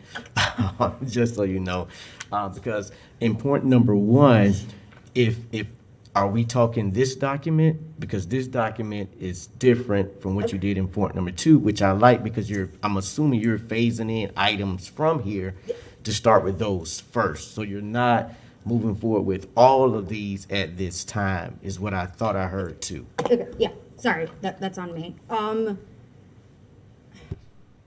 I think moving in with the ones that are in the presentation itself, which is the document translation, but only into Spanish, the sign translation only into Spanish, the full language line, which would have access to all of the languages as needed, that FTE, who could then do the training on language, and then assess the future languages for year 2 and 3, and kind of help collaborate with the other offices and departments that we have on what languages and to what extent, if that is clearer. And maybe just add a sixth, provide an update to the commission in 6 months. Yeah, sure, after Is that fine? implementation, yeah. So we can see where we are, without objection to the, is it update 6 months? Okay. Commissioner Chestnut? Thank you, Mr. Mayor. I wanted to get this in under comments. It's I want it read into the record, a comment from Dr. Barbara McDade Gordon, who's president of the Welcoming Gainesville and Alachua County Incorporated Committee, which says, I support the significant program of the Jenny Steering Committee language access proposal. This will significantly help our city residents to have access to city services and become even more productive citizens. Thank you. Thank you, Commissioner. Okay, we have a motion on the floor. Anybody need anything split out? Okay, all in favor of the motion, say aye. Aye. All opposed? Motion is passed unanimously. Thank you all for the work on this. Thank you. Okay, Madam Clerk, next item, please. Okay. Our next item is BD 6, 2022 Affordable Housing Framework Discussion. Recommendation that the commission review and discuss the framework as appropriate. Okay, thank you, Madam Clerk. Madam Manager, before I acknowledge you, first of all, I want to thank you for the work that's gone into this. I know that you felt the desire to sort of take a step back and do an assessment of what had been done so far, so I thank you for that. I think that what you have brought forward to us is much improved. I also want to remind the commission that I will need to duck out in about 20 minutes. I will be back for this evening's portion of the meeting, but in case there's presentation or discussion going on at that time, I just wanted to say a couple things. First of all, this is not the end point of our housing discussion. I think some people have contacted us with that assumption. This is to start a community-wide conversation. And so I hope in whatever action the commission ultimately takes, we request that staff schedule and help facilitate a series of community workshops to both present this information that has been collected, which is very good, and also ask for any other ideas that may be missing or any feedback or constructive criticism on what they see here. And so I think if we can get those out and scheduled over the next 1 to 2 months, I mean, I do think there's some urgency here, then we can come back to the commission and start looking at a plan to start implementing some of these important solutions. We cannot afford to wait and to postpone on any issue that deals with housing. There is an absolute urgency to it, and it doesn't mean we do everything at once. And I think that what we see here in the city manager's framework is that there is not a one-size-fits-all. There is many different elements, many different challenges, and many different tools to address those challenges. And so I think we need to be open, and we need to be considerate of what those potential solutions might be, and that today is a great time to start that conversation and start hearing about where we are, and then we'll keep that discussion going through March and April, so we can get to some decision points hopefully at sometime in May. So with that, thank you. I just want to make sure I was able to share with my colleagues some of my thoughts before I did have to leave at 3:30. Yes. Madam Manager, go ahead. Thank you, Mr. Mayor, members of the commission. Mr. Mayor, thank you for setting that pretext. This is a beginning point, and quite frankly, a lot of work has been done in the city in this space, and I'll speak a little bit about that. But this is a framework, and I needed it actually in order to just kind of ground myself in terms of the city of Gainesville and what has occurred here, not only within the city, But beyond the city services, with all the partners that are out there doing work in the space, I've been talking to them daily for the last couple of weeks, just introducing myself and talking to them about what we have already in place in the city, how we'd like to continue to partner, as we've already started those discussions here on the dais with the Gainesville Housing Authority and others. But over the last 3 weeks, actually in a very condensed period of time, members of my staff, myself, put together this framework, which pretty much is a capsule of, like I said, stats from the national, state, county, and local level, just to kind of make sure that we all are kind of using same language, same data, and understanding what it is that the city is doing in this space, and it's a lot of good things, and we'll talk about that today.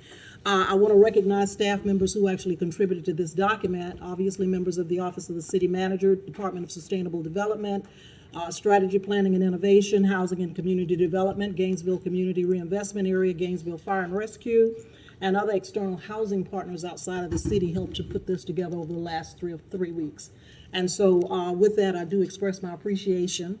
What we will have presentations from several of our members, team members today. Andrew Persons, Mrs. Helen or Jacqueline from the Housing and Communications Community Development Department, and of course, Modil from GCRA. They will supplement my presentation. But just to start, Mr. Mayor, in terms of context for the Gainesville Housing Framework, we know that our city population between 2010 and 2021 has grown by about 13.5%, and the number of housing units over that period of time have grown by about 10.5%, so it's behind. The number of jobs, which is very relative to this particular economic development factor of housing, in Gainesville increased between 2010 and 2021 by 26,000 jobs approximately to 153,000 based on employment projections from the Department of Economic Opportunity. Will add another 14,000 jobs by 2029. The very low income renters, at 50% of area median income, which is about $37,268, they make up the largest group of cost-burdened households here in Gainesville, which represents a little over 8,300 households. Gainesville currently has a shortfall of approximately 15,968 affordable housing units. And if you think about 2.5 people per unit, that's, close to 35,000 people impacted by the lack of affordable housing in Gainesville. As we talk about the makeup of Gainesville, of course, Gainesville's population is predominantly white, 55%. Black or African Americans are the next largest racial group, making up about 24%. The Hispanic or Latino community, 11.6%, Asian, 6.3%, and other races, 3.1%.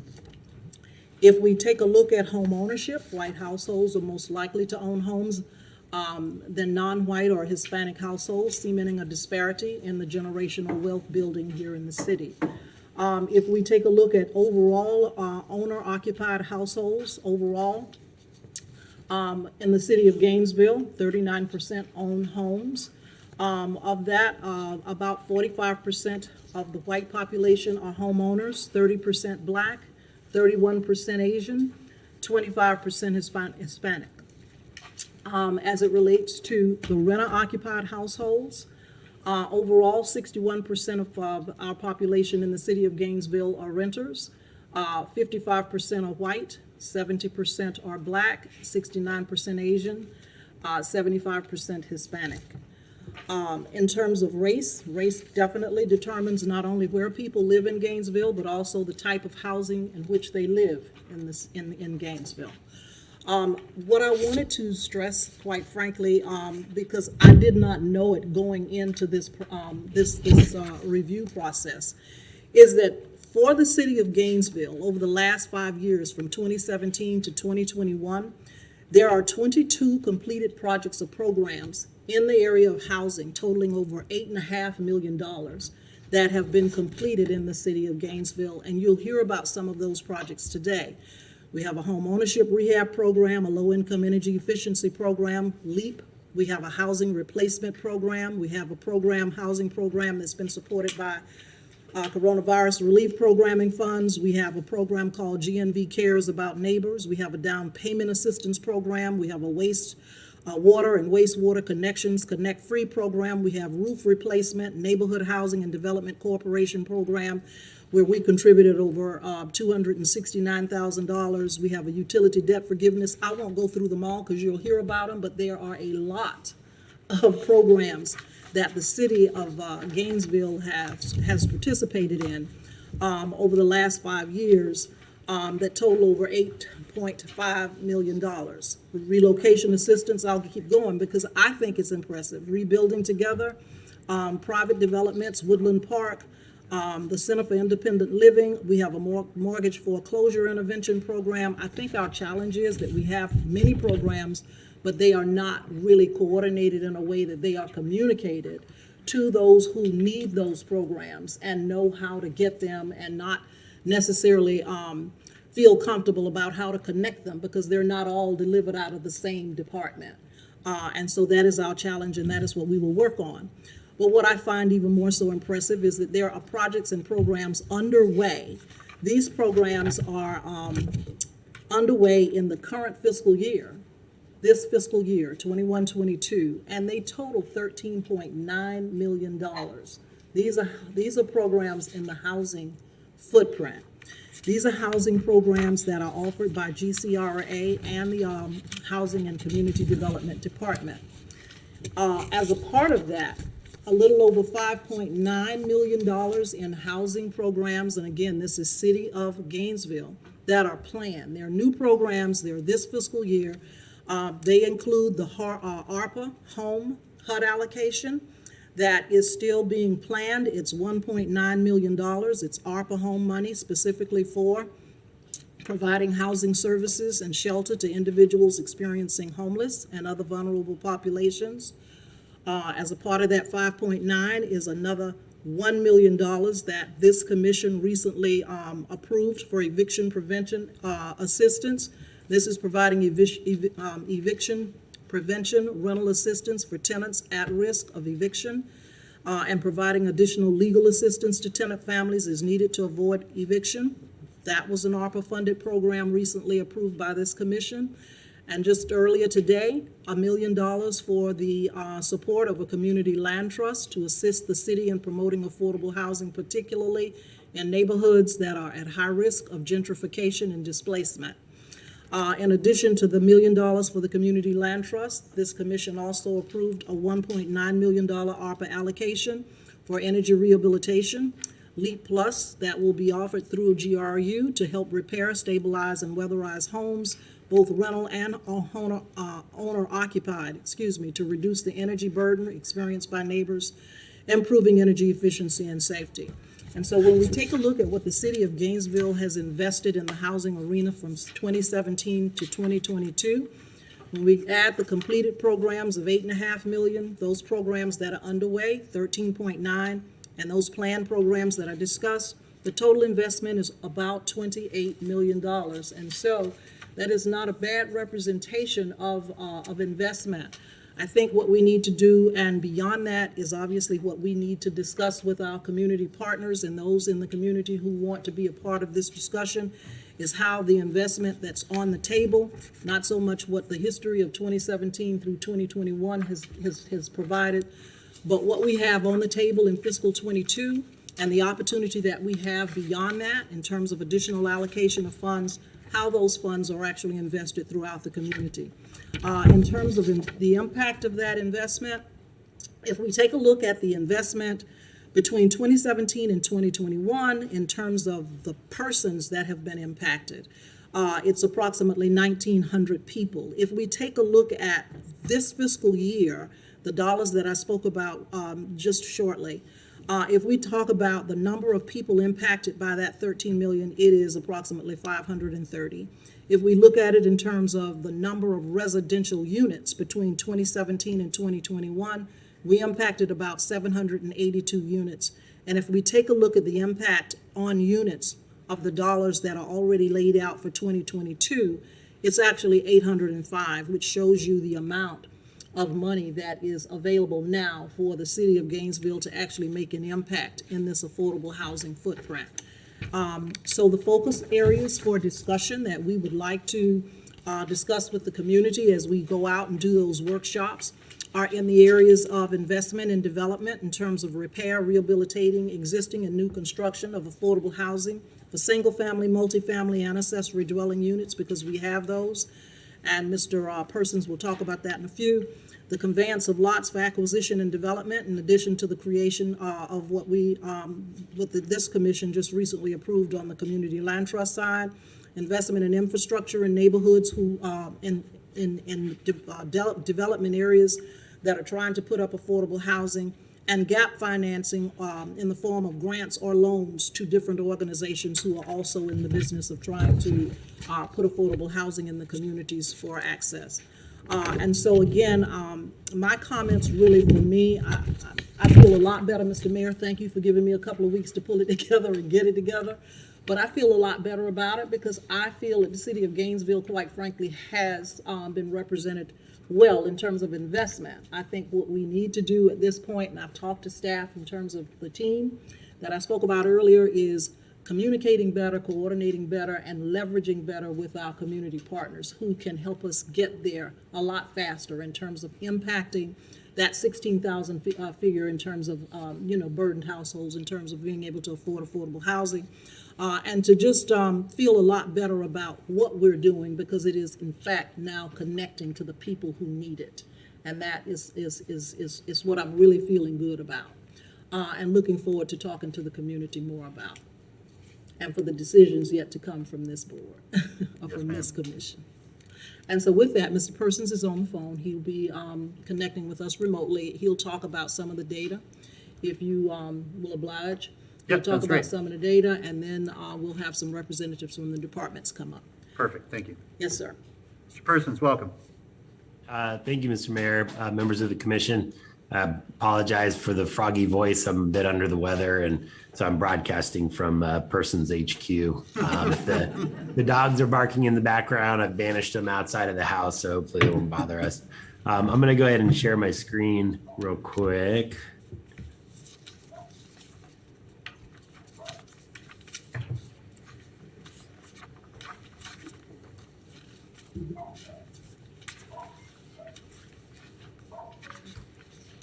All right, can you see that? Yes. Excellent. So I'm not going to really kind of hit every piece of the report or the framework, but I did want to kind of touch on some of the data components. I will say, just from sort of starting off, I think as the city manager said, we put this together in a pretty short amount of time.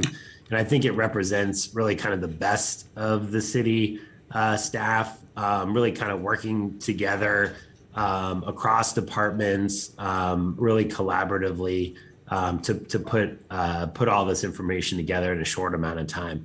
I also think it reflects just how complex and multidisciplinary the nature of housing policy is at the local level. I think as we get into the data, I think it really kind of tells a story that while we experience housing trends at a local level, they are really a reflection of national trends.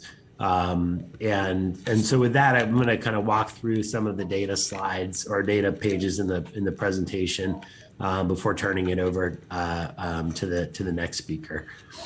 So we wanted to sort of start with a macro lens and look at what's happening on the national level. And luckily, there's since housing is such a hot topic across the country, there's a lot of really great data out here.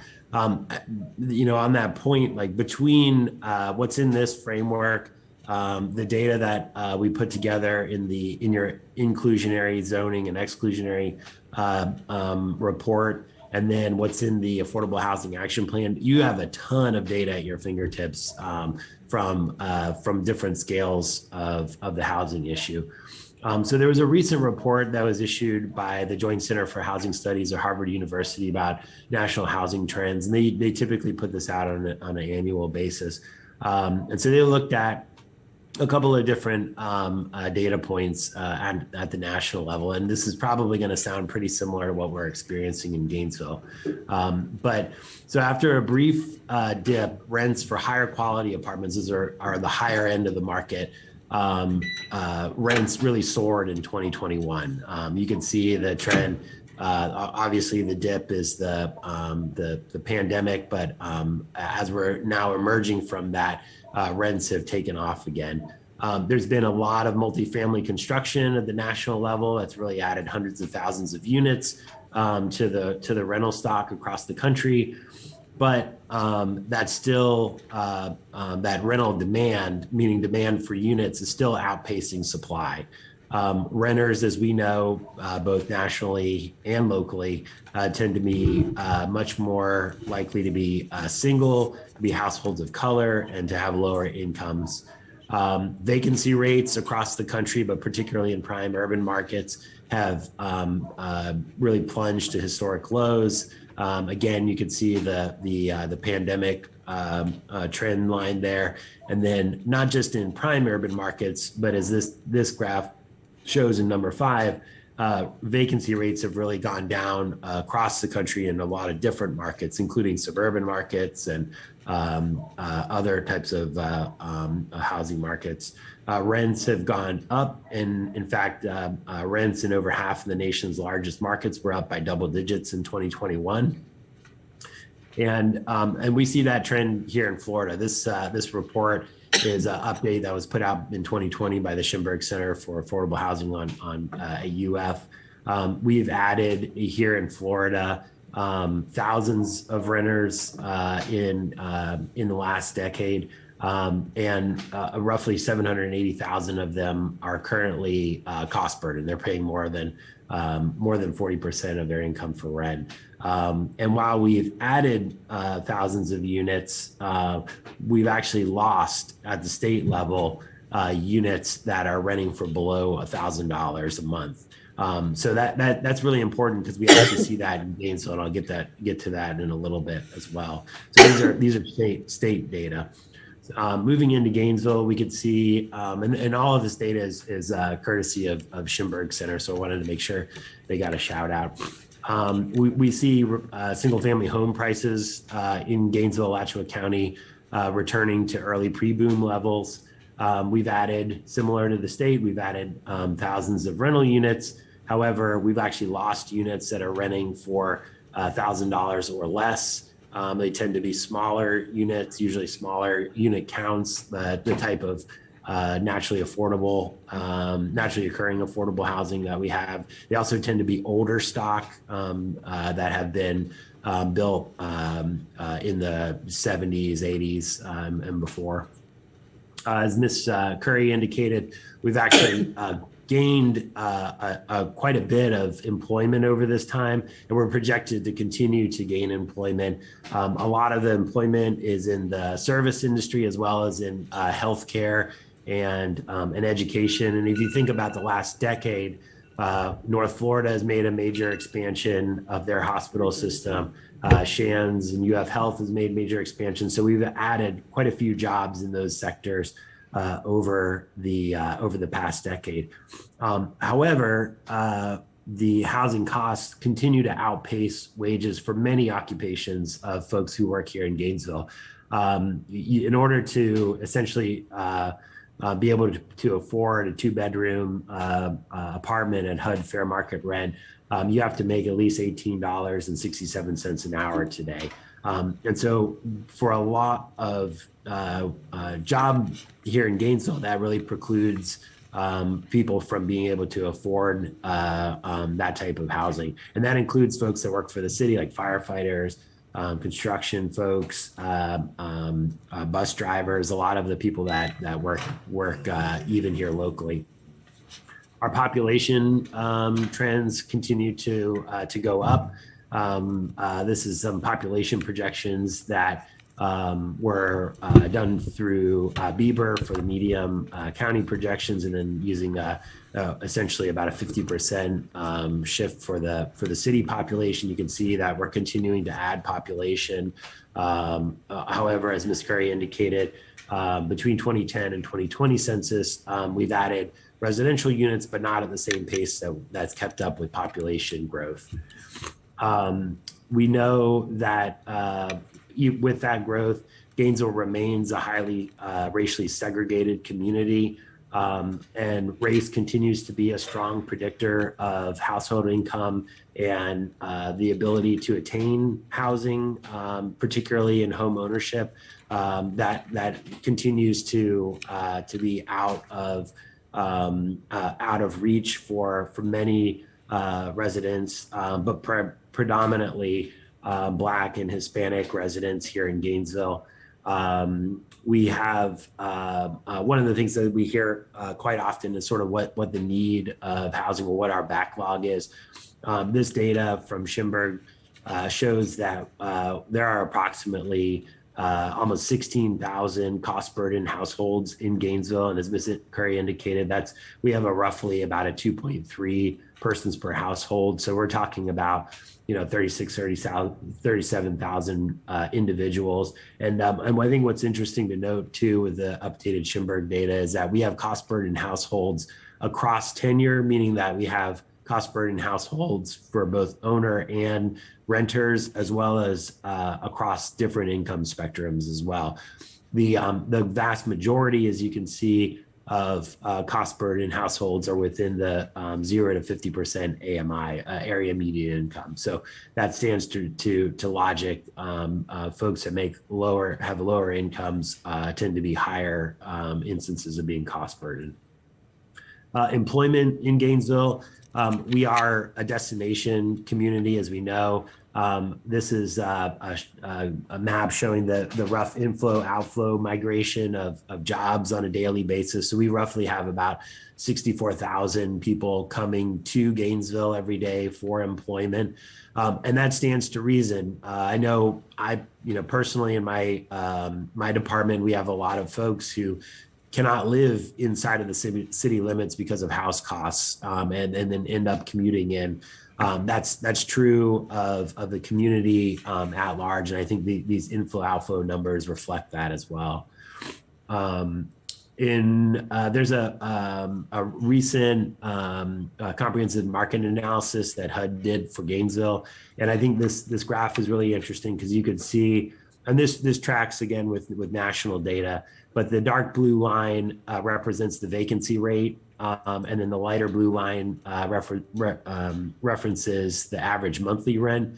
And so you can see as our vacancy rates go down, and they have gone down over the past decade, average rents tend to go up, which stands to reason as supply tightens.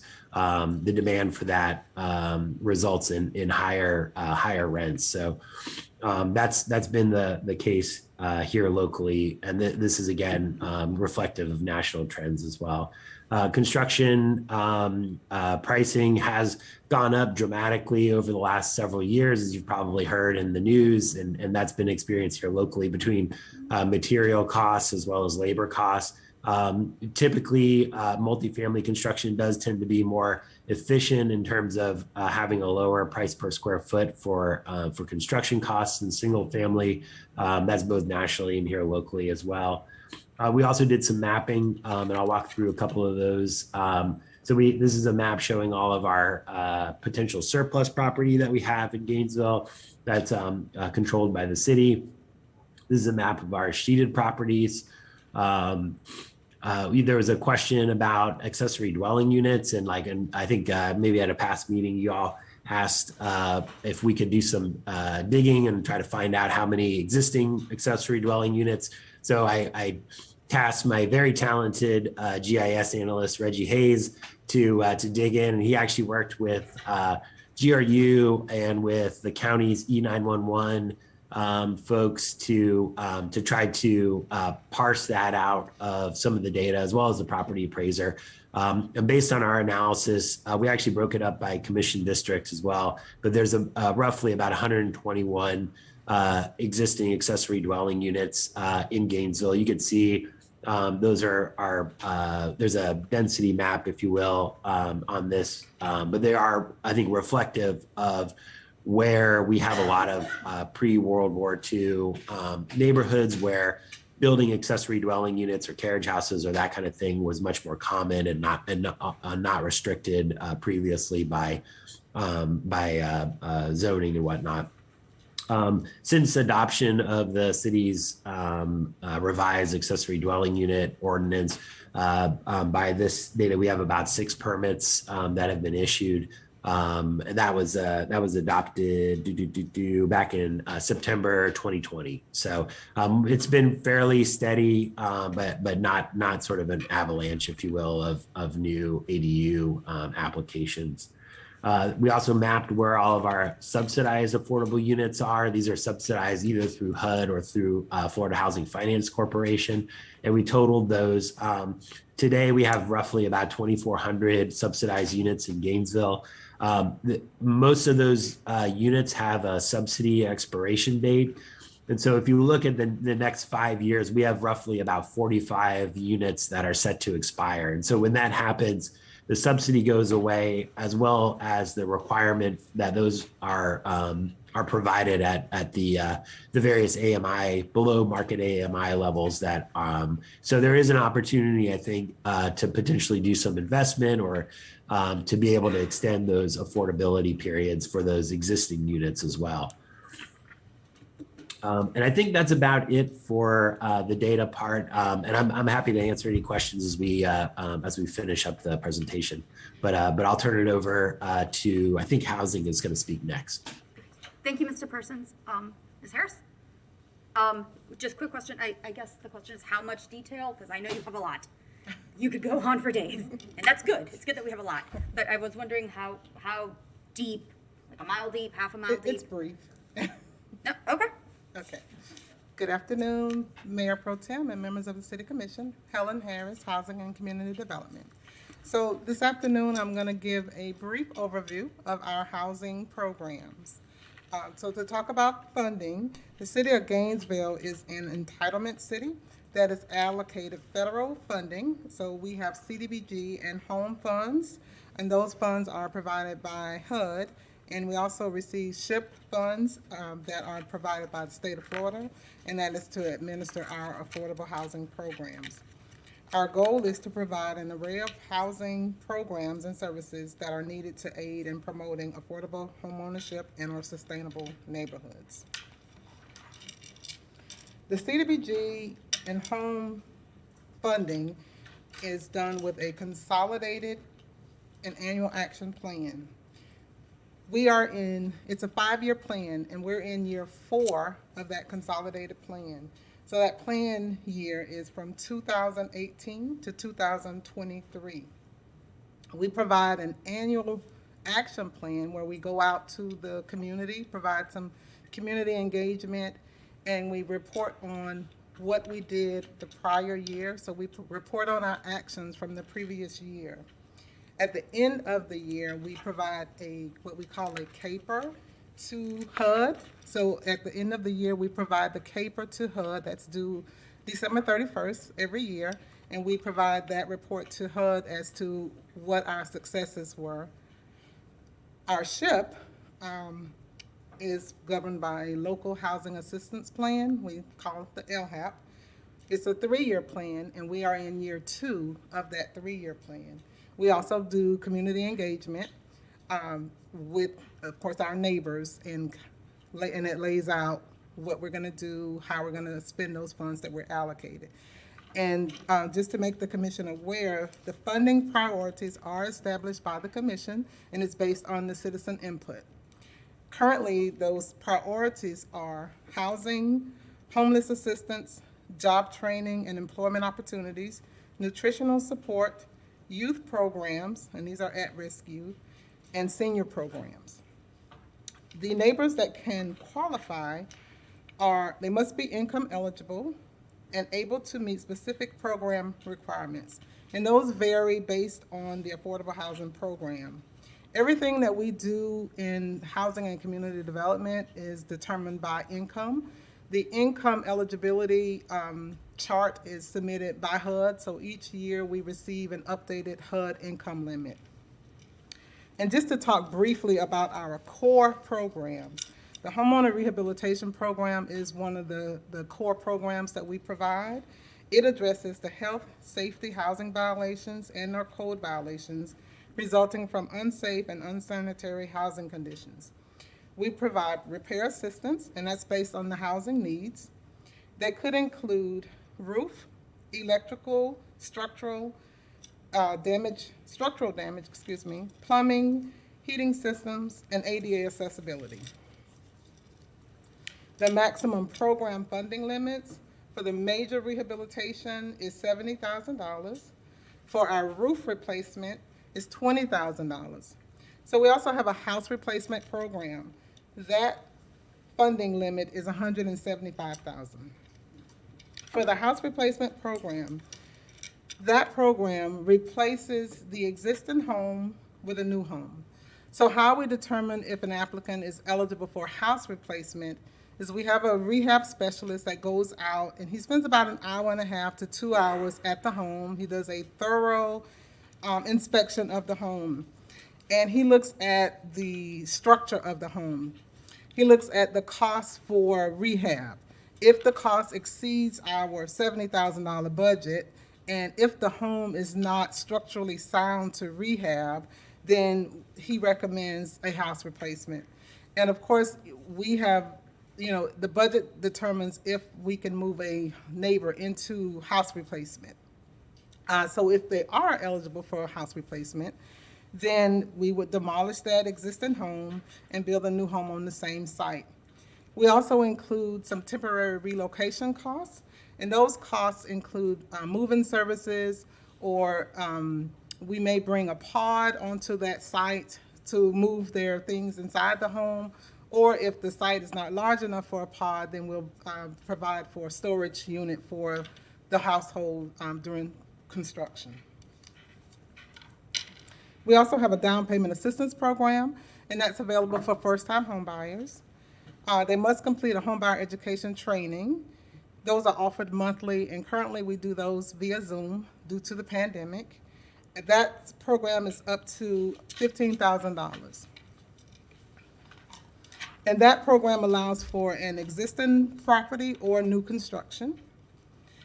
We also provide mortgage foreclosure intervention, and this is provided to qualified homeowners to avoid foreclosure and prevent homelessness. Those homeowners must also complete one-on-one counseling. We kind of look at a budget for them to help them to eliminate this in the future. And that program is available, it's up to $7,500. We also have disaster mitigation. We have not had to activate that since I have been in Office of Housing and Community Development, so that's been 4 years. We haven't had to do that, thank God for that. But we do provide financial assistance due to a state declared emergency. So that is available, and we use unencumbered SHIP dollars for that program. We provide housing counseling, so that's one of our programs. It's a housing counseling program. And it includes the homeowners training workshops, home buyers education workshops. We do credit repair counseling. We do one-on-one housing counseling, and we do a lot of community outreach. Other affordable housing programs include our Connect Free program. And with the Connect Free funding, we were able to provide some funding for the Heartwood subdivision, our land donation pilot program, and our rental housing programs, which is our low-income housing tax credit projects. And that was a quick synopsis of what we do. Those are the core programs. Thank you. Thank you, Ms. Harris. Just for my own sake, I don't recall seeing, I know you're reading something. That Yes, has ma'am. Numbers. I don't listen to numbers very well, that's a Okay. problem. Would there be a way to get that sheet sent to all of us? Sure, sure. I'm not the only one. Okay. Thank you, ma'am. You're welcome. Madam Manager? Oh, I guess, who's next on? I'm sorry, on this third? is Ms. Modil, she's from GSRA. Thank you. Hello, welcome. Hi. I'm going to take this off because I get a little too excited. So, good afternoon, commissioners and city manager. My name is Mo Deal, and I'm with the Gainesville Community Redevelopment Agency as reinvestment area. That is a correction.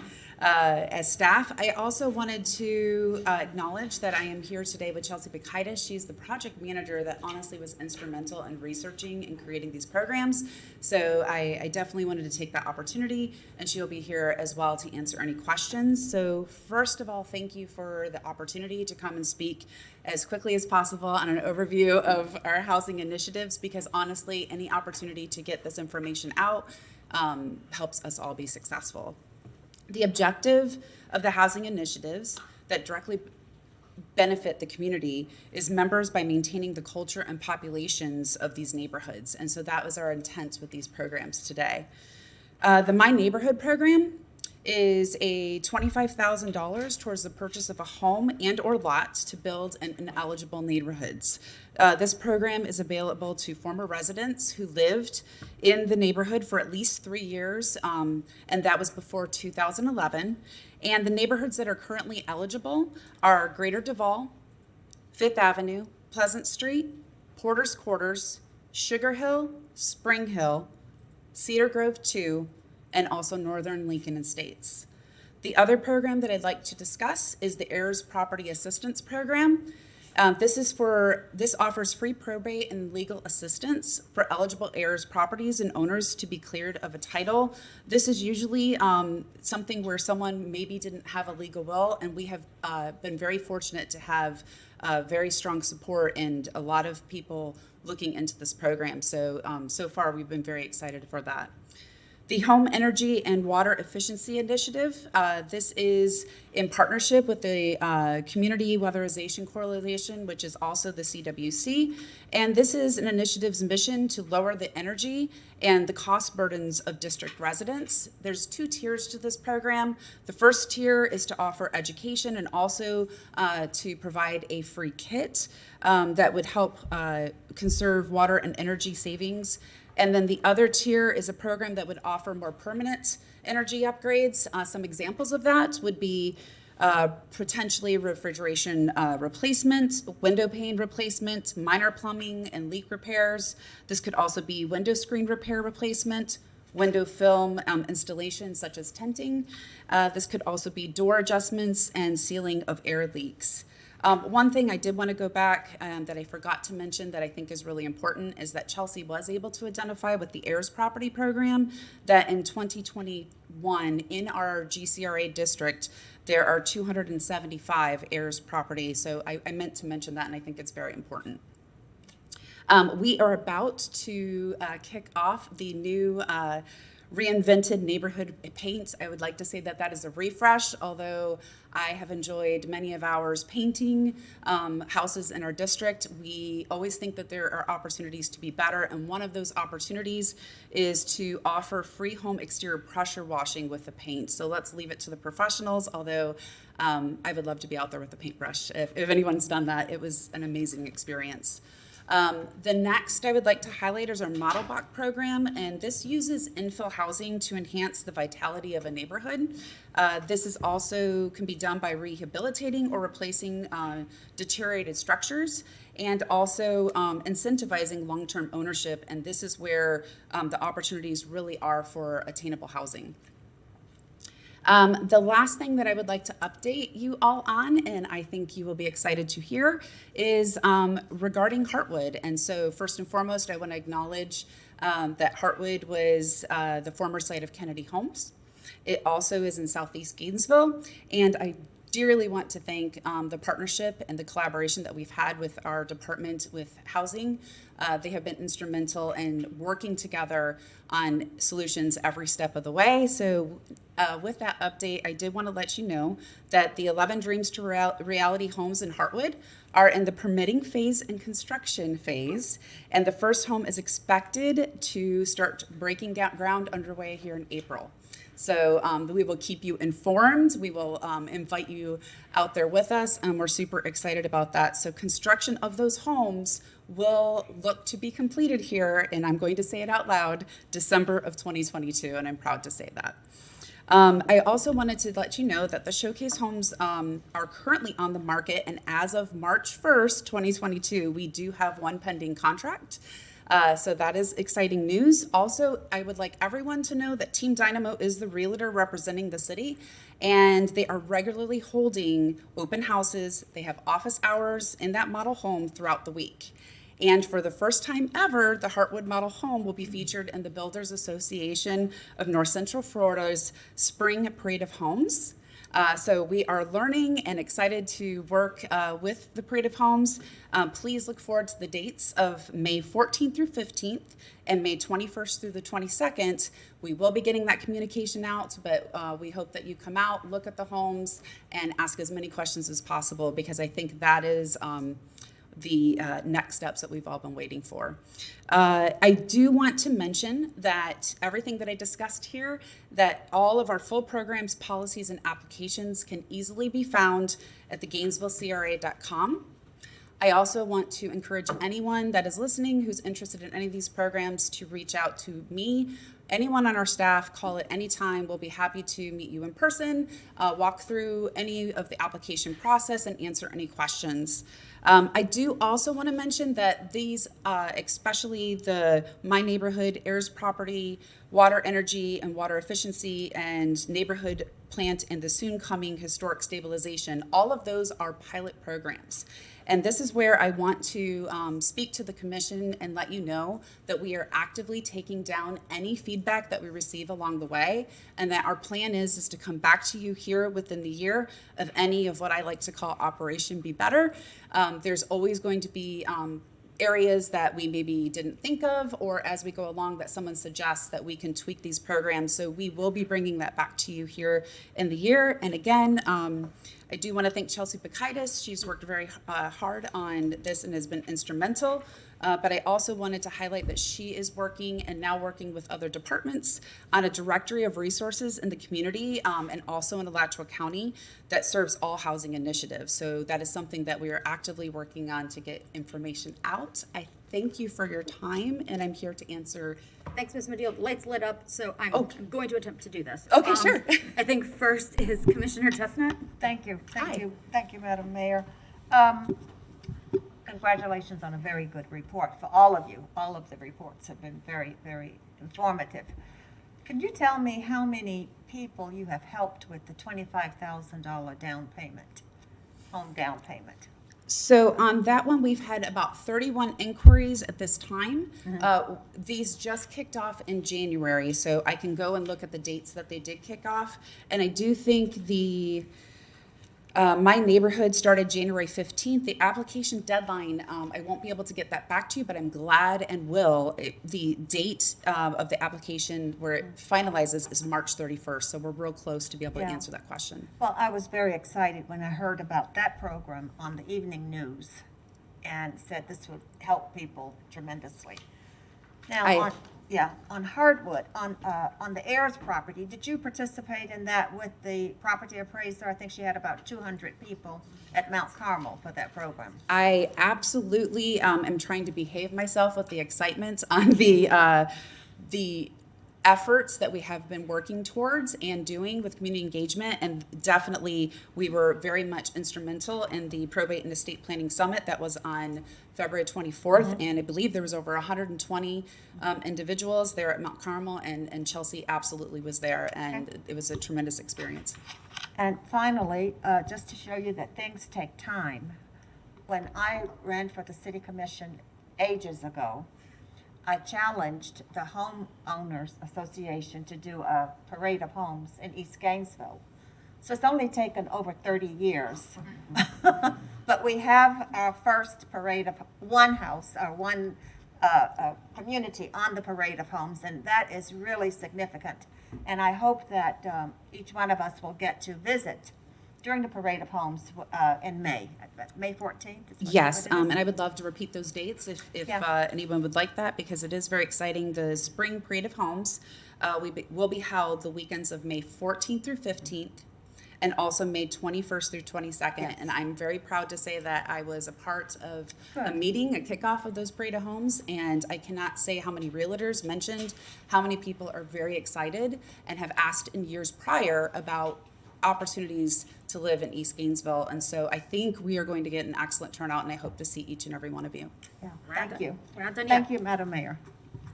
Okay, I will not displace Lauren. Commissioner Duncan Walker. Thank you, Madam Mayor Pro Tem. And thank you to everybody who has presented thus far. This has been a lot of information. I don't want to get too far ahead of myself because I have some general comments that I want to make. But Ms. Deal, I do have some questions, some more specific questions. I want to take us on a slightly deeper dive into the My Neighborhood program. Okay. Okay. So you gave us the dates. That was certainly where I wanted to start in terms of the launch and in terms of a deadline that is rapidly approaching. So we said the 31st of March, correct? That is the first application round, and the second application round will be May 1st through July 31st. Okay. So, and you said how many applicants? Did you say applicants or people that were interested? So we have been doing our due diligence of we're getting a lot of phone calls. All of these are starting in January, so it's been really exciting. For this particular program, I believe we were able to record about 31 inquiries. What we have found is that as people come in and ask more specific questions, we do need to make sure that they qualify in our GCRA boundaries. And so I do think we will have applications closer to that date as we help people work through the process. What are we doing in terms of marketing? Because if I can just cut straight to it, a couple of weeks ago, I believe it was in GPC meeting, I made the statement that we're doing a lot of different programs, and that's wonderful. Obviously, we want to make sure we're doing what we're doing well, but we also want to make sure that what we're doing, people know about. So I get concerned when I hear that we're coming up on our first deadline of a program that could provide a tremendous opportunity for some neighbors, and we've only had inquiries, no applicants. So I wonder if there have been any plans that have been put in place to increase marketing efforts. I heard you say that some of the confusion was around where the boundaries were, et cetera, et cetera. Can you talk to me a little bit about what we've done to mitigate that circumstance so that we can try to meet the goal of this first round? And then after you answer that, tell me what happens after the second round. Okay, I will do my best. I also have my wonderful support system if there's something more specific, if I'm not able to answer that. For sure. I will welcome Chelsea to that, but I think I can speak to quite a bit of this.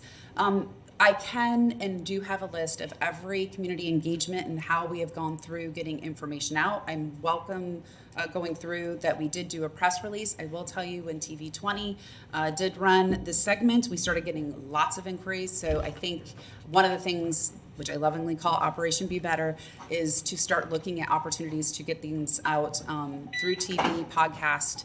And so what I do want to let you know is that we participated on 3 panels that were related to answering questions about these programs, and then also obviously social media posts and websites.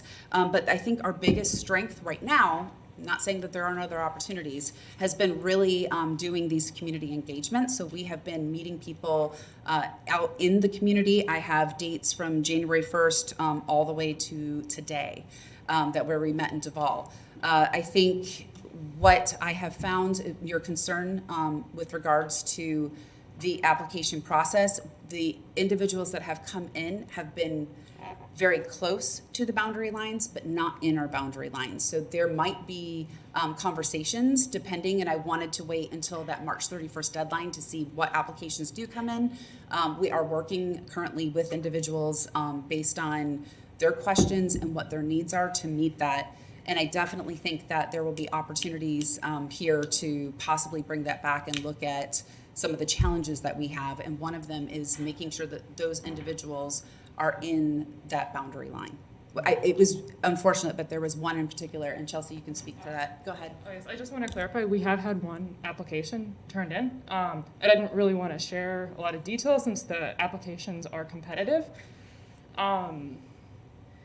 I am working with a couple of applicants that a lot of it is they have to do the footwork to be able to prove that they live in the neighborhood. So I'm working with them to get records. So a lot of this is stuff that takes time to actually submit. And I had a great meeting with Habitat for Humanity yesterday, and they're working very closely with several of their people involved in their program to get some applications in by the deadline as well. So thank you.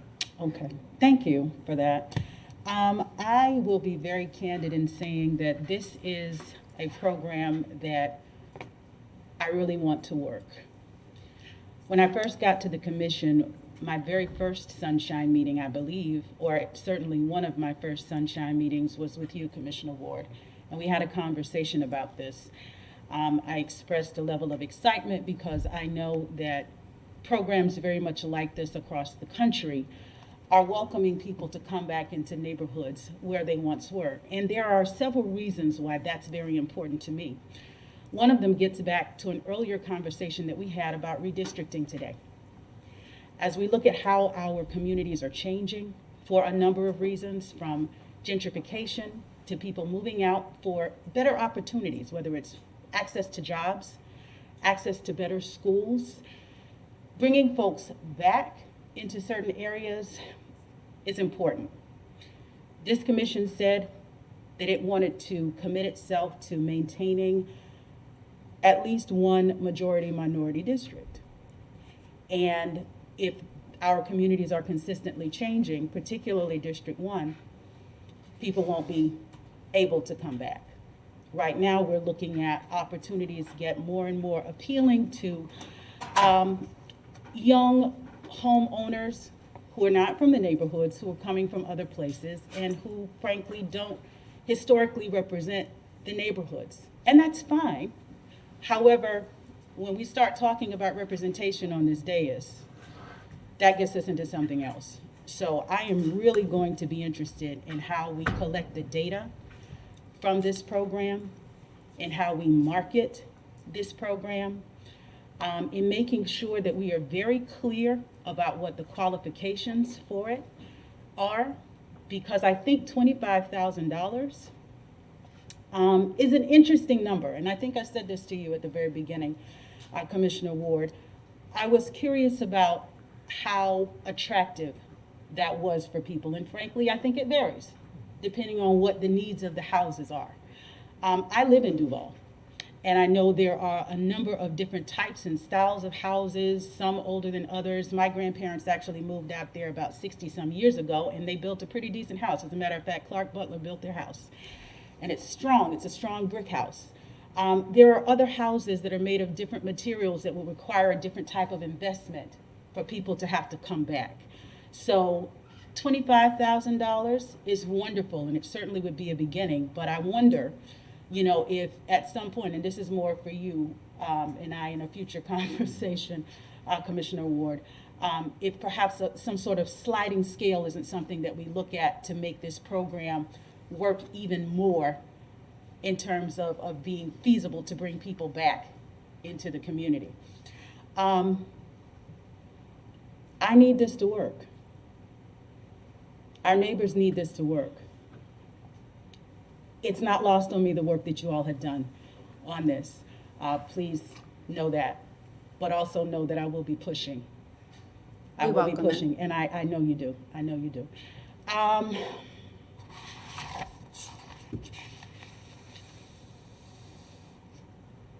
I'll save the rest of my comments because I believe they're more general in nature. So you'll have 2 rounds of this. Am I hearing Ms. Steele?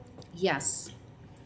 And I can let you know that the first round, it will be ending here March 31st, and we will be able to report that back. And then the next one will be May 1st through July 31st. And then I do want to say that everything that you have mentioned, I absolutely have written down, and our team will work with you and take any suggestions on how to make each and every one of these programs, and that one in particular, successful. Absolutely. Thank you very much, Ms. Steele. I'll conclude right now, Mayor Pro Tem. Thank you. I think next is Commissioner Ward. Thank you, Mayor Pro Tem. Thank you, everyone who's worked on this, on both these programs, all these programs. Thank you, Commissioner Duncan Walker. I'm excited. We have another meeting set up, another sunshine meeting to talk about neighborhood stabilization and these programs soon. Because that's really what it is. It's about neighborhood stabilization. It's about, making sure that people feel, people want to be in the neighborhoods where they used to live, and that they can stay in the neighborhoods where they are now. And I'm glad doesn't quite get the emotion, but very, very pleased with the heirs property program, that we've had such interest in that. And I'm so happy that we're able to work with the other government entities to really move that whole process forward. Ours is a piece of the heirs property issue. What we're doing is helping pull people out of the river once they've fallen in, but the county is working on some things to keep people from falling in the river. So it's really pleased with the direction that's taken. On my neighborhood, the former Welcome Back program, 25,000 means, unfortunately, a lot less than it did when we started the program. When we started kicking the idea around almost 2 years ago, $25,000 was a bigger number than it is today. I am open to anything that makes any of these programs better and more able to be taken advantage of. If that means we play around with some of the borders of some of the neighborhoods, cool, let's have those conversations. Let's whatever it takes to make them more successful, I want to do. I want them to be so successful that we have to have a conversation about, we've got a stack of applicants that we need to approve more funding for. That's where I want us to be. So thank you, both of you, everyone who's been involved in this, for getting us to this point. I'll stop there. Thank you. Thank you. Commissioner Ariola? Thank you, Mayor Pro Tem. Thank you, everybody. Was really looking forward to seeing this report, and I took time to go through a lot of the data. It's pretty obvious that we are really working in a housing crisis. There's a lot of folks, not just in our community, but all across the state of Florida, who are dealing with this. And I'm very proud of what Gainesville is doing, because as a locality, we're doing all the heavy lifting. When I do research about what other local governments are doing around this country and even around the world, the best programs have robust state support. They're receiving funding from the state to build subsidized housing. They have goals to reach. Every 5 years, they have to have a certain amount of housing that gets built. And so we don't have that partner in the state of Florida.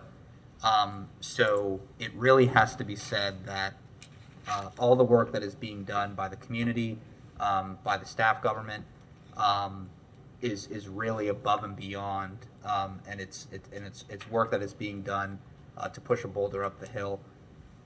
I think where we have to eventually get to in this community, and I want to go to the focus areas for discussion that was included in the city manager's report. We're going to have to get to investment in development of affordable housing.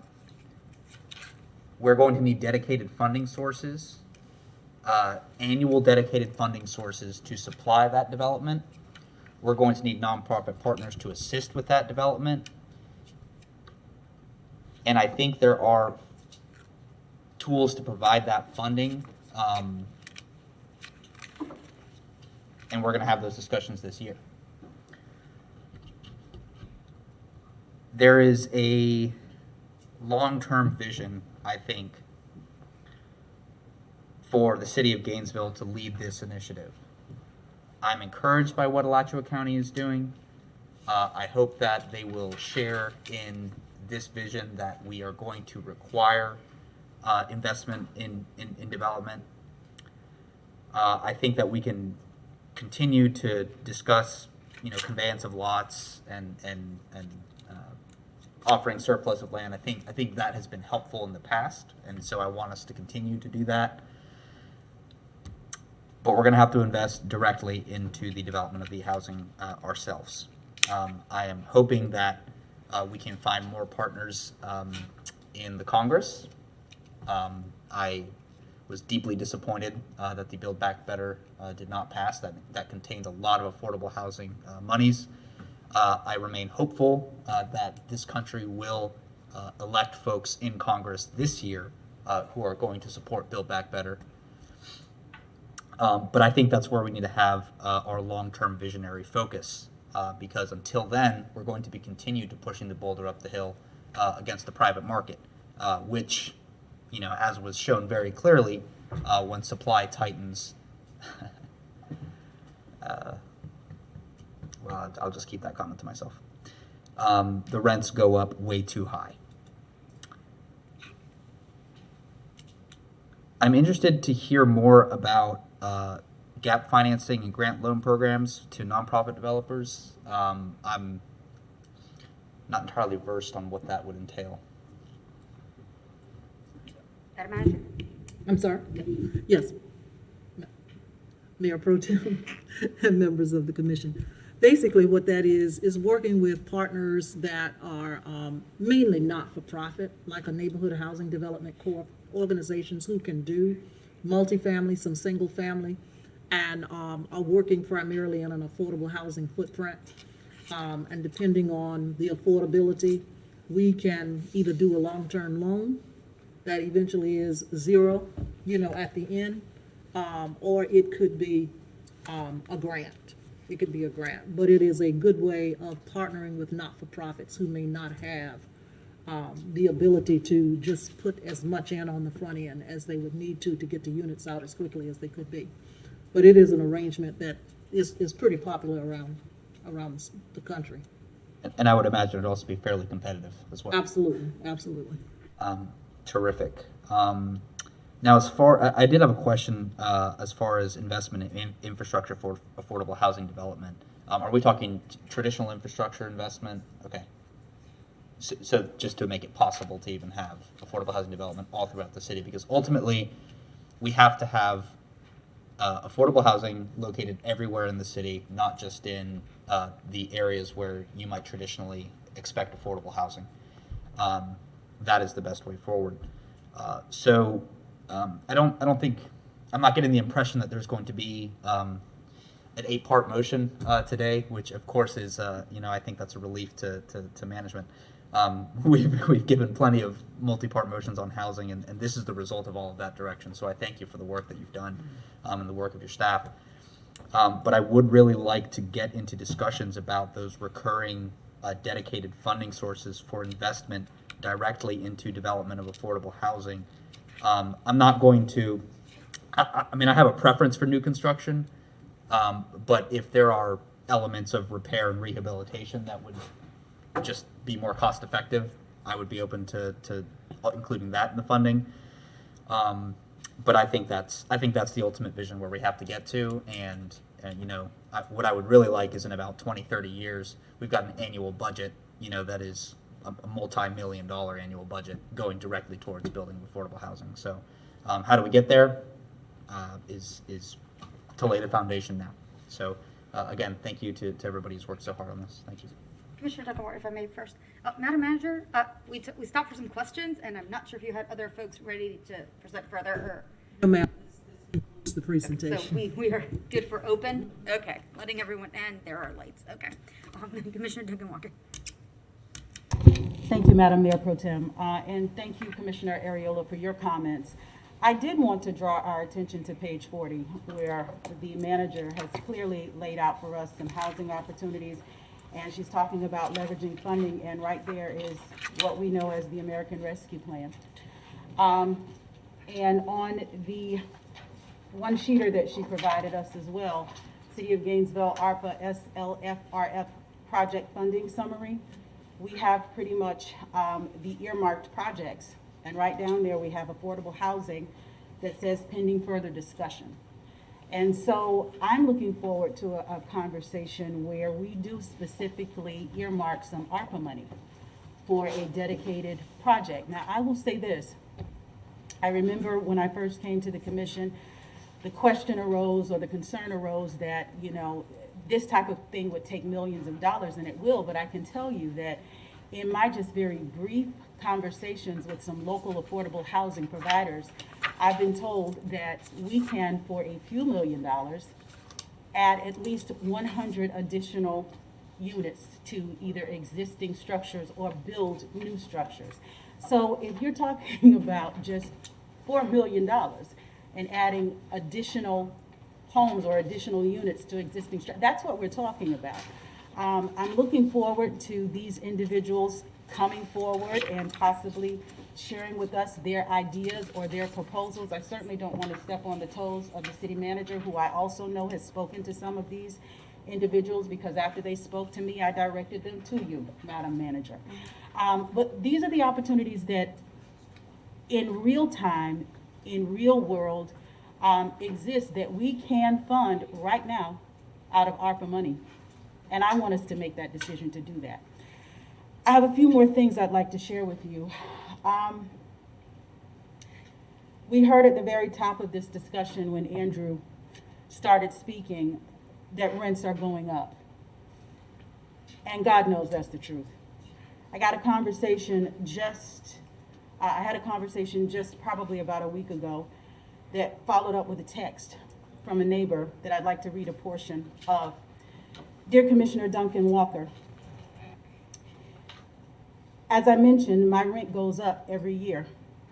I'm at $800 a month with no improvements since I moved in back in 2012. I know I'm stuck because the rent prices continue to rise. I will be paying $1,000 soon if no one will hear me. And the outside look of the place, well, the mold is uncontrollable and I've tried to clean it, but the units are old.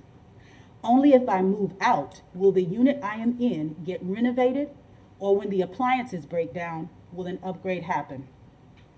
I'm gonna jump down to this part. I was told, quote, we had to go up on rent. Those who pay $950 out in this area will now have to pay an additional $250 on their rent. I am told that the carpet in the living room is replaced. That will add to my rent $250. I don't know what to do, but I'm praying something opens up for me. Again, thank you. That could have been anybody in this city. But I want to make the point that that's one of our employees. And she works at GRU. I didn't ask her. She volunteered that information. So when we really start to contextualize the nature of this problem, I think things like this bring it home.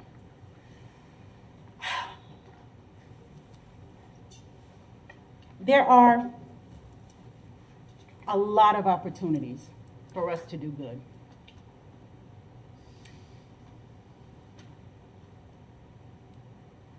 There are additional partners that I think that we have not included in this list. And I'm going to ask this question. I was kind of debating whether I was going to ask it, but I think it has to be asked. So, Chief Jones, I'm going to ask you to step forward out of your official capacity.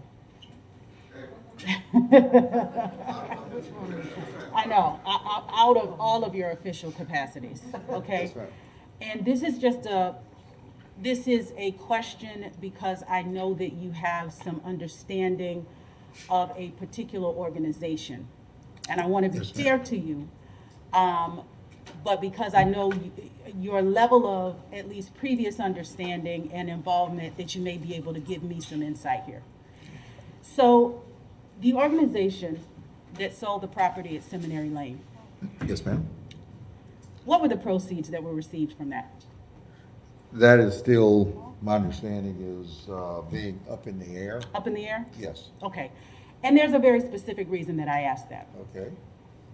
I asked that because when this whole thing started, one of the questions that I asked to the individuals that were involved was, would there be an opportunity in the future? First of all, what kind of project? What was going to happen with that money?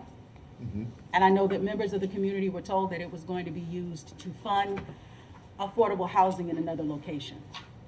And in my mind, when we got this report and I looked at the partners and I understood that here we had had this sale of this community that once was affordable housing for the most vulnerable, and an organization who had told us they were going to commit to creating another affordable housing opportunity in another part of the city, I said, well, how could the city potentially be a part of making that a reality? Okay. So I wonder if that organization, Chief, and perhaps you can't answer this at this time, but this is the way that my mind is working, that we might be able to have a conversation about assisting in bringing that development to fruition. If it is that the city helps to donate some land so that that actually can come to fruition. I can't spend that organization's money, but I can say that my hope and my prayer is that those funds will be returned to the community, particularly the most vulnerable community that needs that housing the most.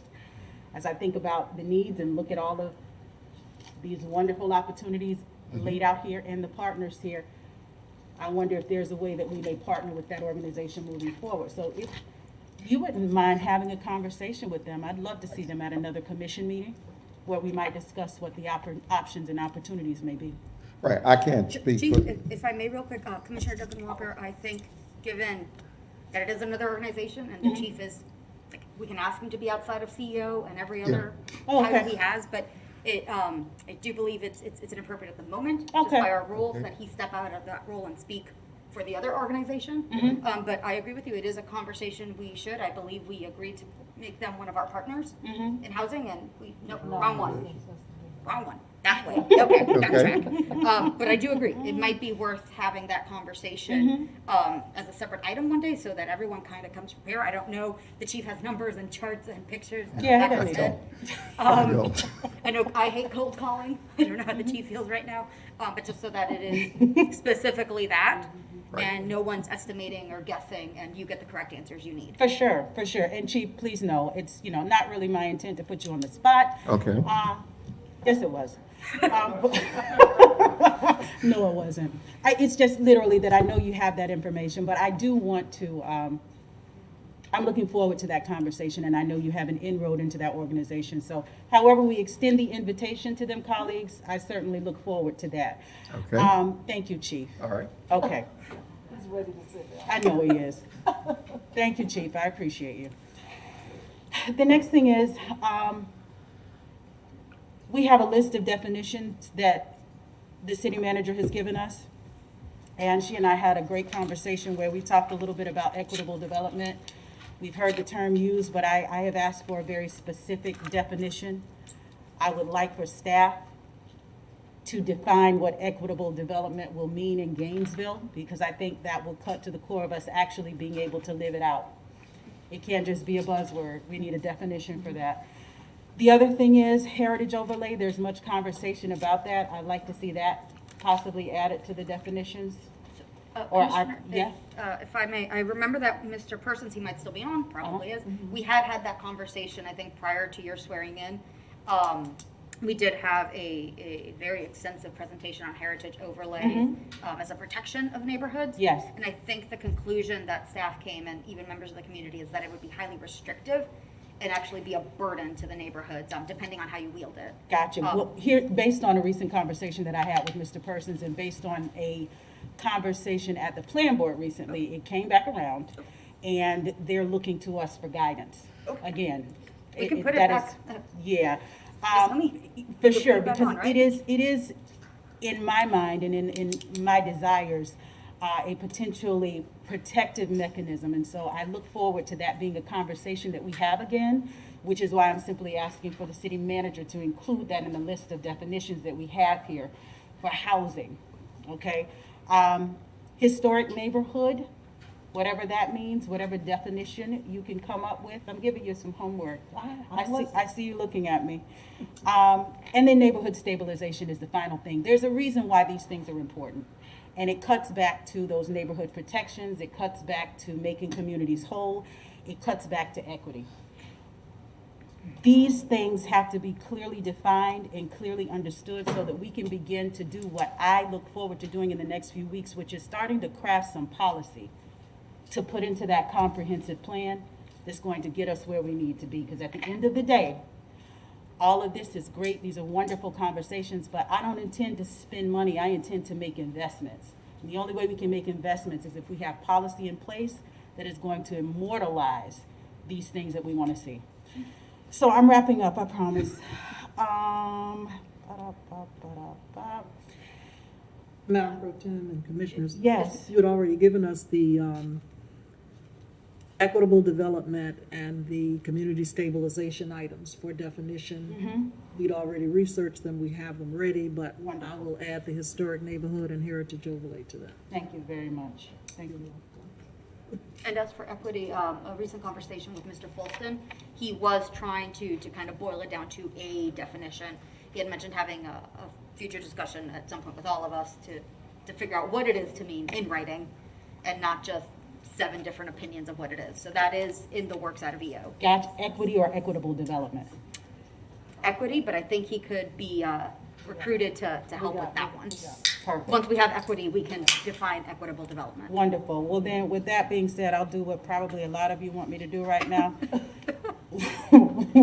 which is conclude my comments. But I want to say once again, thank you to everybody who has done work. And Madam Manager, you jumped in a clutch, and in I believe about 3 weeks, pulled this off.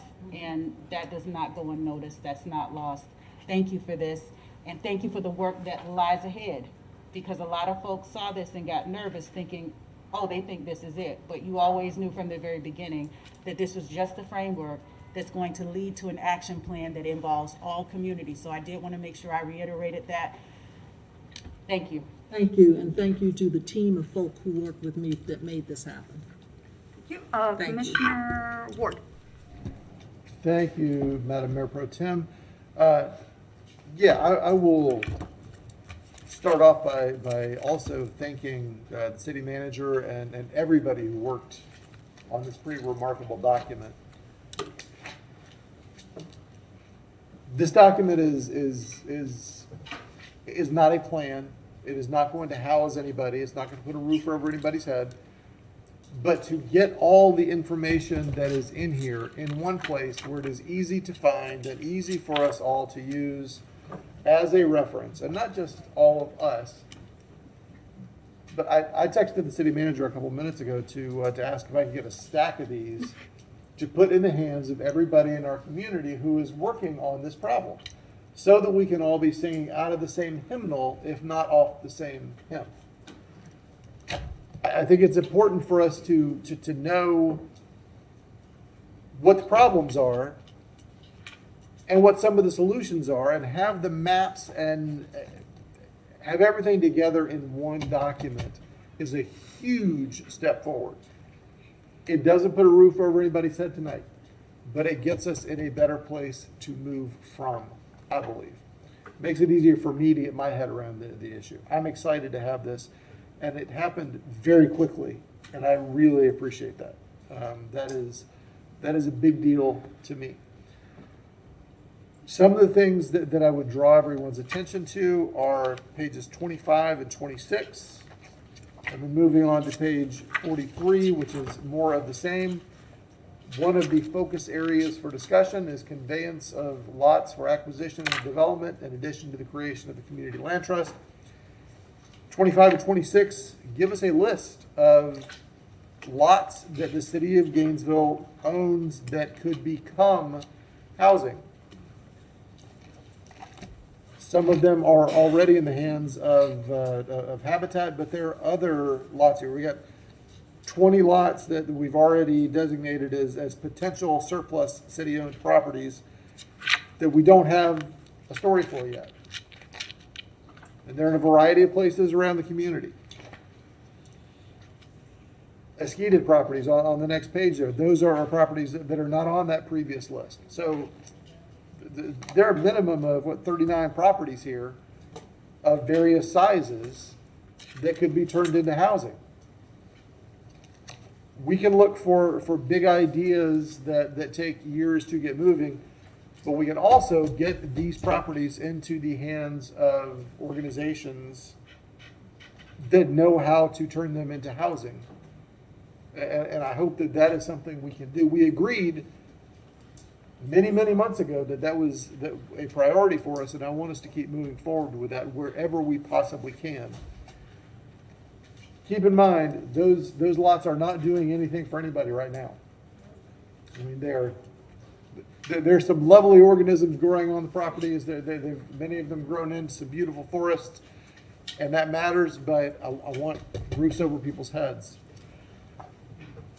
Page 43, you get a great image here of where vacant lots are in our city. Public and private, it's broken down by total vacant lots, by approximate acreage, how many are private, how many are public. I've had conversations with small-scale developers over the last year or so who have a hard time coming up with individual properties that they can purchase and turn into homes that they can have rented or sold affordably.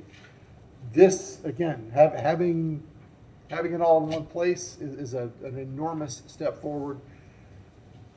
I am I'm more interested in us getting the lots that the city owns into the hands of people who can turn them into housing quickly, and in using whatever funds we can cobble together through ARP or anywhere else to do the gap financing and grants and loans programs for nonprofit developers.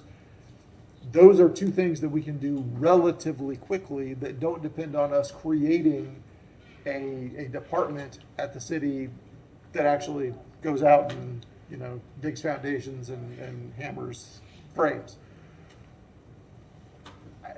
Those are simple things, not simple. Those are obvious things that we can do that get people housing quicker. And that's where I hope we can kind of focus in the near term, because those are opportunities and they're here in front of us that we don't have to go create. So I'll stop rambling. I'm excited about this, and I really appreciate everybody's efforts on it. Thank you. Commissioner Hayes Santos. Thank you, Mayor Pro Tem, and thank you all the staff for working on this. It really was an amazing feat so quickly.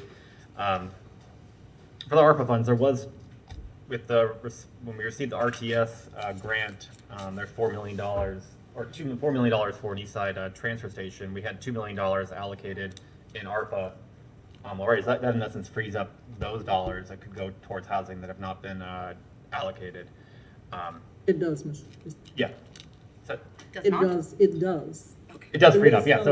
So we now have $2 million of extra funds that we had already allocated that I think could go towards helping to build new housing, because I think that is one of the biggest things that we need. I mean, I think the demand is one of the biggest things. 26,000 new jobs were created here in the last 10 years, 11 years. That's a lot. That's huge. And we talk about like why we're growing and stuff like that, and where it's students who are coming, but it's new jobs. That's what's driving people here, and that's why we're seeing such a huge demand for people to live in our city.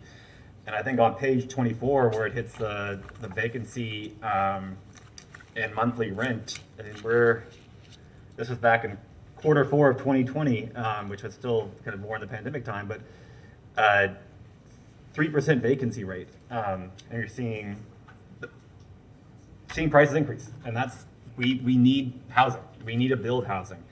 On page 43, the one mentioned by Commissioner Ward, that talks about all the vacant lots.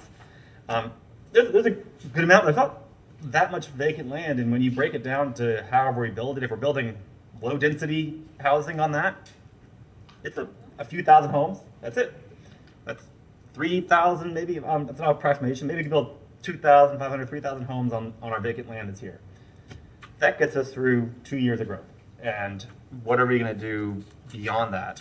So we have to be thinking long-term of how we utilize the space that we have. Commissioner Duncan Walker, thank you for bringing up the employees issue. That's something that I think we should try to address in our next contracts and how we look at it. And I think one of the biggest things, and we're going down this path, and it's happened in many other cities, and every day it's getting worse, is that we are becoming a city where people commute in to serve the people who live here. And for our employees, many of them live outside. And I think that's a very dangerous, but it's a good thing for people who have to travel in to serve the people who live here and work for the city of Gainesville. So I think looking at incentives for employees who live in the city and helping to make it, when they're looking at the kind of the cost difference of living in the city or not living in the city, we are helping to kind of steer them into living in the city, because I do think it's important having them as our neighbors. On the vacant lands, you mentioned Fifth Avenue and the Seminary Lane.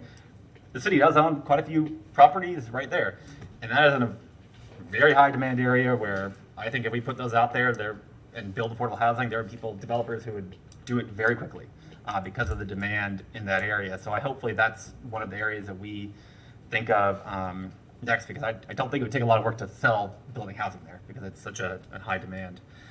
I do want to touch on the heritage overlays. I brought this up last time, but heritage overlays, in my opinion, will increase the cost of housing, and I think we have to be very careful about how we roll those out. You look at historic designated districts, and they're more expensive, and that's something you see across the country. Is when you compare historic overlay districts with non-historic overlay districts, historic overlay districts are almost consistently more expensive and appreciate faster. And they, in essence, drive lower income people out of those districts because of those overlays and because of those districts when you kind of look at the data. And that's my biggest worry about those districts. I'd be happy to talk to you more and have a meeting about them, because we have to find the balance between protecting things, but also how that might push people out of there as well. I think that drives home all the points I wanted to make. I'm sorry, Commissioner, did you say historic district? Historic districts. Or did you say heritage? The heritage overlay is like, in essence, a subsection of the historic district, but yes, historic districts and heritage overlays and all of them, in essence, of that, because they are, in essence, forcing people to keep a thing, and they create this kind of, I don't know the right words for it, but the data does show that those neighborhoods appreciate faster and are more expensive than neighborhoods that don't have those protections on them. Mm-hmm. Well, yeah, I definitely would love to have, I wasn't a part of your conversations when you've had them before, but I do know the conversations that I recently had with Andrew Persons and his group, and there was probably another term that one of their newest members used that I was particularly interested in. I won't ask Andrew to pop up now to take up any more time, but absolutely, I'd welcome that conversation. So I'll just move that we accept the report and have staff schedule community workshops to discuss further. Sir. Okay, thank you. Commissioner Ariola. Thank you, Mayor Pro Tem. I feel as though we're getting ready to take some public comment, so I just want to thank everybody. I appreciate the free exchange of ideas and all the discussion that we've had today. I want to say I would absolutely be in support of using remaining unrestricted ARPA funds for investment into development of affordable housing. Details to be determined. But also, let's keep in mind going forward, there's the huge piece of a lot of this is our neighbors without a home, and let's not lose sight of that important component as well. But thank you, Mayor Pro Tem. Okay, and Commissioner Chestnut. Thank you. I too want to thank the manager and her staff. I thoroughly enjoyed reading this report because I just like facts and figures. The positive thing here today is that East Gainesville, from 6th Street over, from Main Street over, we are beginning to see a mixture of homes. People should not see East Gainesville as only an affordable homes, but bringing in Heartwood. I think there's a couple of other developers that are building high-end mixed homes, and so I think we want to have both of those in the neighborhood. What I would like to see today is that in looking at the money that is remaining from ARPA, I think it comes out to a total of $13 million. We keep chipping away at money as each meeting. I would like to earmark, put on the table now, how much we are going to dedicate or set aside from ARPA, because we're not going to start building or address this issue long-term immediately, but I don't want to get to the end of the process and all of the money has been earmarked. Now, for the manager, at the end of her report, her estimate here, you've got an estimate of $4 to $6 million. Is that what that's what you're suggesting? Now, I think at a previous meeting, I heard Commissioner Ward throw out about $6 million. I would like to see us put $7 million, set aside $7 million, and I'd like to add this to your motion, Commissioner Hayes Santos. Set aside $7 million that we use for housing, for ARPA housing. The $2 million from the East Side Mobility Hub, I think we need to set aside in a contingency to replace the $2 million that deficit we're going to have from the GRU transfer. On the East Side Mobility, see if we can set aside some money now, because that's how much that's what you all voted on, correct? $2 million a year from the general revenue? 2 million. Well, not there yet, but I'd like to take that 2 million and set that aside as a contingency fund.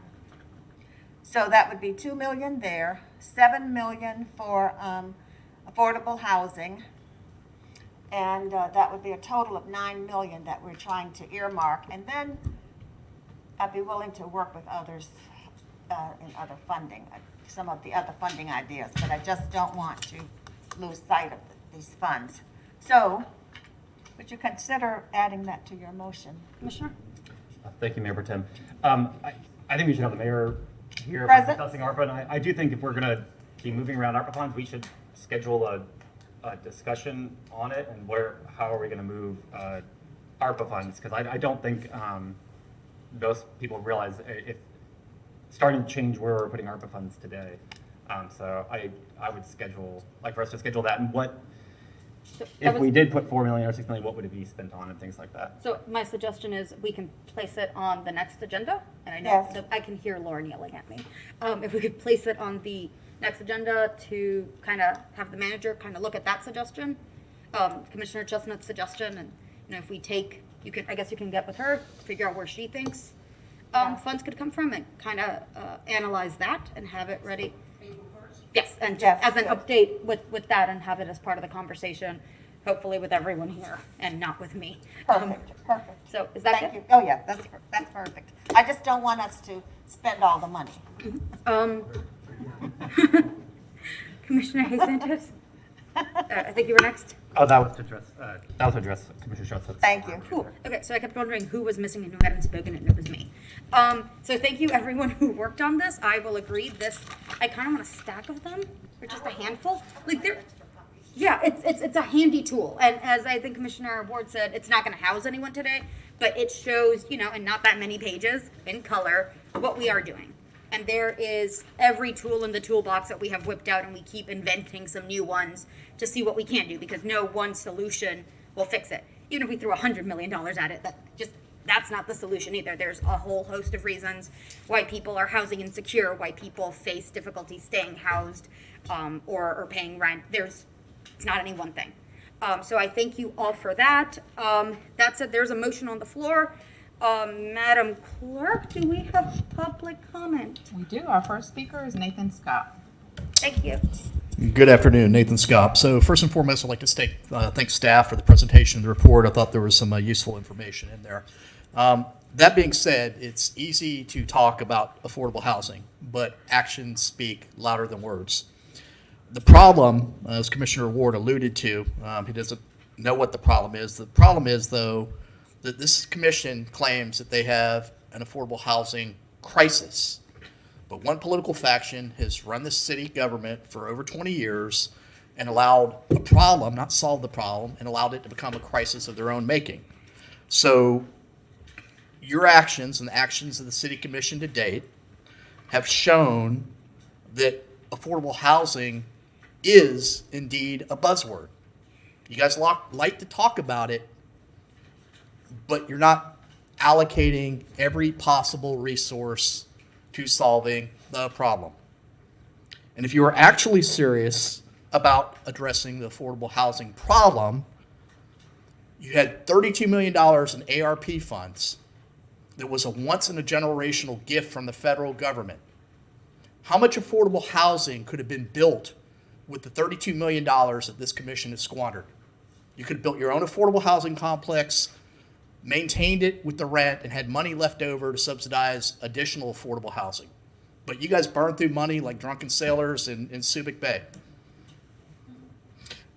Also, you should have prioritized spending on affordable housing as opposed to spending $1 million on expanding city government and translation services. You had that fork in the road. You had an unfunded request, but you chose to further expand city government rather than allocating that $1 million plus to addressing affordable housing. So don't lecture me that you're serious about affordable housing when you're not allocating every possible resource to addressing that crisis. That's just lip service. Also, if you're serious about affordable housing and addressing that problem, you would foreclose, the city would be diligent on foreclosing on the numerous properties that have excessive liens due to code enforcement violations well in excess of $100,000 that you routinely just waive. There's no action to foreclose on those properties. It would provide a basis to build affordable housing. If the city took title to the property, you could sell it. But you're not diligent, so you ask us to tax ourselves. You want the voters to approve infrastructure surtax when you've consistently demonstrated that you're not good stewards of taxpayer money, because you're not addressing every possible resource to solving a problem that you routinely virtue signal as a crisis. I'm sorry, that's the way it is, folks. It's all virtue signaling up there for hours of it. And yet again, our rates are going to go up because you're not going to cut the GFT. If people can't afford their electric rates, and your Okay. renters' rights Thank you, Mr. ordinance Scott. is forcing rents to go up. Thank you. Thank you. Our next- Do you want to trade off? Adam, do you have anyone on the line? We have two people on the line, actually, and if they're being screened, Robert Mounts has been out there for quite some time. I will take waiting for his one. opportunity.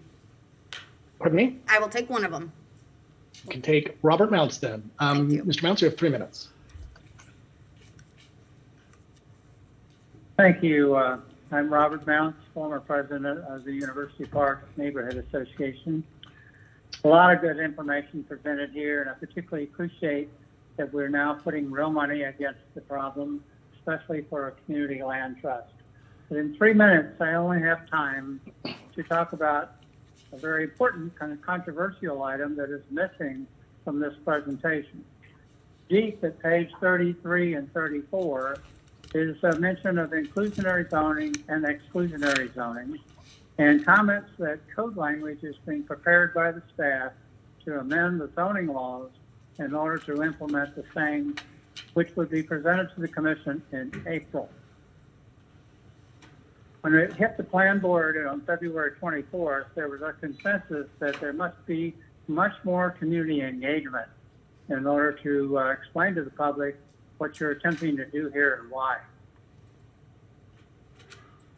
2 years ago, in the fall of 2018, when GNV Rise was proposed, there was very little public engagement, and ultimately it was tabled on motion of Commissioner Ariola, seconded by May Santos, among other things, that there should be much more community engagement on those proposals. Then in 2020, you adopted an ADU ordinance, legislating on the fly, wiping away consensus for an owner ownership occupancy, and adding not one, but 2 ADUs. The proposal that's coming our way, maybe in April, is to allow quadruplexes, 2 plus 2 units per residential parcel. Well, in my former neighborhood, 52% of the available parcels are owned by absentee landlords and about 42 corporations, 52%. So it's already heavily inundated with rental properties. And I have to ask you, who is it benefiting? They even admitted at the plan board, the staff did, that part of the reason for this was to extract wealth, to allow homeowners, let me say out-of-town homeowners, to extract wealth from their property. So you have to back off from the April tabling of new ordinances to accomplish this. You missed an opportunity today to tell the public specifically what is being proposed. You missed that opportunity. You don't need to miss it again. If you do, you'll be met with public outrage, just like you did in November 2018. Thank you. Thank you, Mr. Mounts. Thank you, Mr. Mounts. Madam Clerk, do we have anyone else in the chamber? Our next speaker is Ms. Tana Silva. Thank you.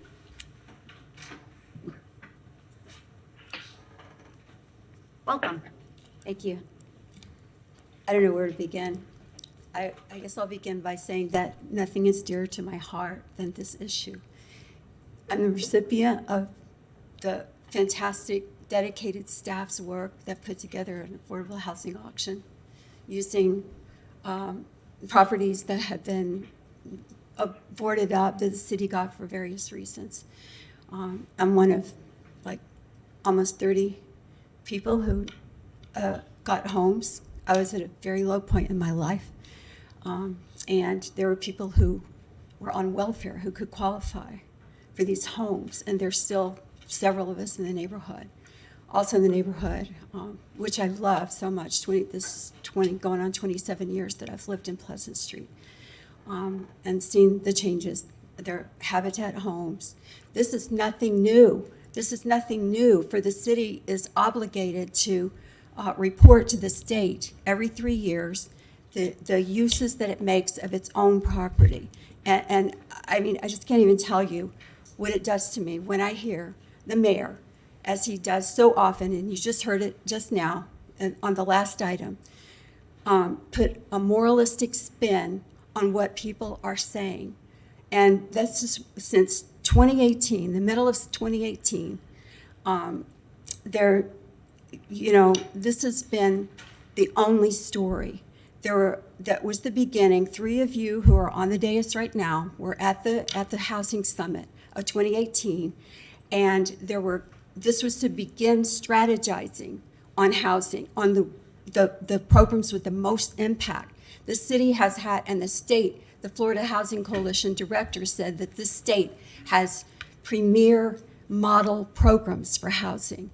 So it's not a political football.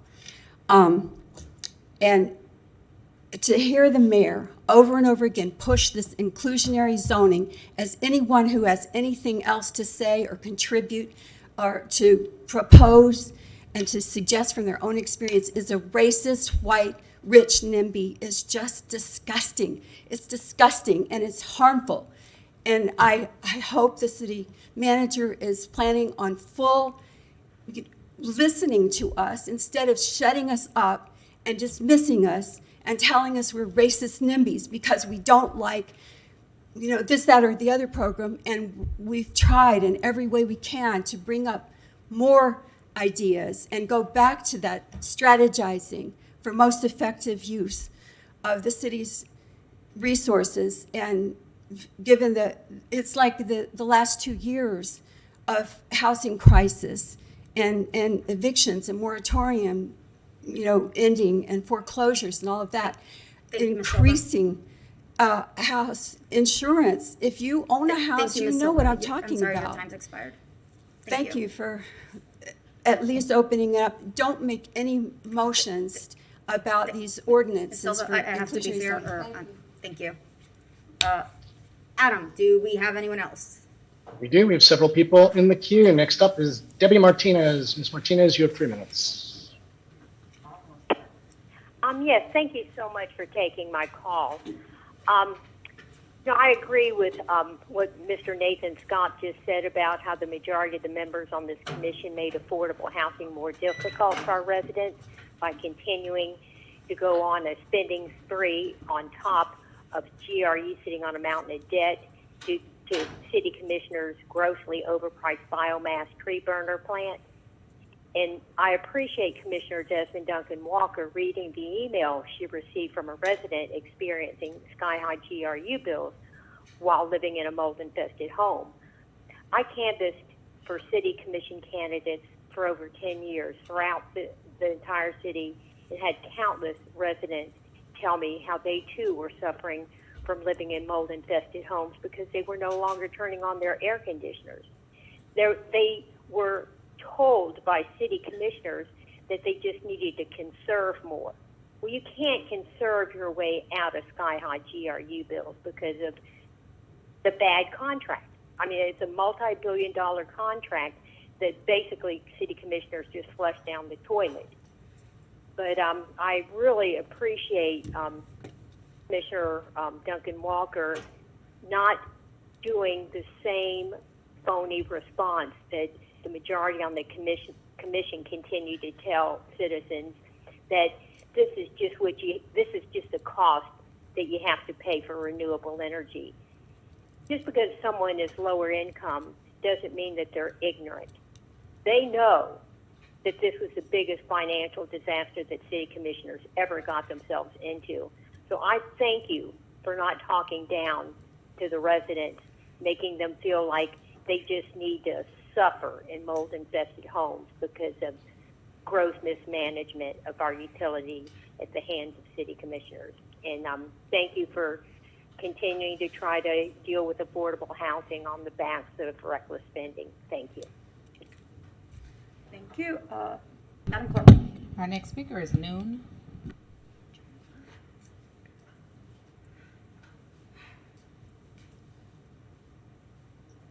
Welcome. Thank you so much. I'd just like to summarize that we've spoken to get to this housing, which I think is so important. Regarding language and learning land, you know, how to buy some land, how to look for it. All of these things should be in the library, and each community library should have somebody going out to each library, you know, monthly, and teaching people or directing people. Which means we need to put some money, you know, for librarians and for the library. We need to put money in there. They have like 900 languages that they offer. I think between the people really wanting to develop it now, I think it's a great time. And so to utilize, put some money in the library will help enrich these groups. Okay. Regarding advertising, it would be good if it were on NPR. I think everybody gets radio. Not everybody gets TV, but we either have computer or radio. So that would be the best way to reach the entire community. Regarding Section 8, at one time, Florida and Georgia had a program that they would take housing that needed to be repaired and repair it, and they would get all the money until it was paid in full, and then the owner would get the house and all the rental money back. And that worked very beautifully there. Of course, it would work a lot better if we had an A&M here, if we had like a public technical school that, you know, like Brevard has, you know, Stark has a public technical school, Lake City. We have good education, but we don't have a public technical school for adults in high school. And it's very important because they could do the rebuilding. They could do the rebuilding and repair. And the last thing, small solar homes should be considered. And thank you so much for being here. Thank you, ma'am. Adam, anyone else? Yes, ma'am. We have a couple of callers left. The next in the queue, Armando Grindy Gomez. Armando, welcome. 3 minutes. Thanks, Adam. Thank you, Adam. So I appreciate the conversation about affordable housing, and I appreciate Cynthia's point of making it a point of that we need to look at all varieties of housing stock. Not all black people are poor, and not all white people are wealthy. And I think that point is not lost on the fact that East Gainesville, which thank you, Cynthia, for pointing out the boundary, is everything east of Main Street. And pointing that out is that not everybody is poor. Not everybody wants to be it needs to be the spot where we have affordable housing, and the only spot we have affordable housing. And it seems like everybody wants to use the buzzword and say, well, in my neighborhood, whether you live in Duval or you live around Duval or you live wherever you live in East Gainesville, it seems like the only spot could be we have those affordable housing, whether it be Porter's or anywhere else. And that's just not so. And so it's interesting, and I wish Commissioner Chestnut would look into the fact of why $600,000 was pulled out of opportunities to have affordable housing when it came to the Heartwood project, because that was another opportunity that has been, prior to the predecessor of your current interim city manager, was being stifled because they were trying to kill the project. So it's a little unfortunate when I'm seeing commissioners attacking staff and wonder why we only have inquiries. It's not that we have inquiries. It's like you sabotage them, and it's almost like you don't want them to be successful, and it's very evident. So some of you up there seem to have are hard pressed and thirsty about wanting to kill the GCRA, but you talk about procurement and you just talk about it like you're being a thespian. We need to stop the madness. We need to grow the economy, because it's not just about affordable housing crises. It's about growing your economy, which none of you talk about doing that, to include some of you running for mayor. So anyway, thanks. Thank you, Madam Clerk. No one else in chamber. Okay, Adam, back to you. All right, Darlene Pafalo, you have 3 minutes. Thank you, Commissioners. I just want to say one thing. I don't know if any of you have studied inclusionary housing, but I bring this up every time that word comes up into your meetings, because if you want to know what inclusionary housing is, please study San Francisco, because that's where inclusionary housing started in 75. But it doesn't help anything. It's a buzzword, just like affordable housing is a buzzword. You have to have people that have jobs, number one, to have affordable housing. If they don't have a job, guess what? They can't afford a house, and sometimes they don't have a good job. If anything, they can't even afford to rent. So I think just saying affordable housing for I don't know how many times in one meeting is sad, because the reality is jobs make people money, and that's the beginning of affordable housing. Also, teaching people, even if they're renting, teaching them how to take care of the property they are renting, and landlords to be taught how to take care of the properties. But affordable housing is not just ownership, it's also rentals for people to live in, whether it's a condo, a townhouse, or a single family home.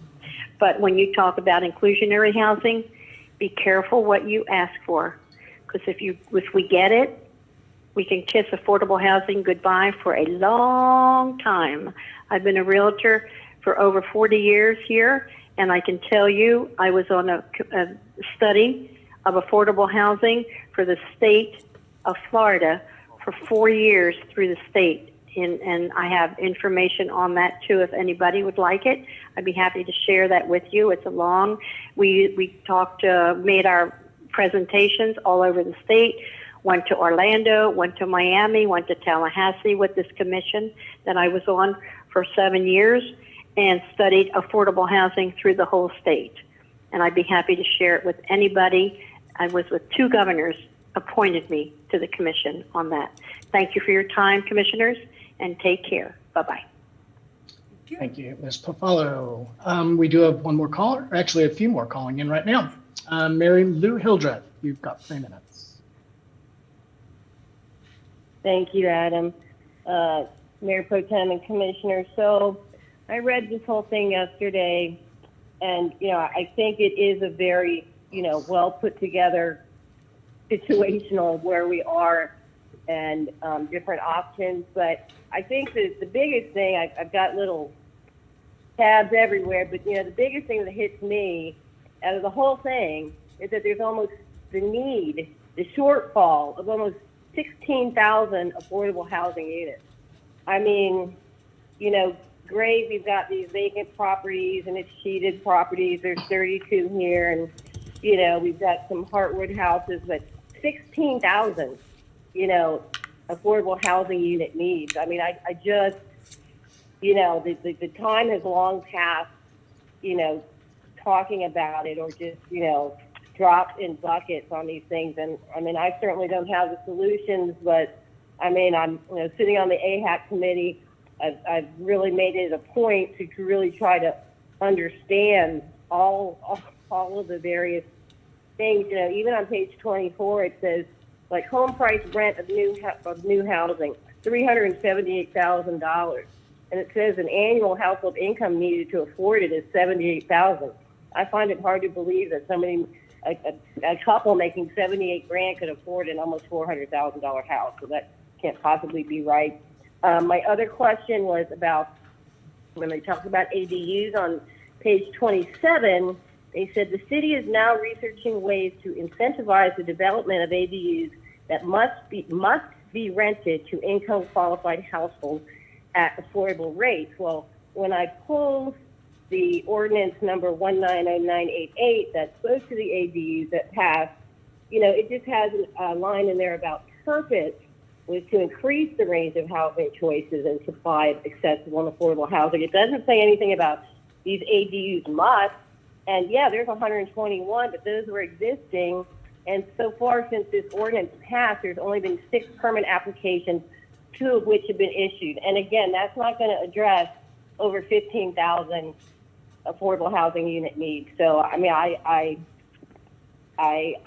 do agree with Commissioner Chestnut. We need to start putting some money at this because this is a crisis.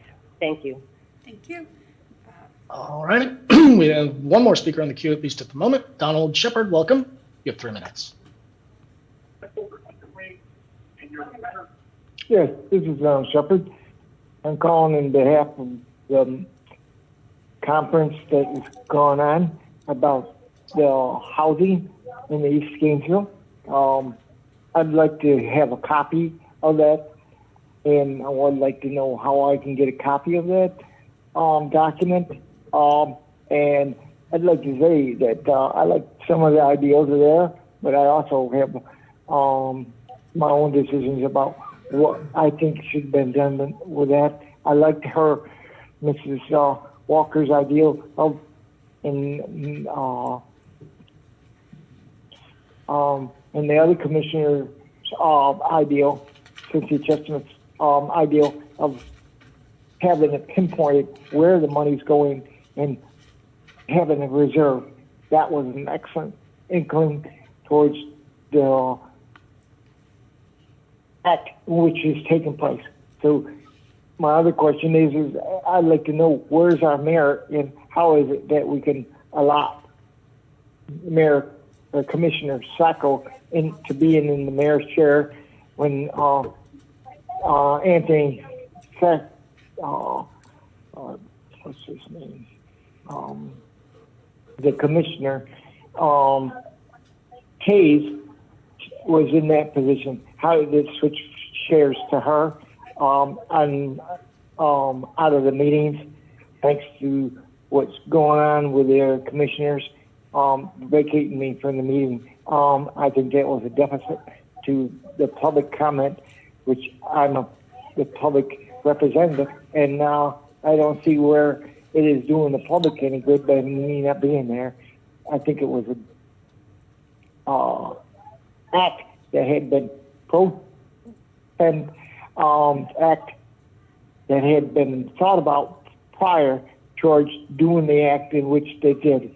And I have it on public record that that's exactly what had happened.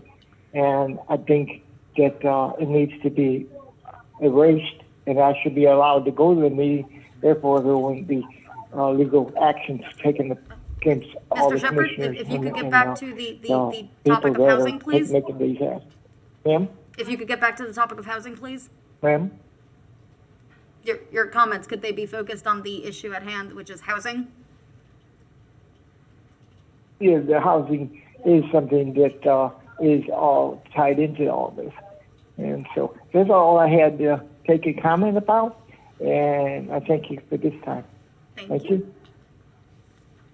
Adam? All right, Mayor Pro Tem, we have nobody else in the queue. The floor is yours.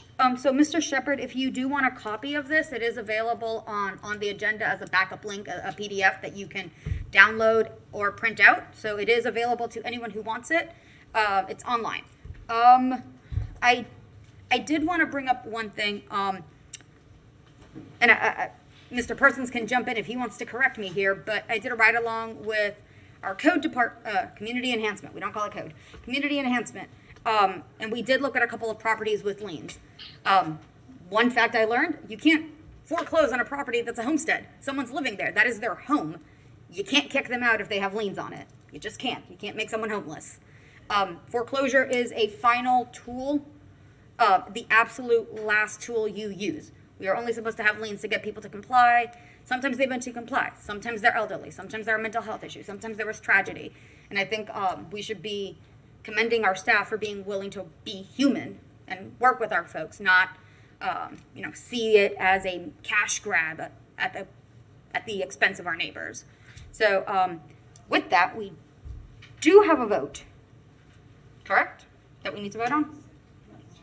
Yep, that, a motion, that. So all in favor, say aye. Aye. All opposed? Okay, the ayes have it, 7-0. I think the last thing is commission comment, Madam Clerk? Y'all want to carry it over? Okay, we're carrying it over.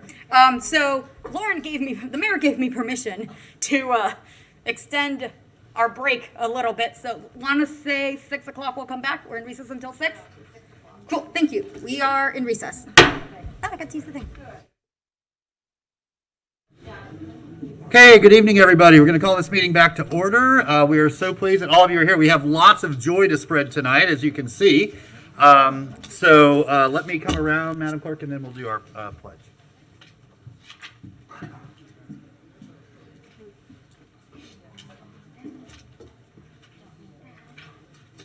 Okay, everyone, if you're willing and able, stand for the Pledge of Allegiance. I pledge allegiance to the flag of the United States of America, and to the republic for which it stands, one nation, under God, indivisible, with liberty and justice for all. Thank you. You may be seated, if you're able.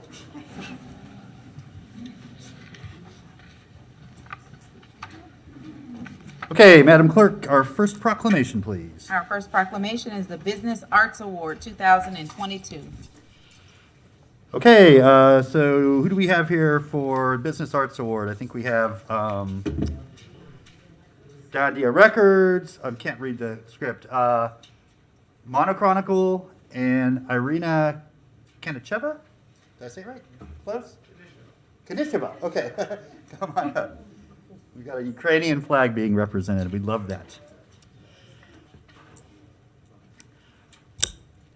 Whereas the City of Gainesville Parks, Recreation, and Cultural Affairs Department and Gainesville Cultural Affairs Board annually recognize businesses that have contributed significantly to the arts in the city by offering and sponsoring art programs and events.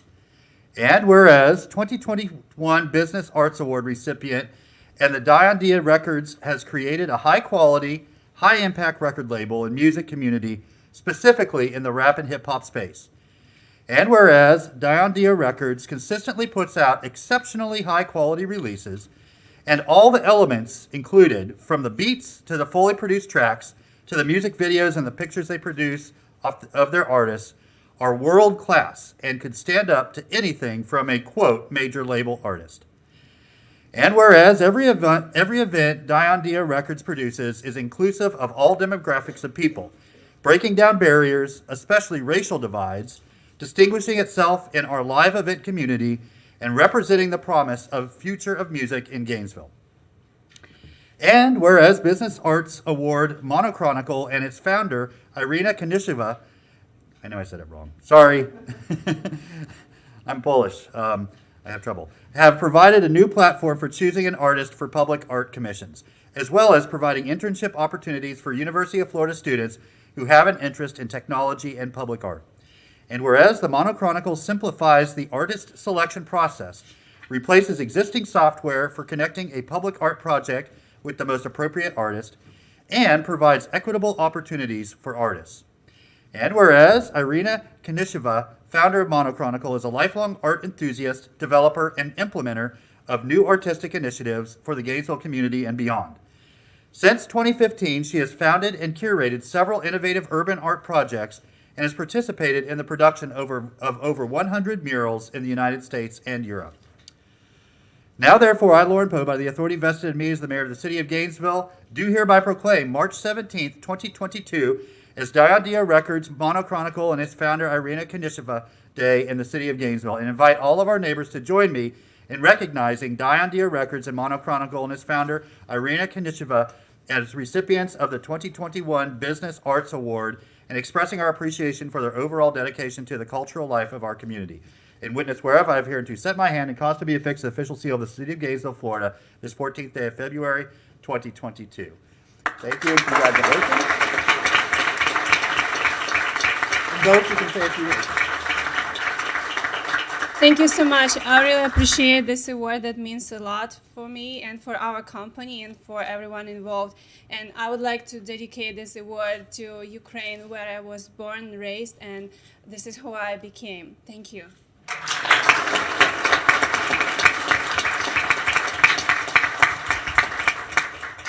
I'd just like to say thank you to the mayor, to everyone else that's here. The recognition is something that's greatly appreciated. Me, my brother, Layla, who's the other founder, we're from Gainesville. My brother and I grew up in Archer. Layla's from Ocala. And we've always seen Gainesville as a place with endless potential. And it takes time to develop something, but over the past 3 years, we've been working hard, and it's nice to see people paying attention. And then from there, we're looking to scale it up and, I don't know, make Gainesville a music city again. And so we appreciate the support and the recognition behind our efforts. So, yeah, thank you. Thank you both. We're so glad that you're our neighbors, and thank you so much for making our city such a more beautiful and exciting place to live. We're so Mr. Mayor? appreciative of your efforts. If I may, real quick, I do believe you guys have a celebration starting in 30 minutes. If you'd like to invite everyone. So that's where I actually just ran from. I'm a bit out of breath, actually. But we're doing a big concert series right across the street at Bo Diddley. It starts at 6:30, ends at 8:30. So once the meeting's over, whoever would like to venture across, feel free. Yeah, I'll see you there, hopefully. So, Madam Pro Tem, I hate to inform you, but I'm going to be leaving the meeting at 6:30. Someone should enjoy it. All right, thank you both. Madam Clerk, our next proclamation, please. We have Lenny Kessel Lifetime Arts Award 2022. Oh, I'm out of order here. One moment. Nope.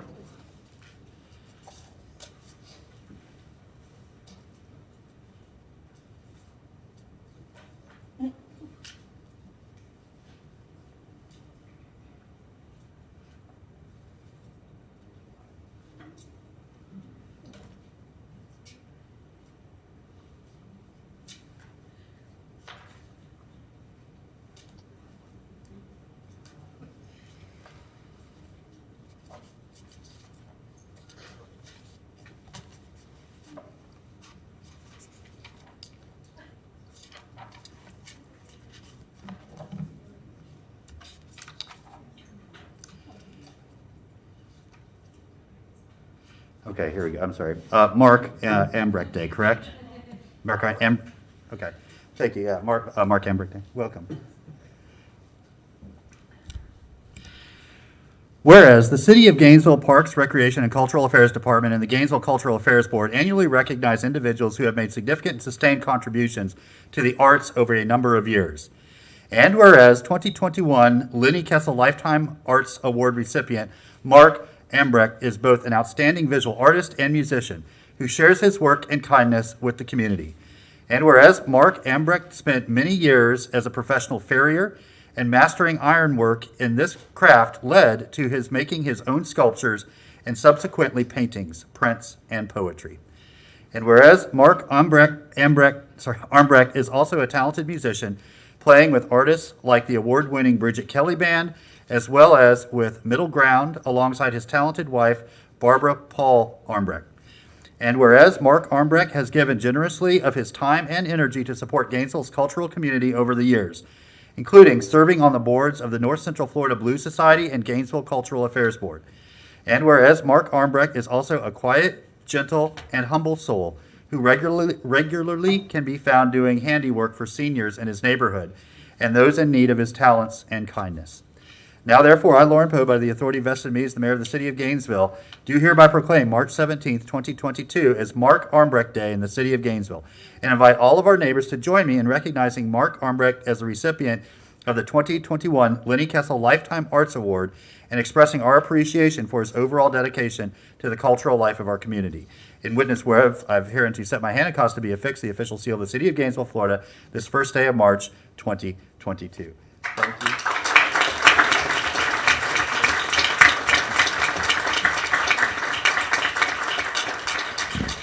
Thank you very much for this. It means a lot to me. In an odd way, I had a huge respect for Lenny Kessel. I admired the man. And to have his name and my name, excuse me, on the same piece of paper is enough for me. Thank you very, very much.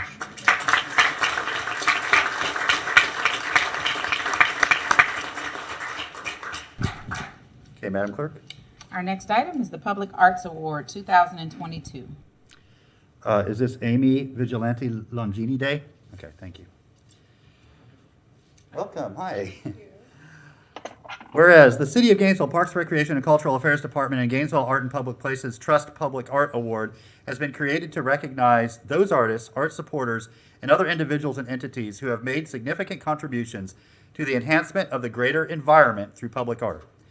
And whereas 2021 Public Art Award recipient Amy Vigilante Longini has contributed over 3 decades to enhancing the public art and museum gallery spheres in Gainesville, the state of Florida, and the nation.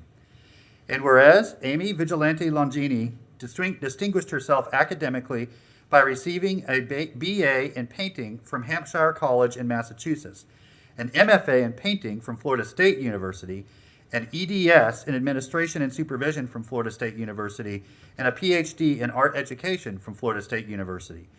And whereas Amy Vigilante Longini has benefited Gainesville by serving in cultural leadership positions, including as curator director of the Thomas Center Galleries from 1994 to 2002, and curator director of the University of Florida's University Galleries from 2002 to 2020, demonstrating her aptitude for creating meaningful exhibitions and experiences that have positively impacted a generation of students and community members alike. And whereas Amy Vigilante Longini has successfully affected the history of public art in Gainesville by working with Cultural Affairs Manager to create the city's Art in Public Places program, and by serving as the administrator of Florida's Art in State Buildings program at the University of Florida, and by being a founding member of the Florida Association of Public Art Professionals, she has ensured quality and relevant public art in our community. And whereas Amy Vigilante Longini is herself an accomplished painter and textile artist, with her work having been seen in dozens of exhibitions throughout Florida and across the nation. Now, therefore, I, Lauren Poe, by the authority vested in me as the mayor of the City of Gainesville, do hereby proclaim March 17th, 2022, as Amy Vigilante Longini Day in the City of Gainesville. Invite all of our neighbors to join me in recognizing Amy Vigilante Longini as the recipient of the 2021 Public Art Award and expressing our appreciation for her overall dedication to the cultural life of our community. In witness whereof, I have hereby set my hand and cause to be affixed the official seal of the City of Gainesville, Florida, the second day of March, 2022. You're welcome to say a few words.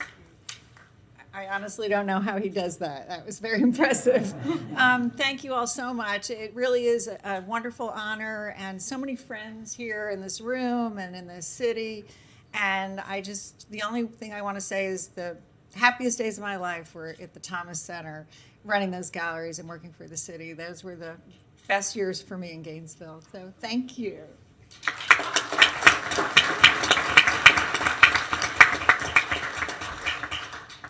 Madam Clerk. Okay, our next item is the Gainesville chapter of the National Society of the Daughters of the American Revolution Day, March 20th, 2022. Okay, have anybody from DAR here? Anybody from DAR? Okay, we'll read it and let them know they can come get their proclamation at their leisure. Whereas the Gainesville chapter of the National Society of the Daughters of the American Revolution is a nonprofit, non-political, volunteer women's service organization dedicated to preserving American history, securing America's future through better education, and promoting patriotism. And whereas the objectives of this society shall be 1, to perpetuate the memory and spirit of the men and women who achieved American independence by the acquisition and protection of historical spots and the erection of monuments by the encouragement of historical research in relation to the Revolution, and publication of its results, by the preservation of documents and relics, and of the records of the individual services of revolutionary soldiers and patriots, and by the promotion of the celebrations of all patriotic anniversaries. 2, to carry out the injunction of Washington in his farewell address to the American people, quote, to promote as an object of primary importance institutions for the general diffusion of knowledge, end quote, thus developing an enlightened public opinion and affording to young and old such advantages as shall develop in them the largest capacity for performing the duties of American citizens. And 3, to cherish, maintain, and extend the institutions of American freedom, to foster true patriotism and love of country, and to aid in securing for mankind all the blessings of liberty. And whereas the Gainesville chapter sponsors the Jacob Roberts Brown Society of the Children of the American Revolution, founded in 1951, and whereas the Gainesville chapter was chartered on March 20th, 1922, with 13 members from Gainesville, Florida, and as of 2022 has 164 members. And whereas the Gainesville chapter has fulfilled the mission of the National Society of the Daughters of the American Revolution to promote historic preservation, education, and patriotism for the past 100 years. Now therefore, I, Lauren Poe, by the authority vested in me as the mayor of the city of Gainesville, do hereby proclaim March 20th, 2022 as Gainesville chapter of the National Society of the Daughters of the American Revolution Day in the city of Gainesville, and invite all of our neighbors to join me in observing this day. In witness whereof, I have hereunto set my hand and caused to be affixed the official seal of the city of Gainesville, Florida, the 7th day of February, 2022.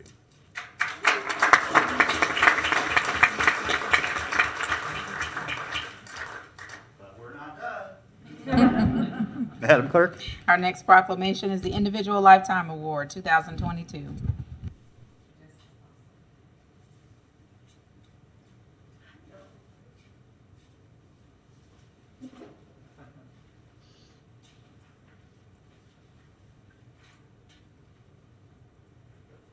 Is this Jessica Foster in music?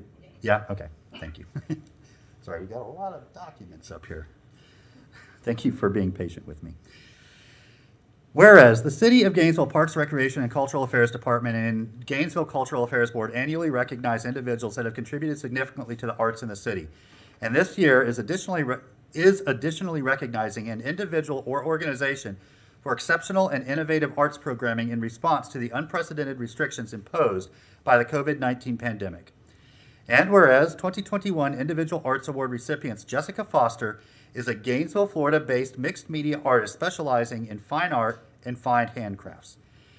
And whereas Jessica Foster's distinct free-flowing style is inspired by a deep love of nature and background in geology and geography, and reflects the diverse interactions of environments, places, and spaces. Her creative goal is to inspire the viewer to reconnect with the memories, emotions, and times that have had a profound impact on their life. And whereas Jessica Foster regularly presents her work in shows and festivals, while also creating new approaches for involving local businesses to feature art in the workplace, supporting the sustainability of our cultural sector. In addition, she also generously contributes her work to support charity initiatives. And whereas 2021 COVID-19 Essential Arts Award recipient Music GNV responded to the impact of COVID-19 on Gainesville's music community by partnering with the City of Gainesville to produce 3 innovative programs: a series of live-streamed concerts, the Music GNV Recording Grant Program, and the Live and Local Concert Series.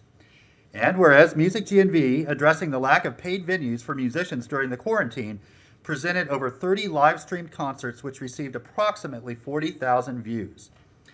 And whereas Music GNV, addressing the need for artists to better promote themselves during this trying period, created a program to provide a quarterly grant to a Gainesville artist or band, which provide a weekend of studio time to record and professionally produce 2 tracks, as well as a short video and photographs, leaving the artist with an EP and promotional materials for release.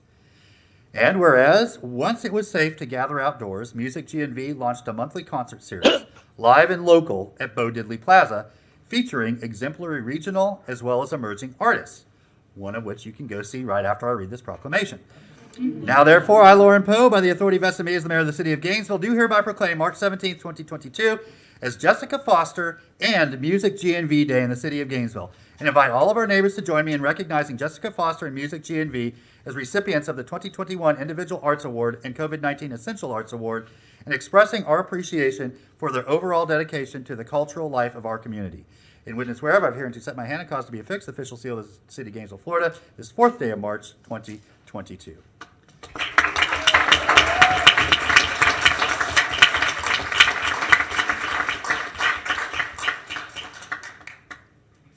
And yeah, please see.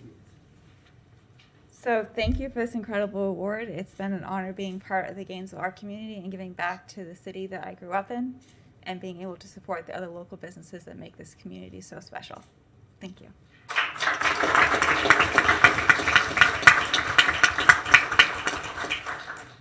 Thank you very much for this honor. As someone who grew up in Gainesville, and truly I am the person I am today because I got plugged into the music community at a young age. I am so grateful to be a part of the music community now in this role. And most of my team is here as well, and I can tell you that together we want to see this music community flourish. It already is, and to be a small part of that is a great honor. Thank you.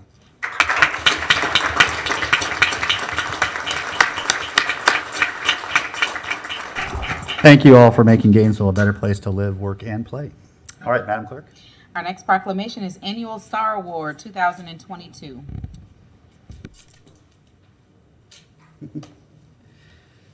Judy, how are you? I'm great. You as well. Whew, it's a long one, y'all. Get some.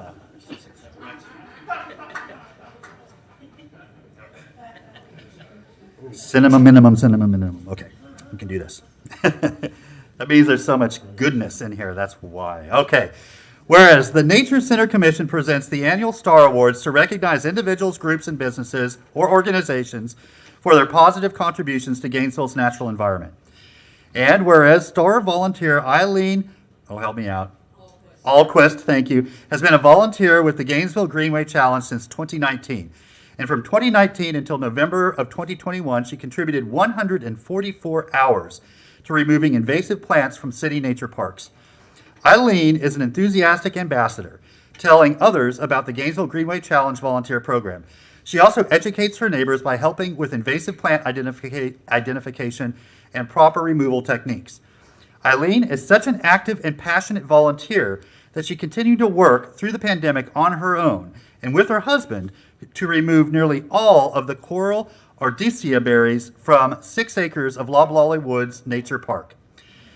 And whereas Star Green Business Okamic at the University of Florida demonstrated exceptional environmental practices by preserving large amounts of native canopy during construction, installing 682 solar panels, providing electric carts for staff, moving to plant-based takeout containers, and installing LED lighting.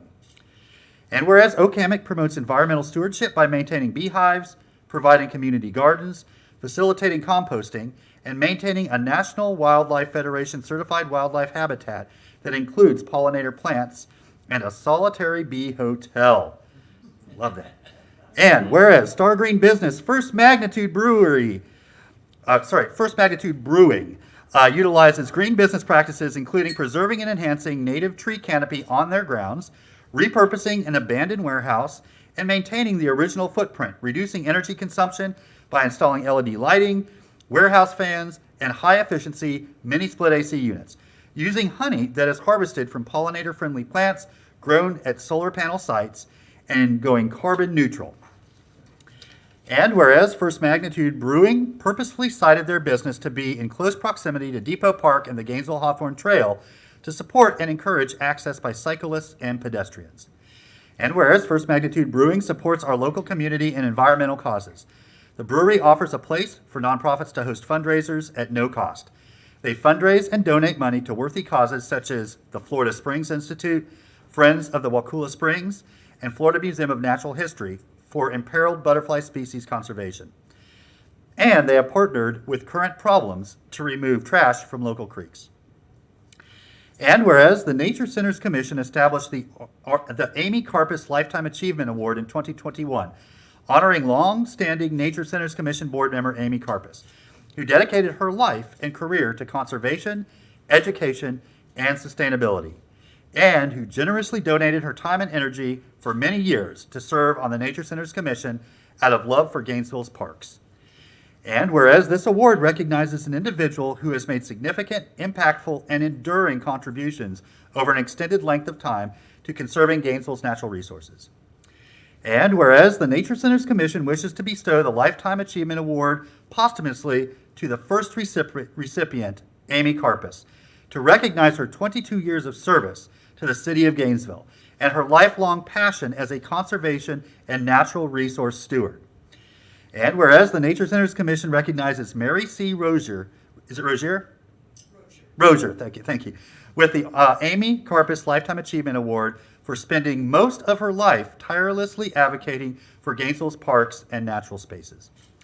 And whereas Mary C. Rozier is 96 years old and has lived in Gainesville since 1949.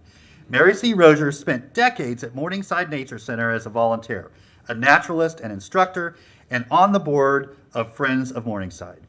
Mary was a lifelong Girl Scout and helped to create the Girl Scout Equestrian Adventure program in this area, as well as assisting with countless other projects and programs.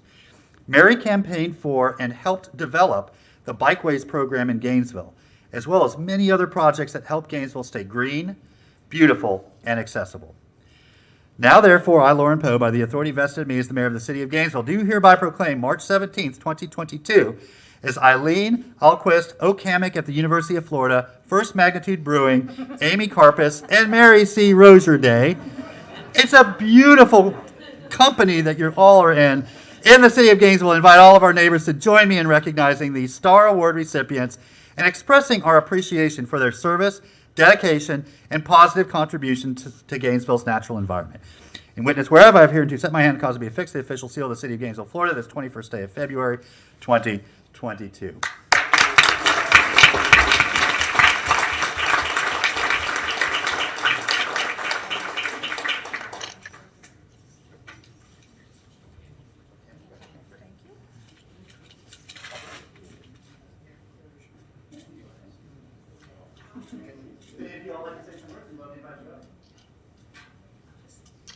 I would just, on behalf of Okamic, like to thank you all for recognizing all of the effort that our residents and staff do to make this a green community that contributes to the beauty and of Gainesville. And we're very honored to be in this company with these other wonderful honorees. Thank you.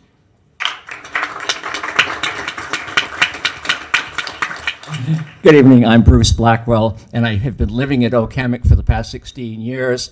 I nominated Okamic for this because it first came to my attention. Somebody said, because they're putting the solar panels up, maybe they should be up for an award. And I thought, well, I wonder if that's enough. And then I started looking at some of the other things that have been going on at Okamic, such as the people who brought in beehives and bees and set up the community gardens to grow their own vegetables and flowers and their own composting. And one person who went and petitioned with the National Wildlife Federation to make a national wildlife habitat as part of Okamic. Our roundup of Corallidesia, our planting of wildflower garden recently, our changeover to about 90% of LED bulbs at this time. There are just so many things at Okamic that we have done, and with the 682 solar panels, we have become, I believe, the first CCRC, which is Continuing Care Retirement Community, in the state of Florida to do this. And that's a great honor, and I appreciate the fact that you've done this. I also appreciate the fact that you have appointed me to committees so that I can be part of making Gainesville better and the world better. And I could perhaps say something, I was saving it for the later part, but I don't know if you're going to be able to get up to the Thomas Center. But in researching about solar panels, I came across this. What did the solar panel say to the sun? What? You're so conceited. I swear you act like the whole world revolves around you. Thank you.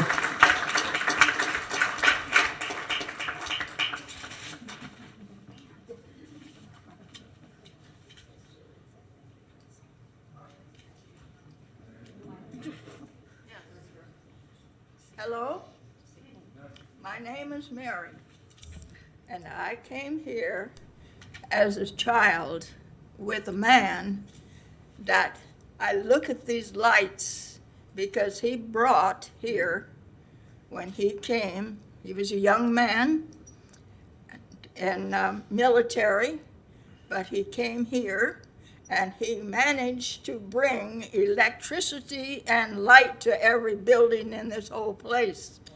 My children grow up here. They were born here, and some of them are still around, and I am here still around, and I hope.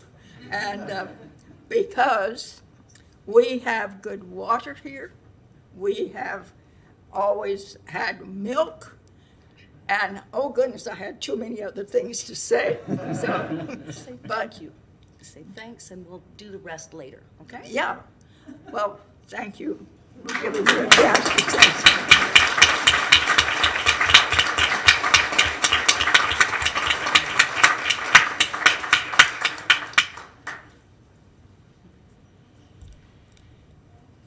Hi there, I'm Christine Denny, and this is my husband, John Denny, and we're co-founders of First Magnitude Brewing.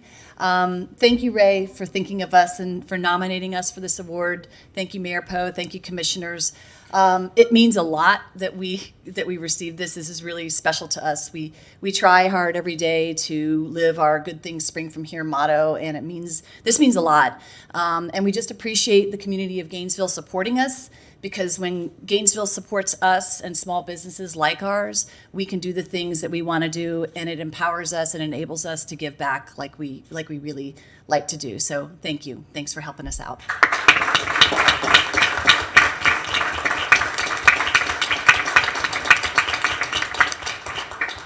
I can't help notice, but y'all didn't bring samples for the commission. It's okay. It's okay. I still love you both. And I love good water and good milk. I think that needs to be our new city slogan. Good water and good milk. I love that. Thank you all. We're just so proud of all of you, and you just help make Gainesville who we are. It's just an honor to be amongst you all tonight. Thank you so much. Madam Clerk, our next proclamation. Our next and final proclamation of the evening is the Albert Ray Massey Award 2022. Hi. Okay. Whereas, in honor of Albert Ray Massey's distinguished and dedicated service to this community and his tireless effort to promote the benefits of parks and recreation services to the citizens of Gainesville, the City of Gainesville Public Recreation and Parks Board officially established the Albert Ray Massey Citizen Volunteer Award in the year 2000 and recognizes the 2021 recipients tonight. And whereas Miss Marina Ingram and Miss Shannon Reagan, through their University of Florida Strong Roots Movement Club, have provided environmental education to the participants at Porter's Community Center, including such activities as juicing with fresh vegetables, making sherbet with fresh fruits, and gardening in Porter's Butterfly Garden. And whereas, with a standard of connecting today's kids with nature, Miss Ingram and Miss Reagan have been a beneficial community partner in teaching our young participants how to sustain and maintain quality garden beds. They began volunteering with summer camp and have built lasting relationships with all of us here at Porter's throughout this school year. And whereas the positive spirit and dedication shown by Miss Ingram and Miss Reagan to come essentially every Wednesday since last June with fun and creative ideas to make weeding and watering fun, really, has been an amazing sight to see. Now, therefore, I, Lord Poe, by the authority vested in me as the mayor of the city of Gainesville, do hereby proclaim March 17th, 2022 as Marina Ingram and Shannon Reagan Day in the city of Gainesville, and invite all of our neighbors to join me in recognizing these Albert Ray Massey Citizens Volunteer Award recipients and expressing our appreciation for their service, dedication, and positive contributions to help bring valued recreation opportunities to Gainesville. In witness whereof, I have hereunto set my hand and caused to be affixed the official seal of the city of Gainesville, Florida, this 14th day of March, 2022. Congratulations and thank you.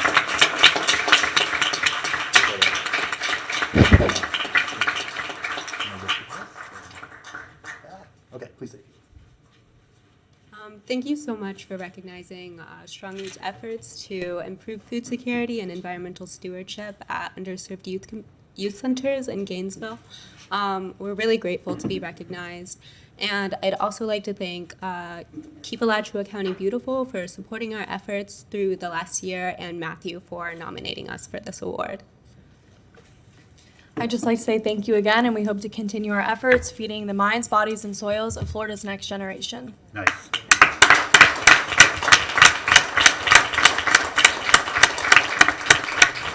All right, you all are, of course, more than welcome to stick around. We've got lots of fun business ahead of us, so you're invited. It's a public meeting.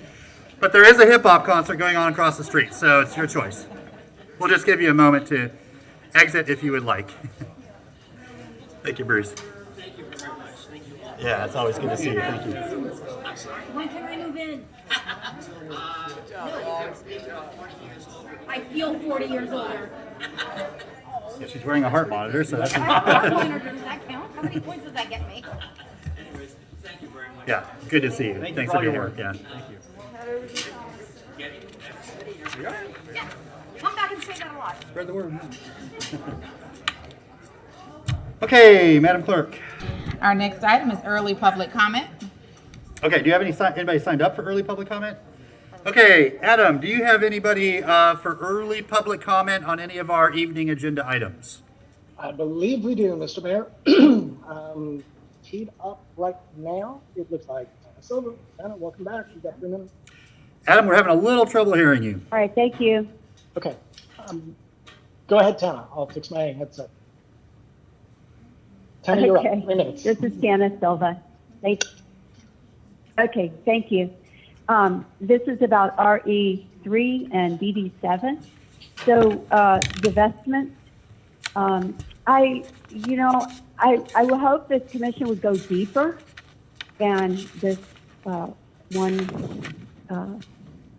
resolution, and look at going deeper. Go into what is the city invested in the military-industrial complex.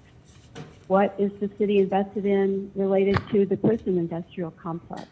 Is the city invested in alcohol, tobacco, firearms, opioids?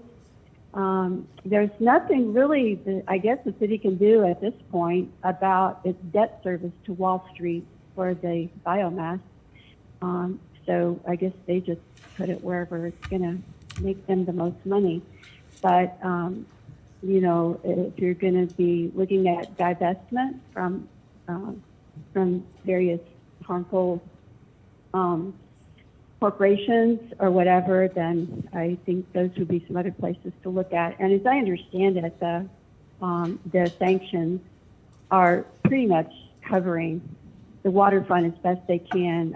They're trying to look at now how to block foreign reserves from Russia from coming in. So anyway, the other item is the the phone service.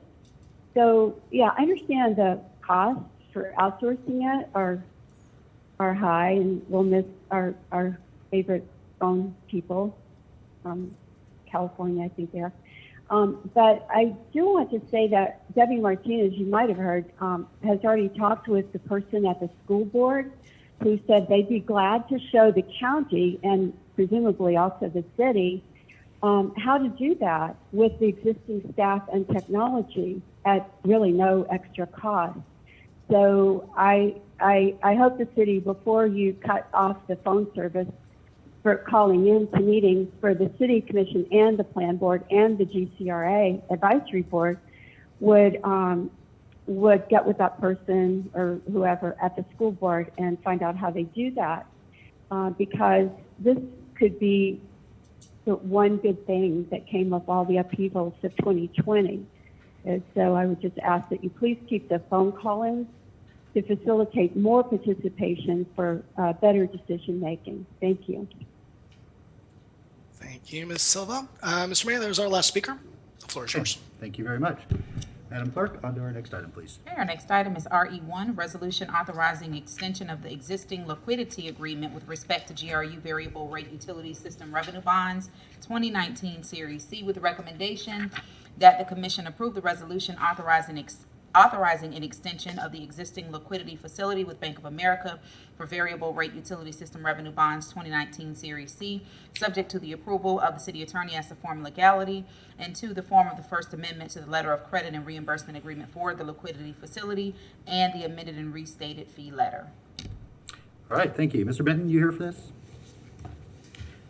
Good evening, good to see you. Mr. Mayor, first thing I want to say is this is not new debt. This is an extension of a liquidity facility that supports a variable rate bond issue. As you know, we have fixed and variable rate debt in our capital program. You can't administer a variable rate program without the liquidity facilities that support that variable rate debt. These agreements, through the partnering banks that we utilize for the agreements, they commit to provide cash to pay investors that tender their bonds for payment in the event that there's a market disruption and we can't remarket the debt.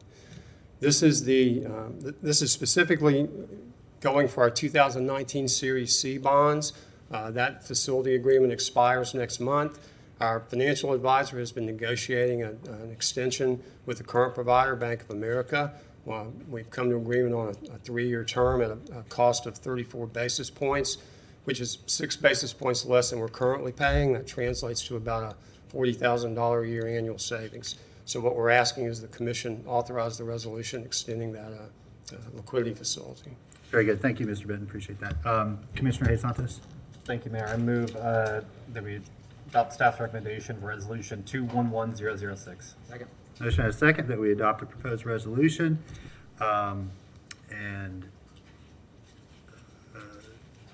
The form of the First Amendment letter to the credit reimbursement agreement and liquidity facility and the amended and restated fee letter. Commissioner Ariola? Okay, very good. Madam Clerk, anybody signed up? Adam, over to you.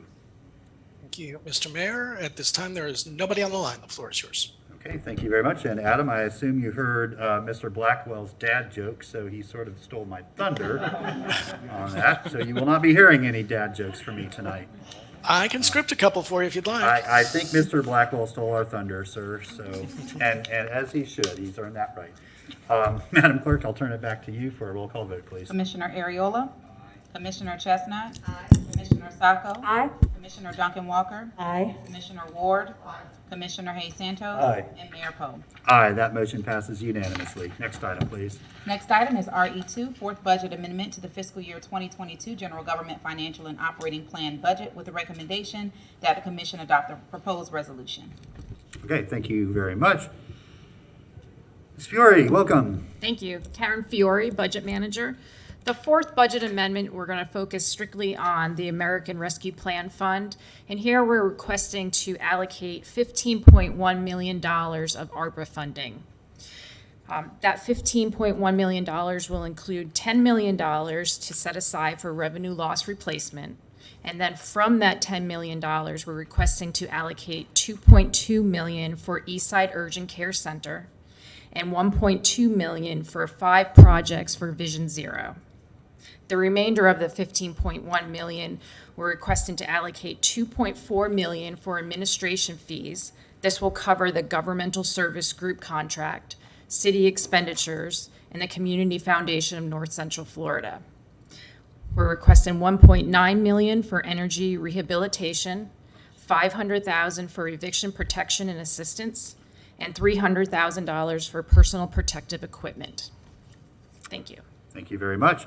I'll note the Finance Committee heard this and made a recommendation to the Commission to approve the amendment, and these are also items that the Commission has discussed before and given our approval towards.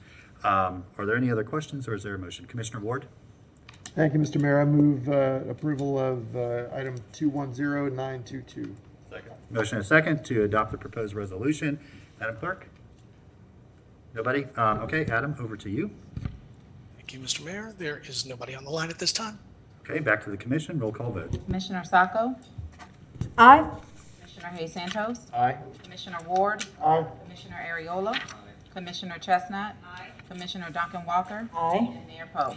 Aye. That motion passes unanimously. Next item, please. Resolution 211008, calling for divestment of holdings in Russian and Belarusian securities and denouncing the war in Ukraine. A resolution of the City of Gainesville, Florida, calling for the divestment of current city holdings in Russian or Belarusian securities, requesting the Board of Trustees of the City of Gainesville Employees Pension Plan and Fund divest any current holdings in Russian or Belarusian securities, requesting the Board of Trustees of the Retiree Health Insurance Trust Fund divest of any current holdings in Russian or Belarusian securities, requesting the Board of Trustees of the City of Gainesville Police Officers and Firefighters Consolidated Retirement Plan divest of any current holdings in Russian or Belarusian securities, consider a new operating fund investment policy opposed to future investment of city funds in Russian or Belarusian securities, requesting the Board of Trustees of the General Employee Pension Plan and Fund consider a new investment policy opposed to future investment of funds in Russian or Belarusian securities, requesting the Board of Trustees of the Retiree Health Insurance Trust Fund to consider a new investment policy opposed to future investment of funds in Russian or Belarusian securities, requesting the Board of Trustees of the City of Gainesville Police Officers and Firefighters Consolidated Retirement Pension Plan consider a new investment policy opposed to future investment of funds in Russian or Belarusian securities, denouncing the invasion and war in Ukraine and seeking a peaceful resolution, welcoming refugees from the conflict in Ukraine and all other conflicts, reaffirming the City of Gainesville's sister city relationship with Novorossiysk. Thank you for that help, because I was struggling. Russia, and providing an immediate effective date. Thank you, Madam Attorney. First of all, I want to thank the committee for bringing this forward and the discussion that you had surrounding this. I think it's an important both gesture and actual commitment for the city. Commissioner Santos. Thank you, Mayor. I move resolution 211008. Second. Motion and a second to adopt the proposed resolution. Madam Clerk, anybody signed up? Okay, Adam, is anybody on the line to speak to this item? Mr. Mayor, there's nobody on the line at this time. Okay, then we'll turn back to the commission for a roll call vote. Commissioner Ward. Aye.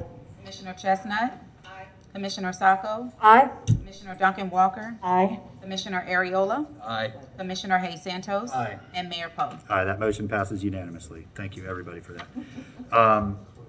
Okay, next item, please. Next item is BD 7 on page 17, Commissioner Adrian Hayes Santos, Public Comment Phone Service, with the recommendation that the commission discuss and take any action deemed necessary. Okay, thank you. Commissioner Santos. Thank you, Mayor. I wanted to bring this forward after we received the memo from the clerk and also the actions taken by the county who ended their phone call service as well. This was brought in during the height of COVID when we could not have kind of in-person meetings, but times have changed and we've come back to normal to an extent. And the cost is significant for us to provide the service. I think we're on track to spend like $110,000 a year on this. I think $155 per unique caller. That's a lot of money. Definitely we're in a tight budget and moving forward. And I think those dollars could be allocated towards something useful as well. I think today we move forward on the language access for limited English speakers. I think taking that $110,000 and allocating it towards that is a good move. It provides more access to our community and funds that. So that's where I think we should take those dollars. The county ended theirs, and they have not had any issues when they ended their phone calls for meetings as well. So I put a motion on the floor after get comment from Bridget. Thank you. Okay, thank you. Commissioner Ariola. Thank you, Mr. Mayor. I wanted to see how things went with Alachua County. Having had the opportunity to do that, I'm in agreement. But I want to take this opportunity. I know Adam's on the line right now, and everyone on his team who has been with us through the thick, through the thin, for 2 years now going on. And I had to chair a few meetings where the interface of the phone system was a priority for a lot of folks. So I will always be grateful for the service you gave our city, and I really hope that you think fondly of Gainesville whenever you have an opportunity to come by. Thank you. Thank you. Commissioner Sacco. Thank you, Mr. Mayor. So I said this to Adam a couple weeks ago, that I've appreciated everything he's done. I've appreciated everything Larry and Bethany and Kyle have done. Y'all are family at this point. You went through a lot with us. And nobody sticks through the whole meeting except for us, and you. So thank you for that. But unfortunately, I am going to have to agree with Commissioner Hay Santos. At the absolute height of the pandemic, at the beginning, this was vital. There was no other way. We couldn't even come in the room. But I think we've noticed through the data provided that, you know, for a couple dozen folks to constantly use it, and I don't think, based on the data that Kearns West provided, it's unique callers that month, not unique callers in the lifetime of us operating, correct? It's like every month. So new callers that month, those are the unique ones. So that's what I'm trying to figure out. So the way I read this data is, for example, August 21st, there were 90 unique callers. Does that mean in the month, or that were 90 new ones to the whole thing?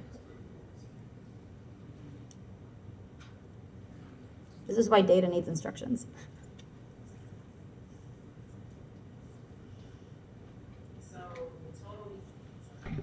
Mayor and City Commissioners, the grand total of unique callers we had were 391 total over the period of September 20th. Okay.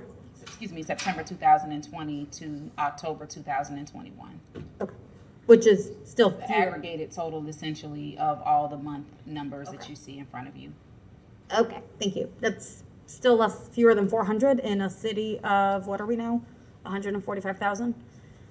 I mean, something that will benefit fewer than 400 people. A lot of those we know will come in as well. It was a lovely convenience to have for now, but it's no longer a necessity. And while I wish we had infinite amounts of money to keep doing this, we don't. So if there's a motion to phase out of the program by a certain time, I just want the public to know when our last one would be.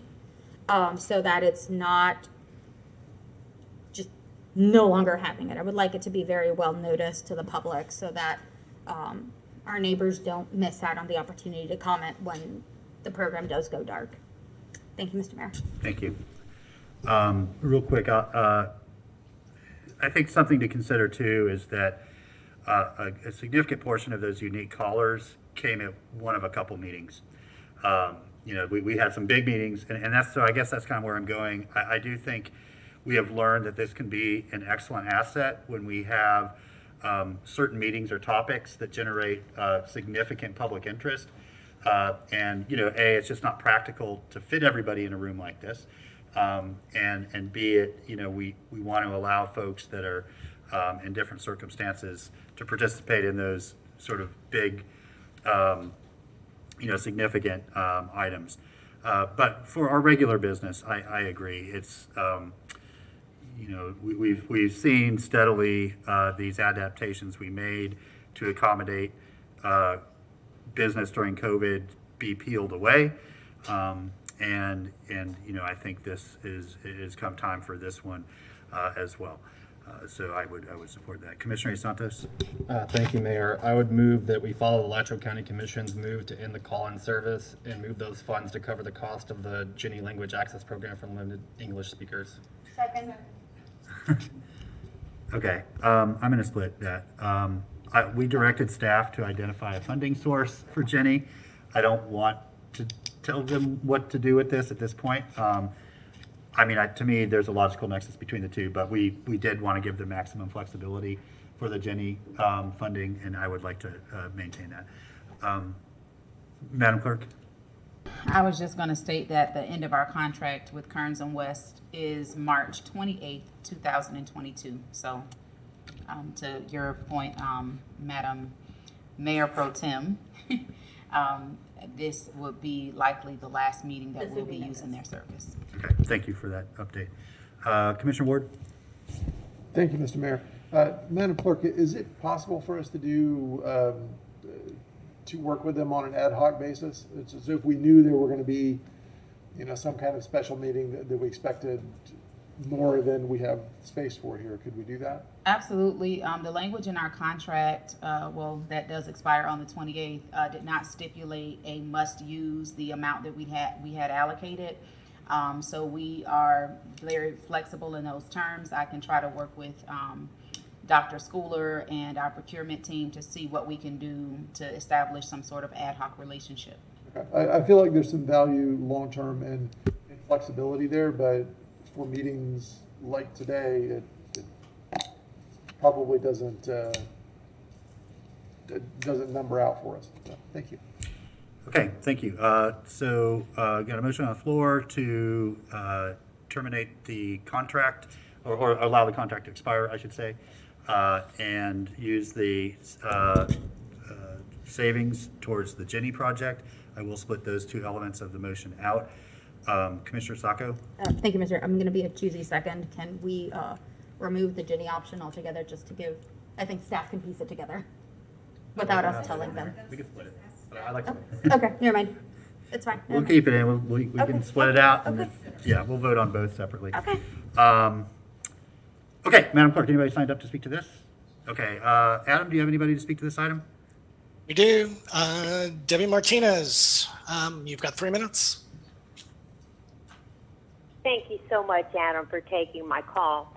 The call-in phone line has proven to be an asset and a more equitable way for allowing residents to engage their commission during city meetings in real time. This has been a huge opportunity for lower-income residents, elderly, handicapped, and other hardworking residents to participate when they are unable to attend in person, whether they are, using your words, a unique caller or not. No need to pull the plug on the call-in phone line during city meetings. That has proven to increase citizen participation in city meetings in real time when it is most effective and necessary. City meetings are public meetings, not private meetings, and need to provide more participation during meetings, which includes a call-in phone line, not less opportunities during meetings. If your current out-of-town contractor is not cost-effective, then work towards finding another one, or have your staff contact Cox Cable for advice on how to have them help you provide a phone-in line that's more cost-effective, or consult with the Alachua County School Board on how they are able to continue providing a call-in line utilizing their own staff. Citizen engagement during city meetings, this is key, and keeping the call-in phone line is vital for lower-income people who do not have the means to attend the meetings in person, the handicapped and the elderly and others.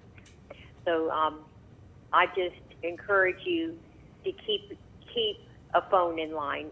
I understand that this particular out-of-town contractor is expensive, but you don't need to just pull the plug before you can find a more cost-effective way. Thank you. Thank you, Ms. Martinez. All right, a few more callers calling in.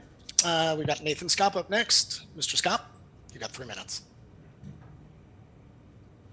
Yes, good evening, Mayor, Commissioners, Nathan Scott. So, respect to the discussion, again, this is a service of convenience. You talk about, early voting and things like that to make government more accessible for the people, by the people.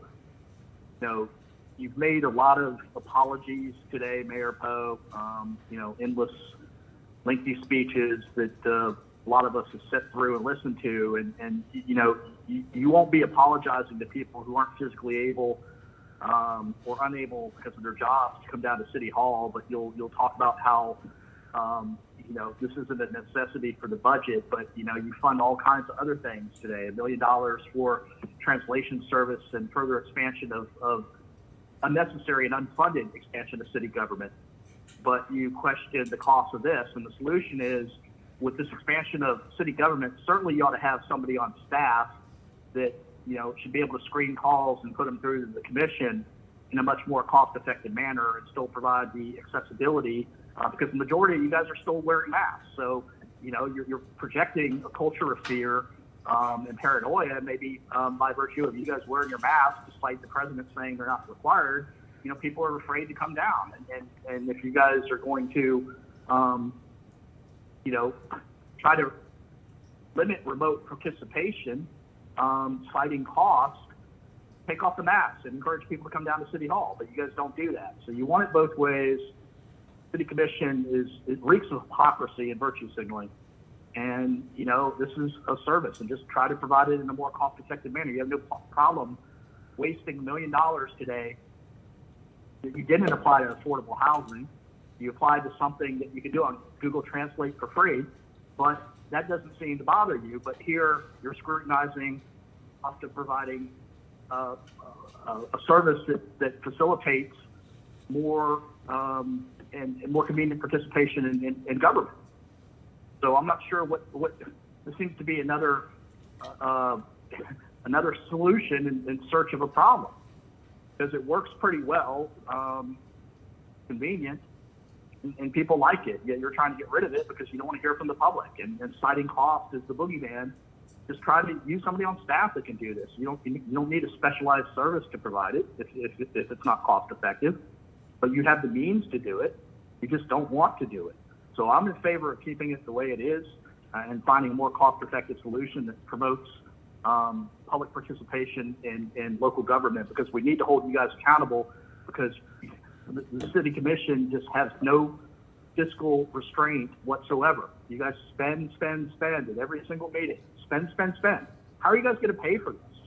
When it comes time for the budget, that's going to be a really interesting discussion. Because you spent so much money, you're going to have to raise for sharing your thoughts with us. Appreciate Gotta let you go. All righty. I think we only have one more caller at the moment. Tina Days. Tina, you're up. 3 minutes. Yes, I think this is a totally bad idea. This service is specific to someone like me. I work during the day, but I'm able to call in and participate. And if I didn't have the call in, I won't be able to participate, because I can't always go down to City Hall on a work day, and much less at a 6 o'clock meeting. I have 3 kids. What about the parents that have 3 kids and one of them is a toddler that's trying to get the phone right now? I just cannot come to the meeting, and the only way I can participate is in order to call in. And I do have legitimate things that I want to say, and I think it would be a disgrace if y'all discontinue this service. Thank you. Thank you, Ms. Days. Mr. Mayor, that is our last caller. Okay, thank you. Adam, Larry, Kyle, Bethany, you have been so phenomenal to work with. I do not know how we would have governed during the height of COVID without y'all. And you were so professional. It was, I don't want to say it was seamless, Madam Clerk. We did have a little bit of a learning curve, but really after a few meetings into using this service, we're hitting the ground running. And we had a lot of participation, especially when we were not meeting in person at all. I think in some of those budget meetings, that's summer of 2020.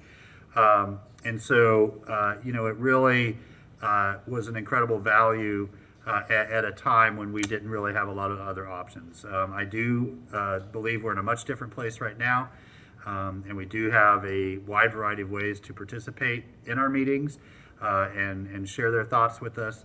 And I do want to reserve that ability to use a service like this for those, big item, conversations and community workshops and things like that where it would really be beneficial. So I think having built that relationship and learned so much from it, it will allow us to reincorporate it when most appropriate. But I also think that we're ready to get back to our standard operating procedure, in this day and time. So with that, we will move to a vote. We're going to split it. Let's vote on the main part first, which is allowing the contract to expire. All in favor of that, say aye. Aye. All opposed? Nay. That motion passes 5-1 with Ariola absent and Duncan Walker in dissent. And the second part will be to direct the cost savings from this specifically to the language inclusion project. All in favor of that, say aye. Aye. All opposed? No. Nay. So that motion fails 2-4. In the affirmative was Chestnut and Hayes Santos. Thank you all for that discussion. Madam Clerk, I believe we're to commission comment. I have one thing that I said I would bring to you all. We heard from some of the community advocates today during general public comment, but I was hoping the commission could pass a motion to issue our support for the I think it's called Do Say Gainesville.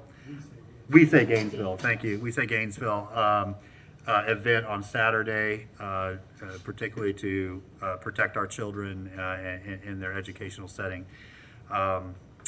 So if there's a willingness to do that, and then I can communicate with the leadership that we just passed a motion of support, and they could use the city's logo and any materials that they might have. So moved.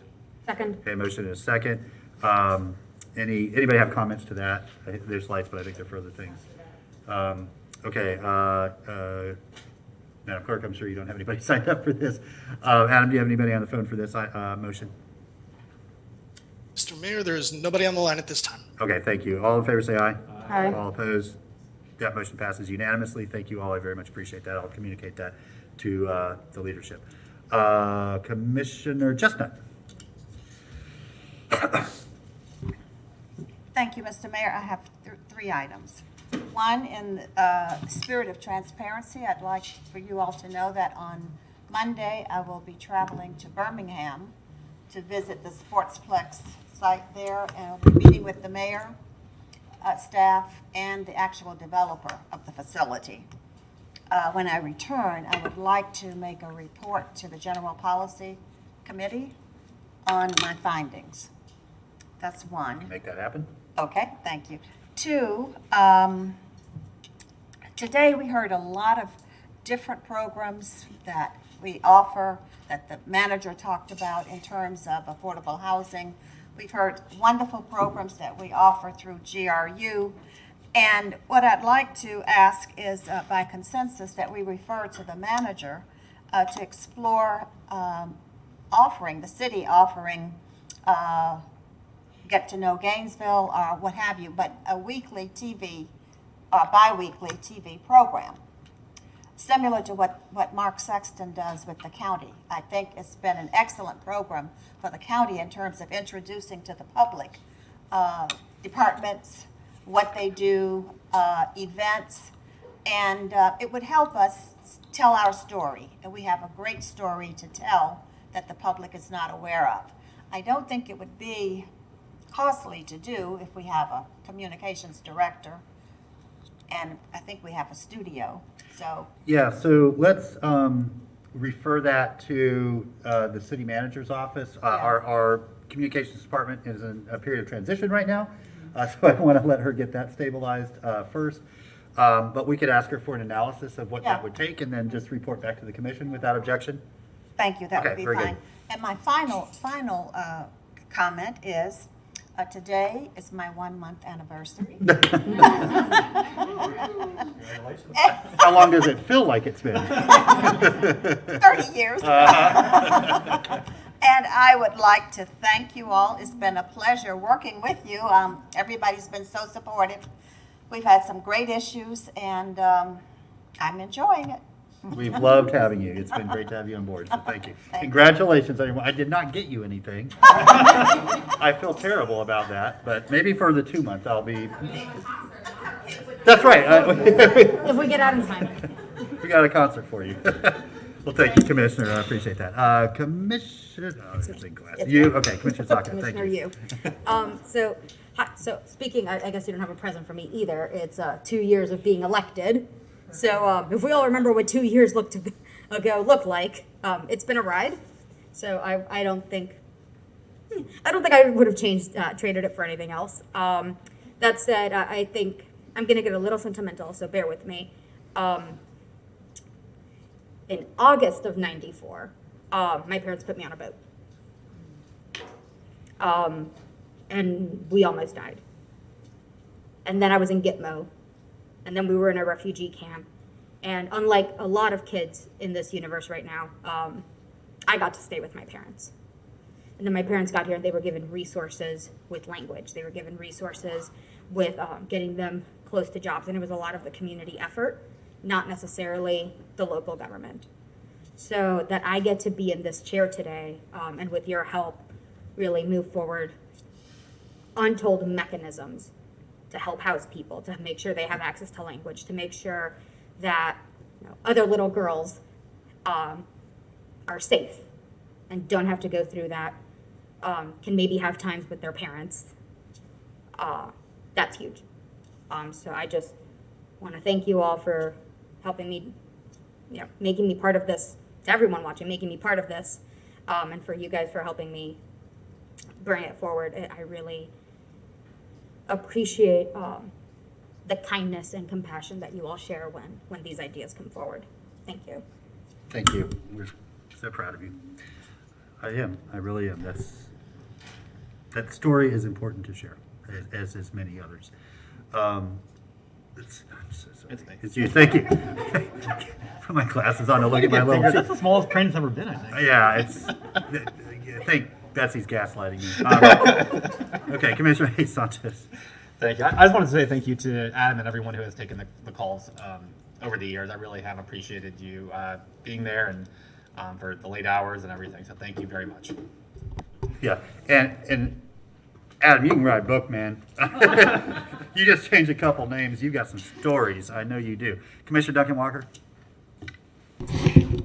Thank you, Mr. Mayor, and thank you, Adam, and to your entire team and staff. I would be remiss if I didn't say the same as my colleagues. They've had the privilege and the honor of a little more time than I have with you, but it has certainly been enjoyable. Your professionalism and your humor, your ability to even keep us on track a little bit has really been outstanding, and I will miss you.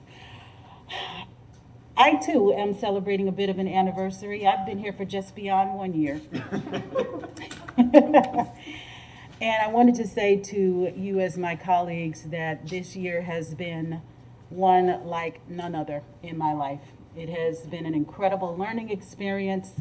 I have had many community members to tell me, it's like drinking from a fire hydrant, isn't it? And yes, it is, absolutely.